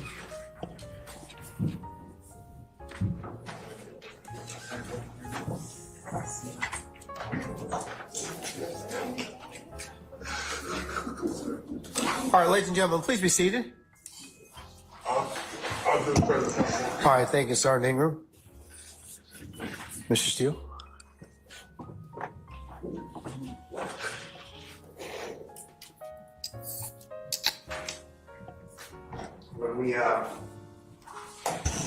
When we broke,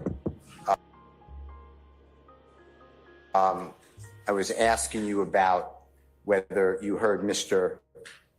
Murphy say to Erica, the woman you know as Erica, right? Mm-hmm. Yes, sir. About got to ask Thug straight up and down, start me a fundraiser. I really like to go on his page. Those questions, remember that? Yes. All right. To your knowledge and investigation, was any fundraiser done for Mr. Murphy? Objection. I'm not asking to speculate. I'll objection. And not to my knowledge. I'm sorry. And did Mr. Williams give any money for a lawyer for Mr. Murphy? Objection. Foundation, basis, speculation. Based upon your investigation.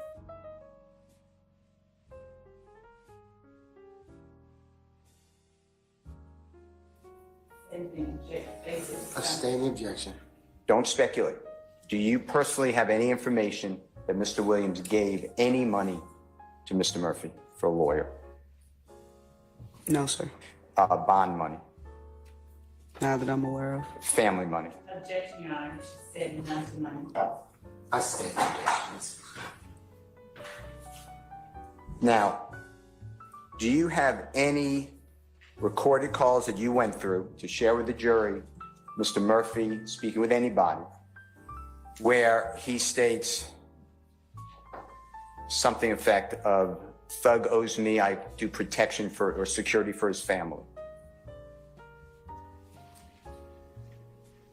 Check us to face. I'm not Outstanding objection support. as specific I can be. Do you have any jail calls to share with the jury where Mr. Murphy says on a recorded line that he does security for Jeffrey's family? No, sir. He claimed that with you. Remember speaking, not only you, but the other people? Remember he said that on August 18, 2015? I don't believe those were his exact words. Okay. Do you have any recordings to share with this jury where Mr. Murphy said something to the effect of, I've done so much for Thug and crime that he owes me. He should be paying for me. Do you have anything like that? Objection, Your Honor, as to compound. I'll sustain the question. Do you have any recording to share with this jury while Mr. Murphy's on a recorded line that he said anything to the effect of Mr. Williams owes him? As in jail calls or any type of recording? Let's do jail calls first. No, sir. Okay. Now, the recording you're talking about, I assume, is what the jurors already listened to? From the interview? Yes. Yes, sir. Now,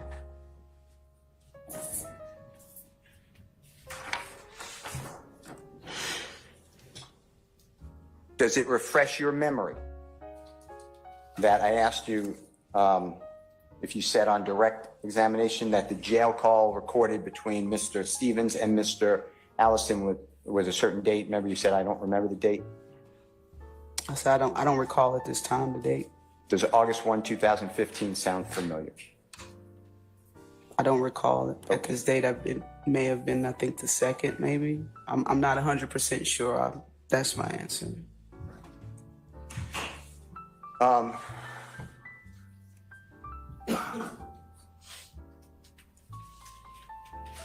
Do you have any social media postings from any source of Mr. Williams and Mr. Murphy after the end of 2013? After what year, sir? The end of 2013. I'm not certain of certain dates. I don't have it here in front of me.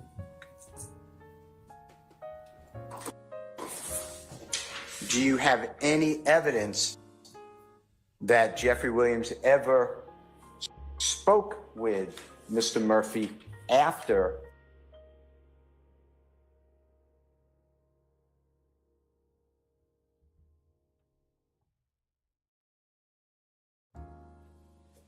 the end of the year 2013? As in a phone call or a face-to-face conversation? What do you mean? Anything. Do you have anything you could show the jury?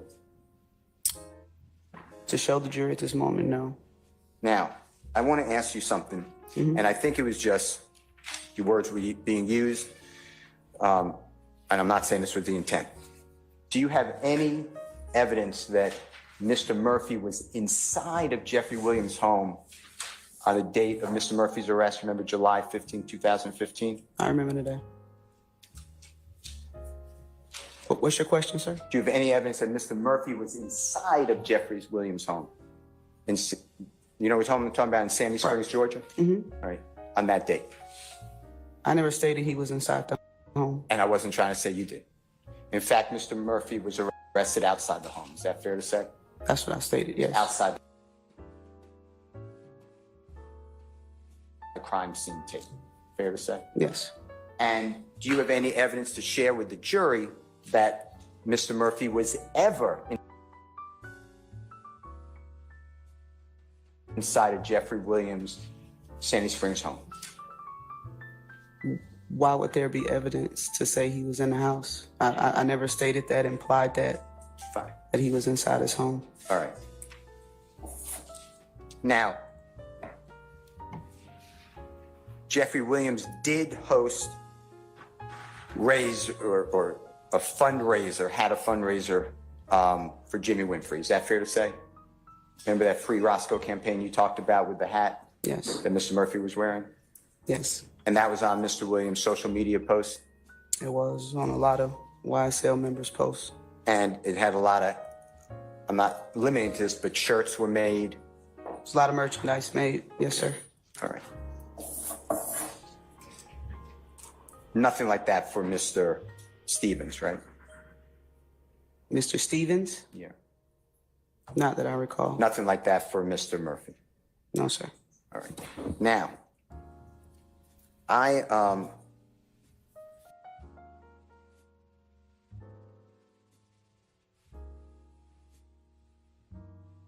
want to go back, if you don't mind. On the music videos, you said you saw Jeffrey Williams music videos, or some of them at least. Are you speaking specifically I will about speak something? specifically. Yeah. Are you, do you remember seeing a music video entitled Blood, where Donovan Thomas was in that music video?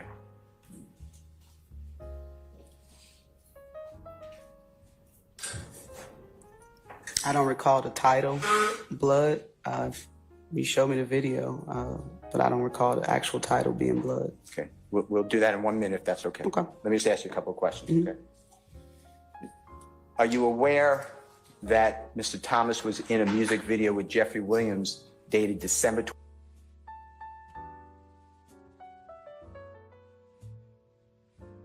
29, 2014? Objection, Your Honor.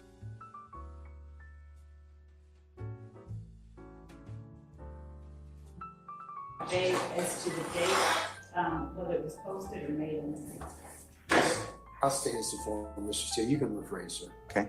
Are you aware of a video made the day prior to December 29, 2014 and posted on December 29, 2014 of Blood, Mr. Thomas, Donovan Thomas and Jeffrey Williams video? Are you aware of that?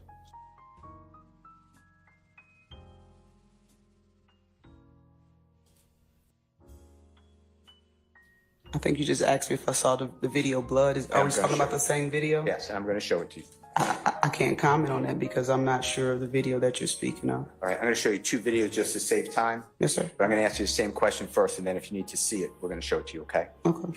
Are you aware of a video that was made just prior to, and when I say that, within the day or two, November 20th, 2014 freestyle, where Mr. Donovan Thomas was in Jeffrey Williams' video, music video? Your Honor, I'm going to object to some facts not in evidence and to the compound question. Are you personally, have you personally observed a video, music video rather, Jeffrey Williams, freestyle, Donovan Thomas was in? Is this the same video you were talking about previously? Second one, different song. I don't recall the title. If you show me the video, I can tell you if I'm familiar with it. Do it. And that would be made, because I'll get an objection, okay, just days prior to November 20th, 2014. Does that help you? I'm trying to refresh your memory. I'll sustain the question. Does it refresh your memory that that video was made 2 days prior to November 20, 2014? It does not refresh my memory. You need to see them. Fair to say? Yeah, I would object to still refreshing the witness's memory with something other than Yeah, you got to, well, you can use anything, Mr. Steele, but it needs to be shown. It's not. Okay. Your Honor, may Mr. Kokomo approach? Yes. With his laptop. Detective, is okay, Mr. Kokomo approach? Sure. Well, tell us what exhibit you're,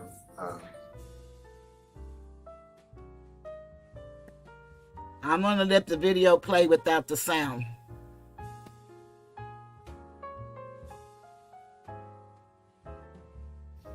or what you showing. Your Honor, we'll mark it. So it's a state, yeah. They have it. Okay, you got it, but you got to mark it for the purpose of record. So I'm about to. Okay. All right. Yeah. 221A is Blood. 221B is Freestyle.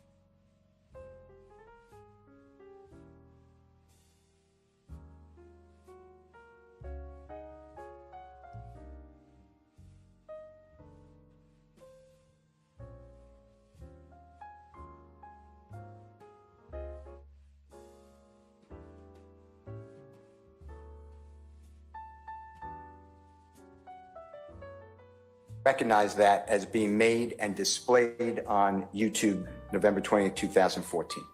I don't know what date and time, year.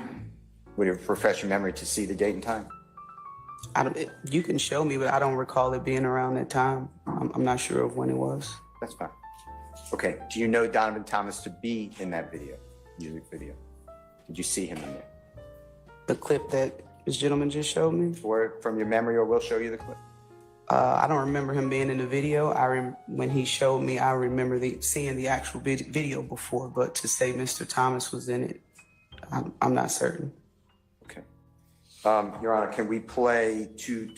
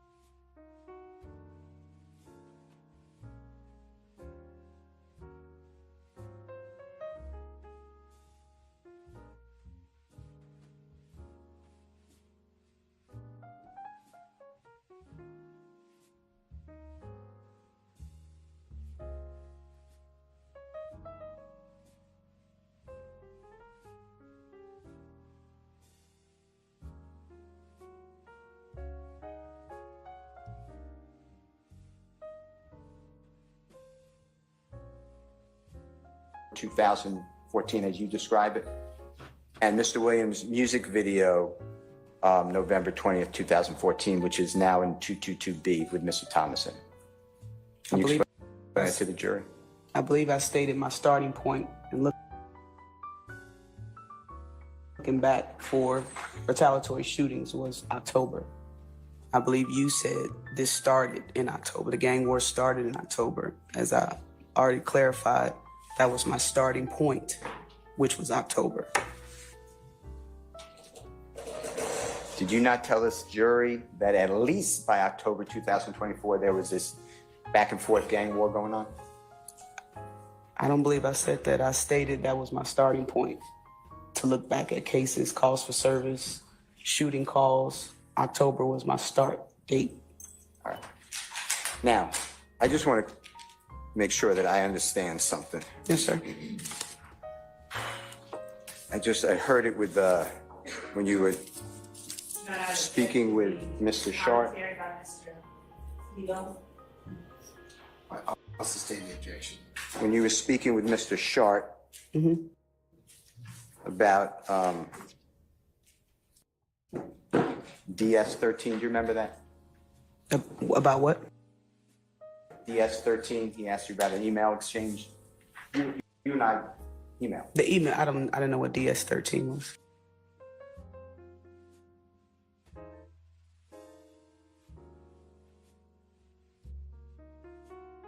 Yes. Approach, Your Honor. Yes, you may, sir.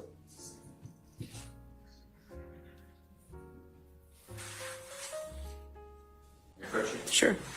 Sure. You need to refer to it, just say I need to refer to it. Now, I requested, and you agreed that we could communicate about this case. Fair to say? Yes. And that's typical between lawyers and witnesses or investigators. Fair?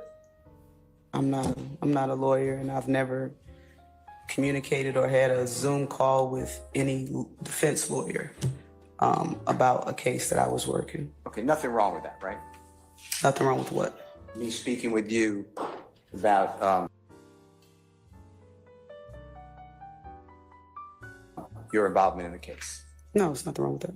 And you were kind enough to agree, right? I did. And we memorialized that we were doing it in writing. Yes, sir. It wasn't rude of her. That's how we were both No, busy. it wasn't rude at all. And then there was a misunderstanding, according to what you wrote, about when we were supposed to originally speak. It was supposed to be early in the morning, you thought, and I thought it was at 2 o'clock. You remember that? No, it definitely wasn't a misunderstanding.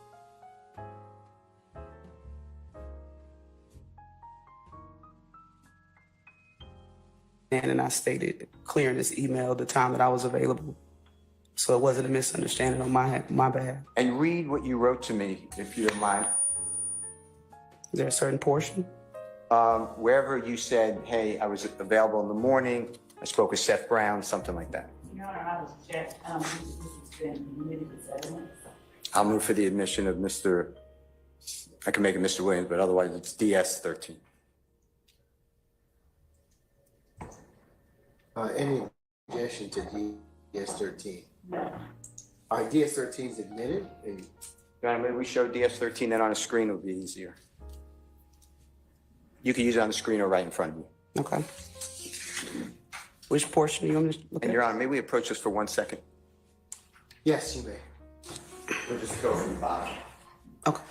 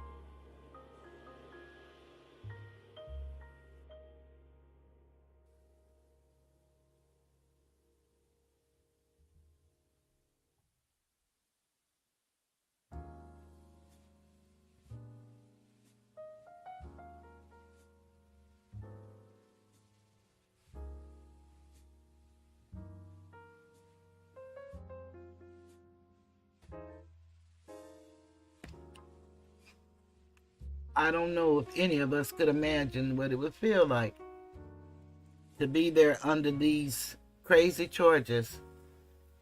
And he has his own issues, so, but to be here for this, and his mom passed, it has to be one of the saddest things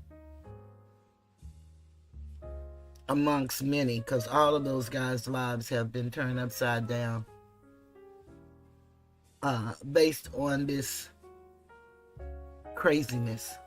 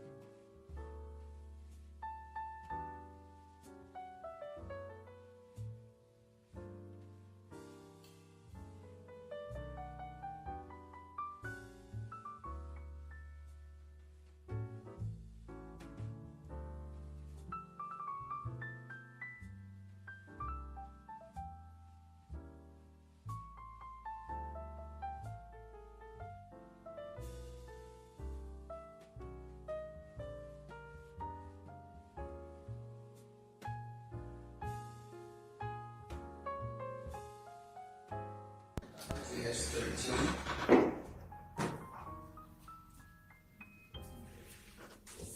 Got me, Mr. Kokomo display. Yes. So,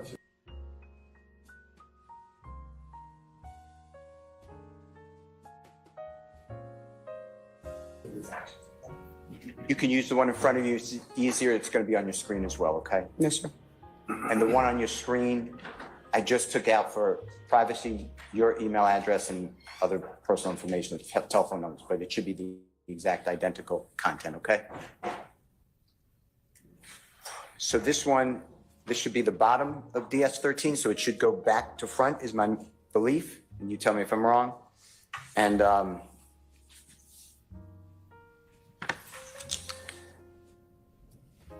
at the very bottom, sir?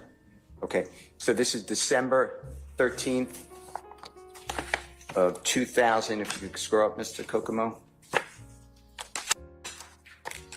2023, 12:42 afternoon, do you see that? Page 5. Should be the last page, yes, going up. No, I have 6. Yeah, I believe. Okay. And you see, my coworker wrote to you, good afternoon, Detective Gaither. I hope that all is well always. Please advise whether you have any availability to meet with Attorney Brian Steele via Zoom between now and 2 p.m. If yes, I will send you a Zoom link instanter. We look forward to hearing from you. Happy holidays, sincerely, and that's my coworker. Fair to say? That it reads that? Yeah. Yes, sir. And then if Mr. Kokomo can scroll up and you can follow along also with DS13. And then you responded at same date, December 18, 2023 at 2 o'clock in the afternoon. Do you see that? Yes. And you wrote, good afternoon. As I stated to Seth Brown, he's the gentleman who's seated right here, pointed to, correct, with the prosecution. Okay. From the DA's office, I would be available early morning today. Unfortunately, as of right now, I am not available to speak with you. I will be leaving town tomorrow for work until Saturday. If it is completely necessary to speak with me, we can try to set something up again another time.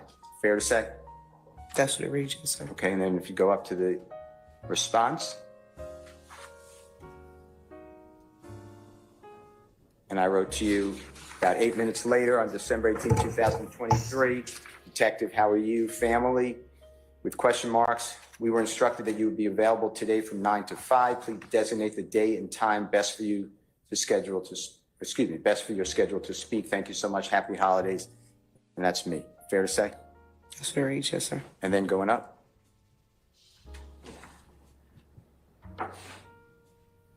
You responded later that day at 5:29 in the afternoon, same date. And you wrote, I'm not sure who instructed you on those times, but I made it clear I was only available early morning. How does 12:28, 9 o'clock I would take it as AM, but work for you? Fair to say? That's what it reads, yes, sir. Okay, so you said about 10 days later. From what? Okay, and then? You saying 10 days later from what? From the 18th of December. We'll have our conference call or Zoom call or meeting. Oh, yes. Okay, and then if you scroll up. And then next day at 5:52 in the morning, I wrote to you, perfect Zoom with a question mark, call, question mark, thank you, detective, happy holidays. Fair? Okay. Responding to your December 29th date, right? Yes. And then if you scroll up, you responded to me later that same day, December 19, 2023 at 10:39 in the morning. You said, I'll call you the day of. Please provide a good number. Thanks. Right? Yes. And then if you scroll up.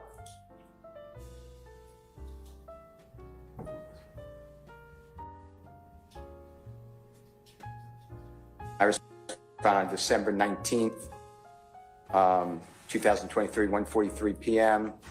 The office number below, okay. And then the office number was there. I redacted it because I redacted all email addresses and phone numbers and addresses. Fair? Okay. You have it on yours. Yes. Okay. And then if you scroll up, you wrote okay at 2:08 p.m., December 19th. Okay. And then if you scroll up, Mr. Kokomo. Then on December 28th, 2023, so the day before we were supposed to meet at 4:10 in the morning, you wrote, good morning, Mr. Steele. I decided not to answer any questions at this time. Hopefully you are able to find answers to any questions you may have in my corresponding police reports. Fair to say? Yes, sir. That's what it reads. True? That's what it reads. Yes, sir. Okay. And then that might be, if you scroll up, that should be the whole exhibit. Okay, so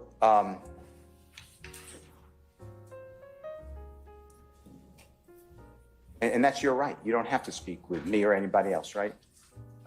Absolutely, correct. Okay. Now, you gave the jury a date that I took as October 2014 to start the back and forth 22 gun uses. Testifying about what he understood. When did, tell the jury if it wasn't October 2014, Now, when did the gang war that you described start? So we're no longer talking about this email?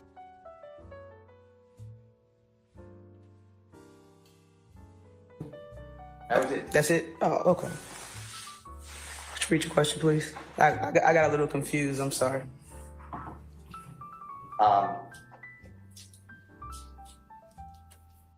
It's okay. Thank you very much. Thank you, Your Honor.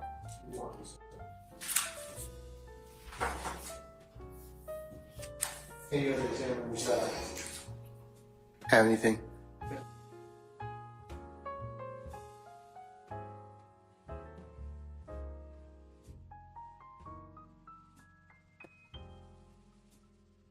No one on the defense had anything else to say.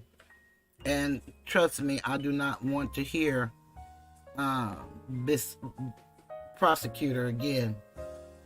I'm going to get ready to close it out, but I'm going to close it out with an article that lets you know what all of this is about. And it's an article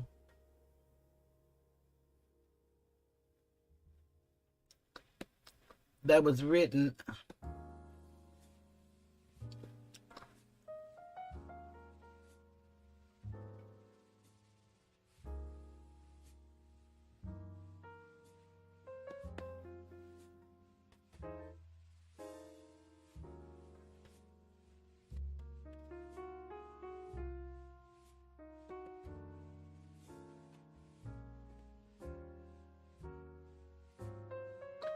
It's an article that was written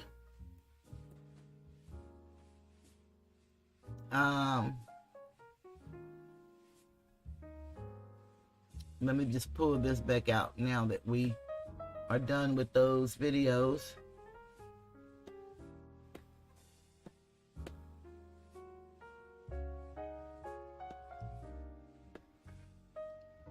Okay.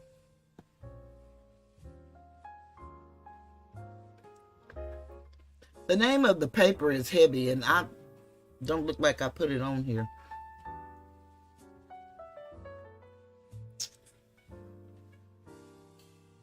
So let me go over here and see if I see it on my computer.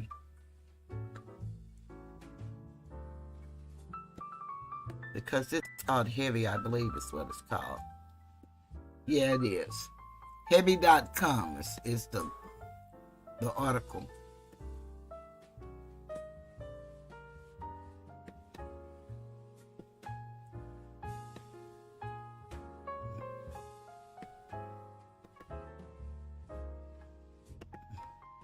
I just want to put it up here. I really hate I didn't put that other one up there because I like to give people their credit. None of it belongs to me. Just under the Copyright Act, I'm able to use their work, not in its totality, but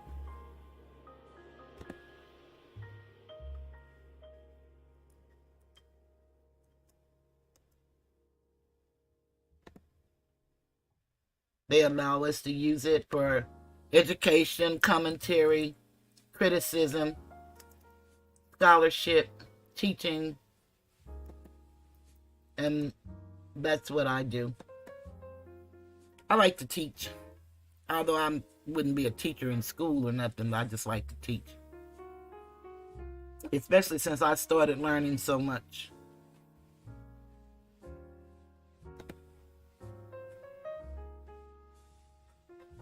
And I'm somewhere, I don't know where.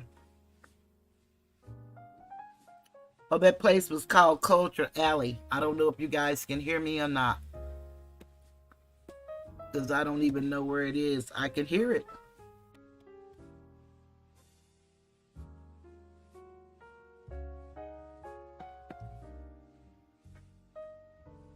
But I don't see nobody. Okay, there it is. Sorry. Yeah. Us little senior citizens, we do the best we can. I thank y'all for the patience and the interest.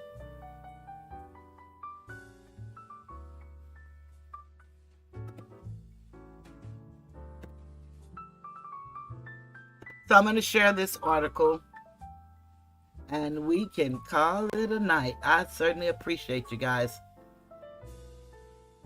I hope you all hit the like button. And if you're not subscribed, consider subscribing. This is what I do. Okay. Heavy.com.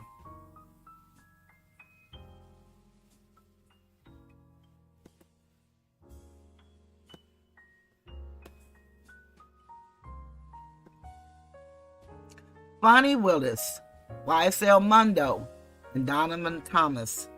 Affair claims called derogatory and false. Get breaking news. Share on Facebook, share on Twitter, share via email, more share options. And this was done, Jessica, I guess, posted this or updated it. Jessica McBride. Updated August 14th, 2023 at 1:59 p.m. I have to move it over here.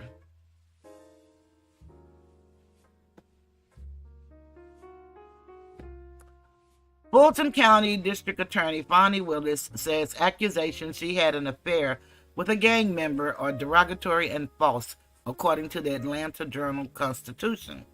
The accusation shared by former President Trump in a campaign speech and ad in which he did not provide evidence for them may stem from comments made in a January 2023 Rolling Stone article by YSL Mundo, who helped found the Young Stoner Life music crew with Young Thug, according to the magazine. But he's not in on the RICO with Young Thug. That's what's strange. Oh, it's letting me move it up. That's what's strange. YSL Mundo says Willis had worked as his defense attorney in the past, according to the magazine. Willis is prosecuting Young Thug and other defendants in a high-profile racketeering case.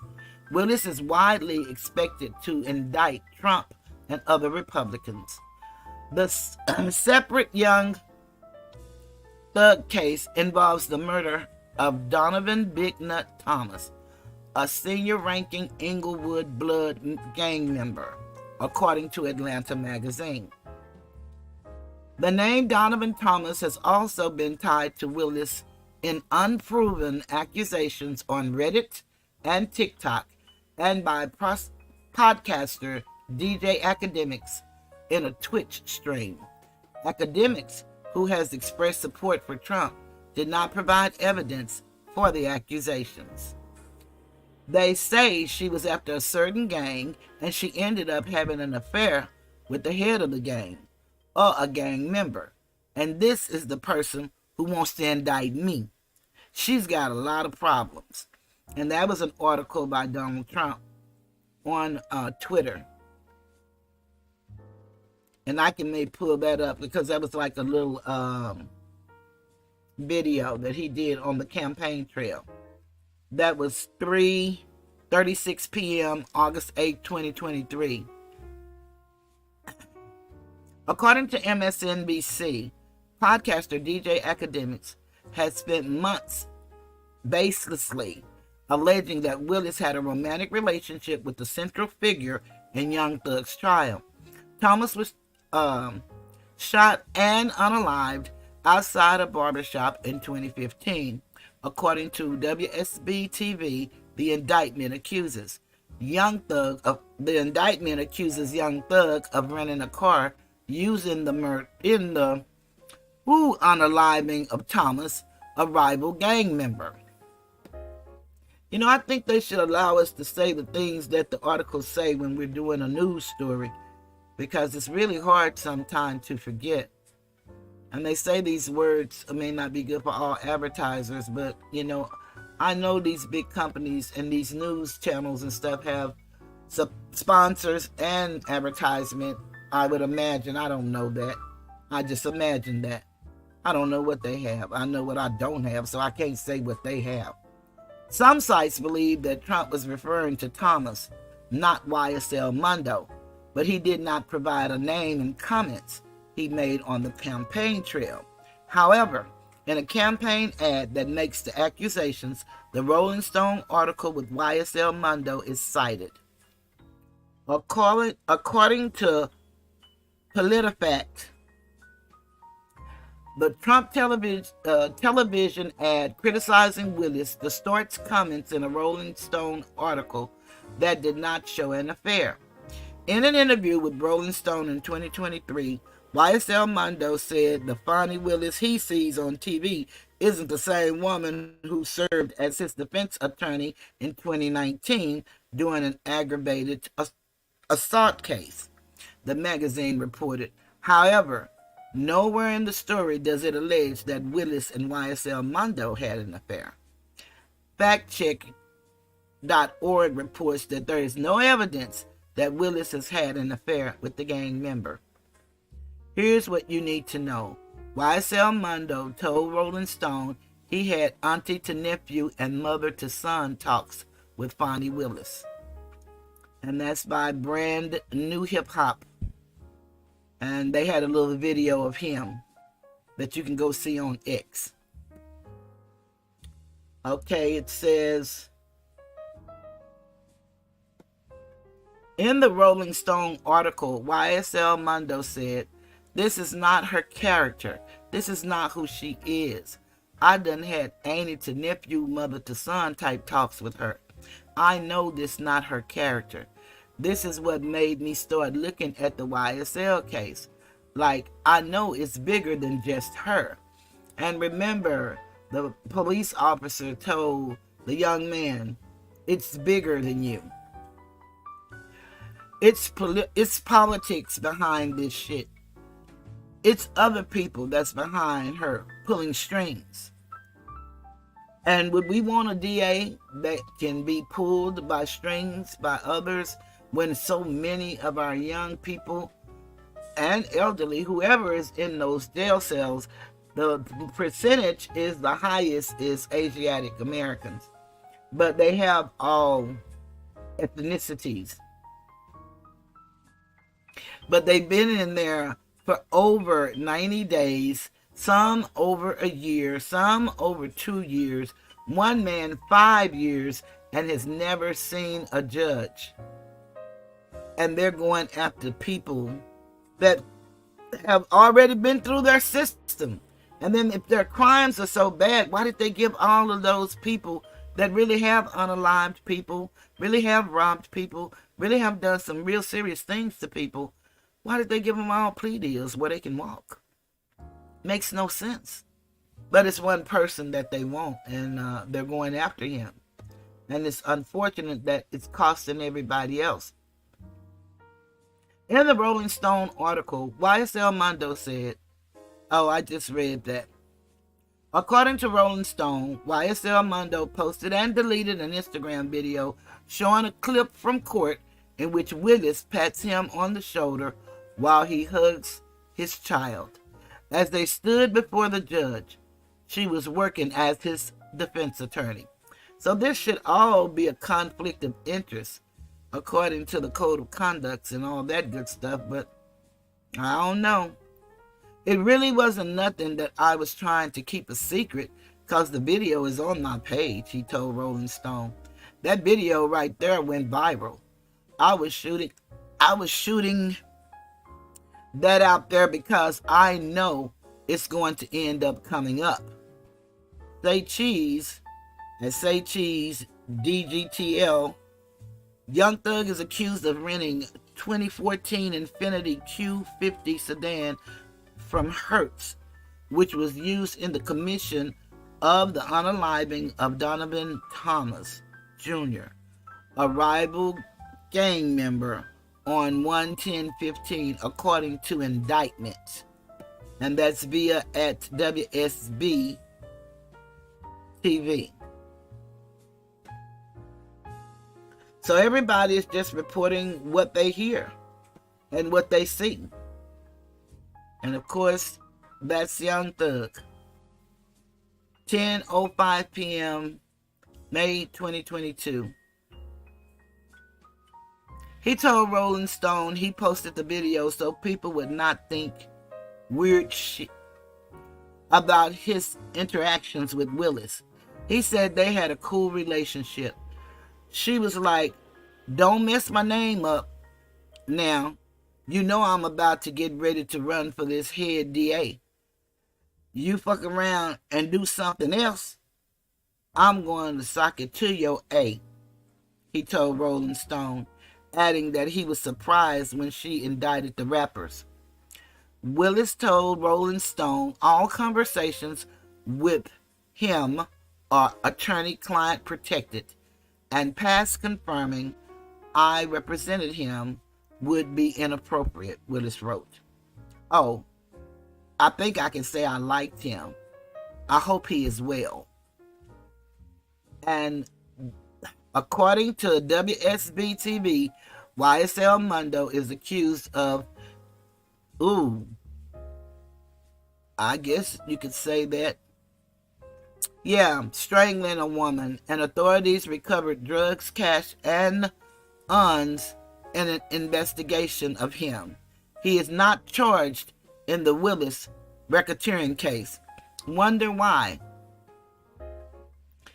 So these guys, most of them, they don't even have any dealings with each other. So you really don't know why in the Sam Houston that all of these guys would be charged, but not him. And I'm happy for him. I don't want him charged. You know, if you actually do the crime, then you should do the time or whatever it takes for it to, happen. But just to arbitrarily put you in stuff just because they can, I think, like I said, Rodarius, I think his attorney really did a beautiful opening statement. And she told us what this is all about. And we can't get around it. So I wish that more people would start reading the Constitution and understanding your rights. Start reading statutes. And if you don't know any to read, just ask Google on your phone. Just ask a question about the law. And wherever you live, make sure you understand that there is a state constitution. And your state constitution comes first. The federal only steps in when the state doesn't live up to their end of the bargain. That's a contract. And we all are in it. And again, it doesn't give us our rights. It ensures that our rights are given. That's what it's about. So this lady here, she may be an honest person. I don't see it. But she could be. I don't know. The things I've read about her are not good. And if she's not, then I hope that this all play out the way it's supposed to. But all I can ask is that you guys keep coming back. Thank you for staying with me this long. And if you have any topics or anything you want me to cover, because I'll be covering these type stories as long as they're out here. Because I really think that if you want to do something, write somebody. Write to the state representative that's going through. Write street groomers, the grassroots people. You can help from wherever you live. We all have a right to voice our opinions. Does not mean anybody's going to do anything about it or going to do anything with it. But you never know the power that we possess. And especially if we come together for a common goal. And that's, freedom. Injustice done to one of us is actually injustice done to us all. Whether we believe that or not, it is really true. And it may not be in our front yard today, but we never know. It's 24 hours in a day. And who knows what the next minute brings? We don't. But live your best life. That's all I can tell you to do. Enjoy yourself. Don't worry if things are not going good. Not long. You can feel your pain, but don't stay there. My daddy taught us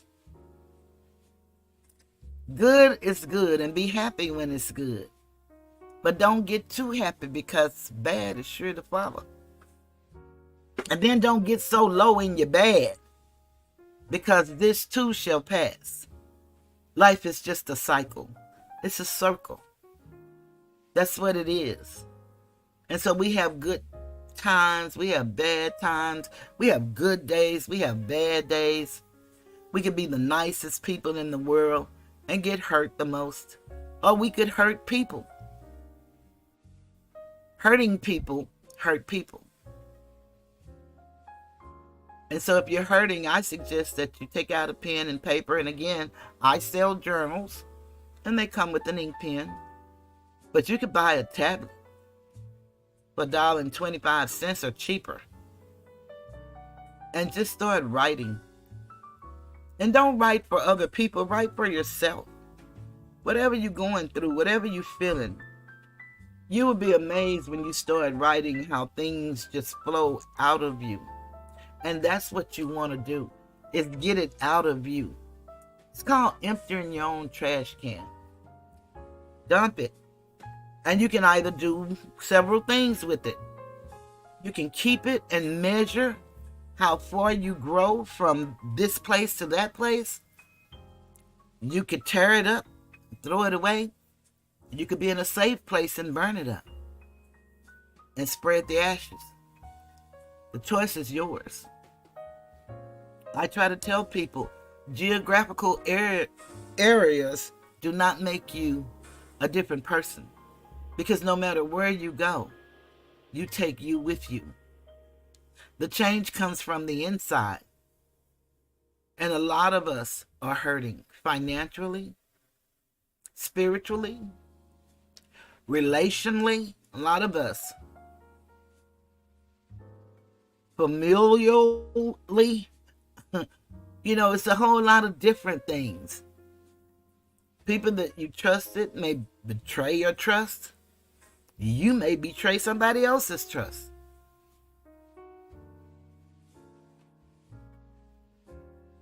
But it's all called life.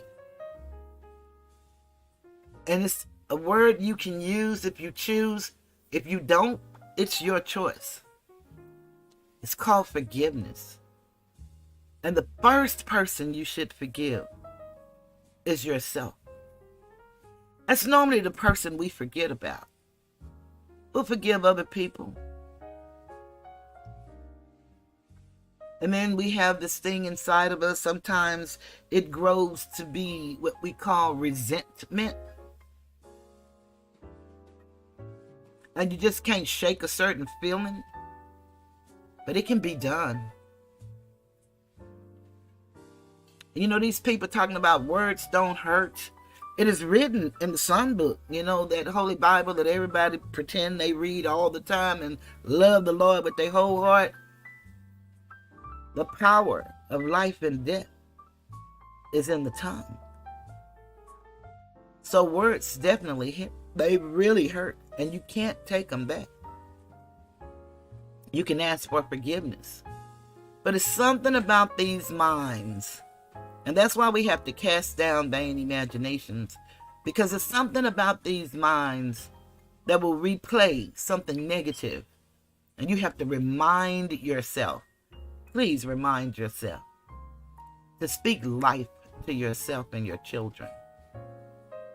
My cousin shared with me once, we spent our whole life preparing people how to die. Why don't we prepare them how to live? We've been taught a certain way, animal husbandry. We didn't get erudition, education for human development. But what you didn't get today, again, even if you can't read, you can ask your phone a question because everybody, almost, have a telephone. And you can ask the question. And you can ask them to talk to you. It can be done. I promise you. It's how you feel about you is going to reflect how you feel about the world. And some of us mask so well. You know, people you think just got it going on and just so happy, and, you know, they never seem to complain. They seem the healthiest people you know. And if you care about them or if they're dear to you, you may end up, you know, going to a service. You never know. We were all put here for a period of time. If you don't know your purpose, whatever that makes you laugh, whatever that makes you happy, whatever you really think about, get on YouTube and find a way to make it work for you. You may not get a lot of money, but if you love doing what you do, then it doesn't matter. I was told that your gift will make room for you and bring you before great men. I was also told if you just do whatever it is you love, everything else will come. And if it doesn't, you haven't missed out on nothing. You're still doing you. And I would say practice being yourself. We have a lot of influences from a lot of people, and some are good. Some are really good. Take the good and just throw away the bad.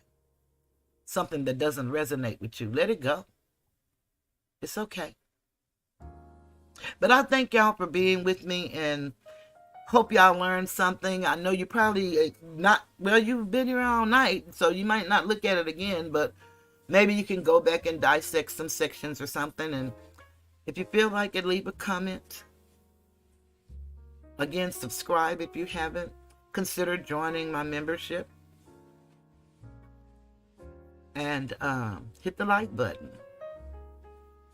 I'm going to get ready to leave the Tiger's Den, and I think seeing that, I'm going to leave with my same two songs I left with last time.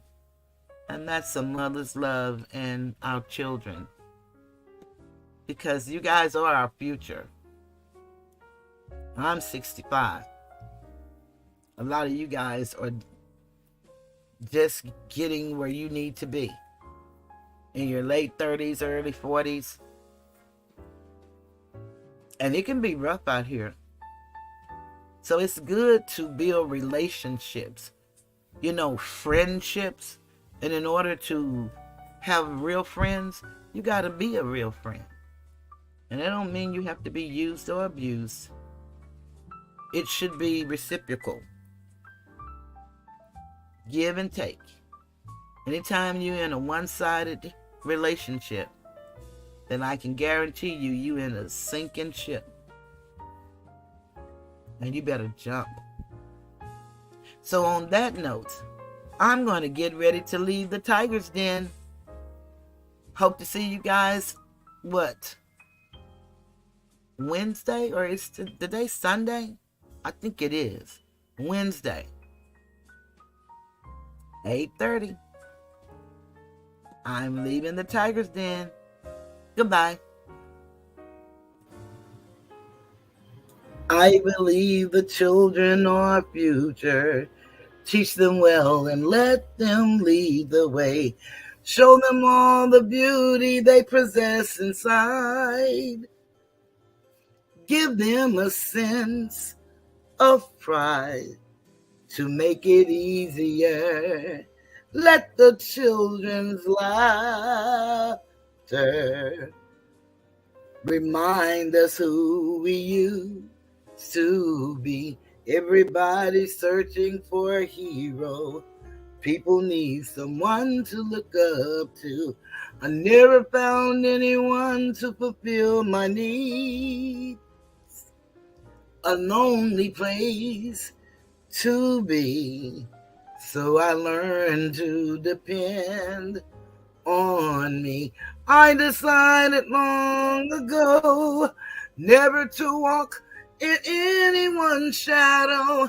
If I failed, if I succeed, at least I'll live as I believe. No matter what they take from me, they can't take away my dignity, because the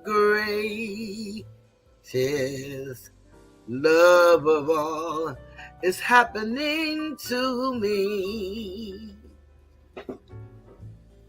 I found the greatest love of all inside of me. The greatest love of all is easy to achieve. Learning to love yourself is the greatest love of all. And if by chance that special place that you've been dreaming of takes you to a lonely place, find yourself in love.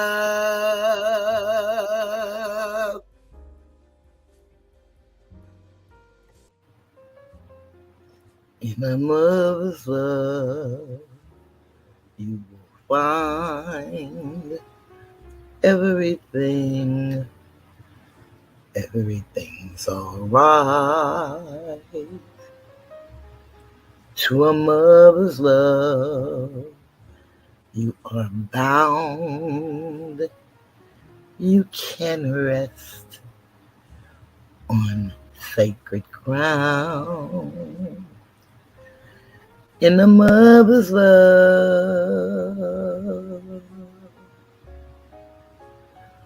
you are free to dream,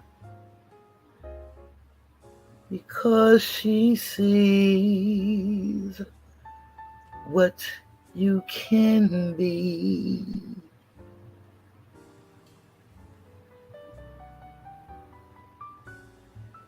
In a mother's love, you see the sun, enough for two, but you're one. In a mother's love, you can feel something hurts. You can heal. Yes, a mother's love is real. You grow because she knows to let you go. Yeah, mama.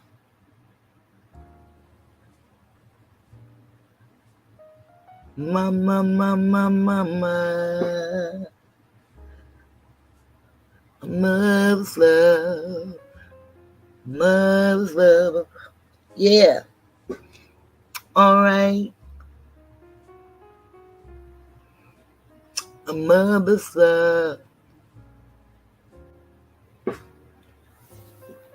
And a mother's love never lies. She believes that you can fly with all of her might.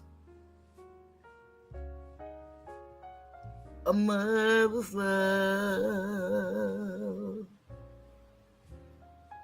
Yay, mama.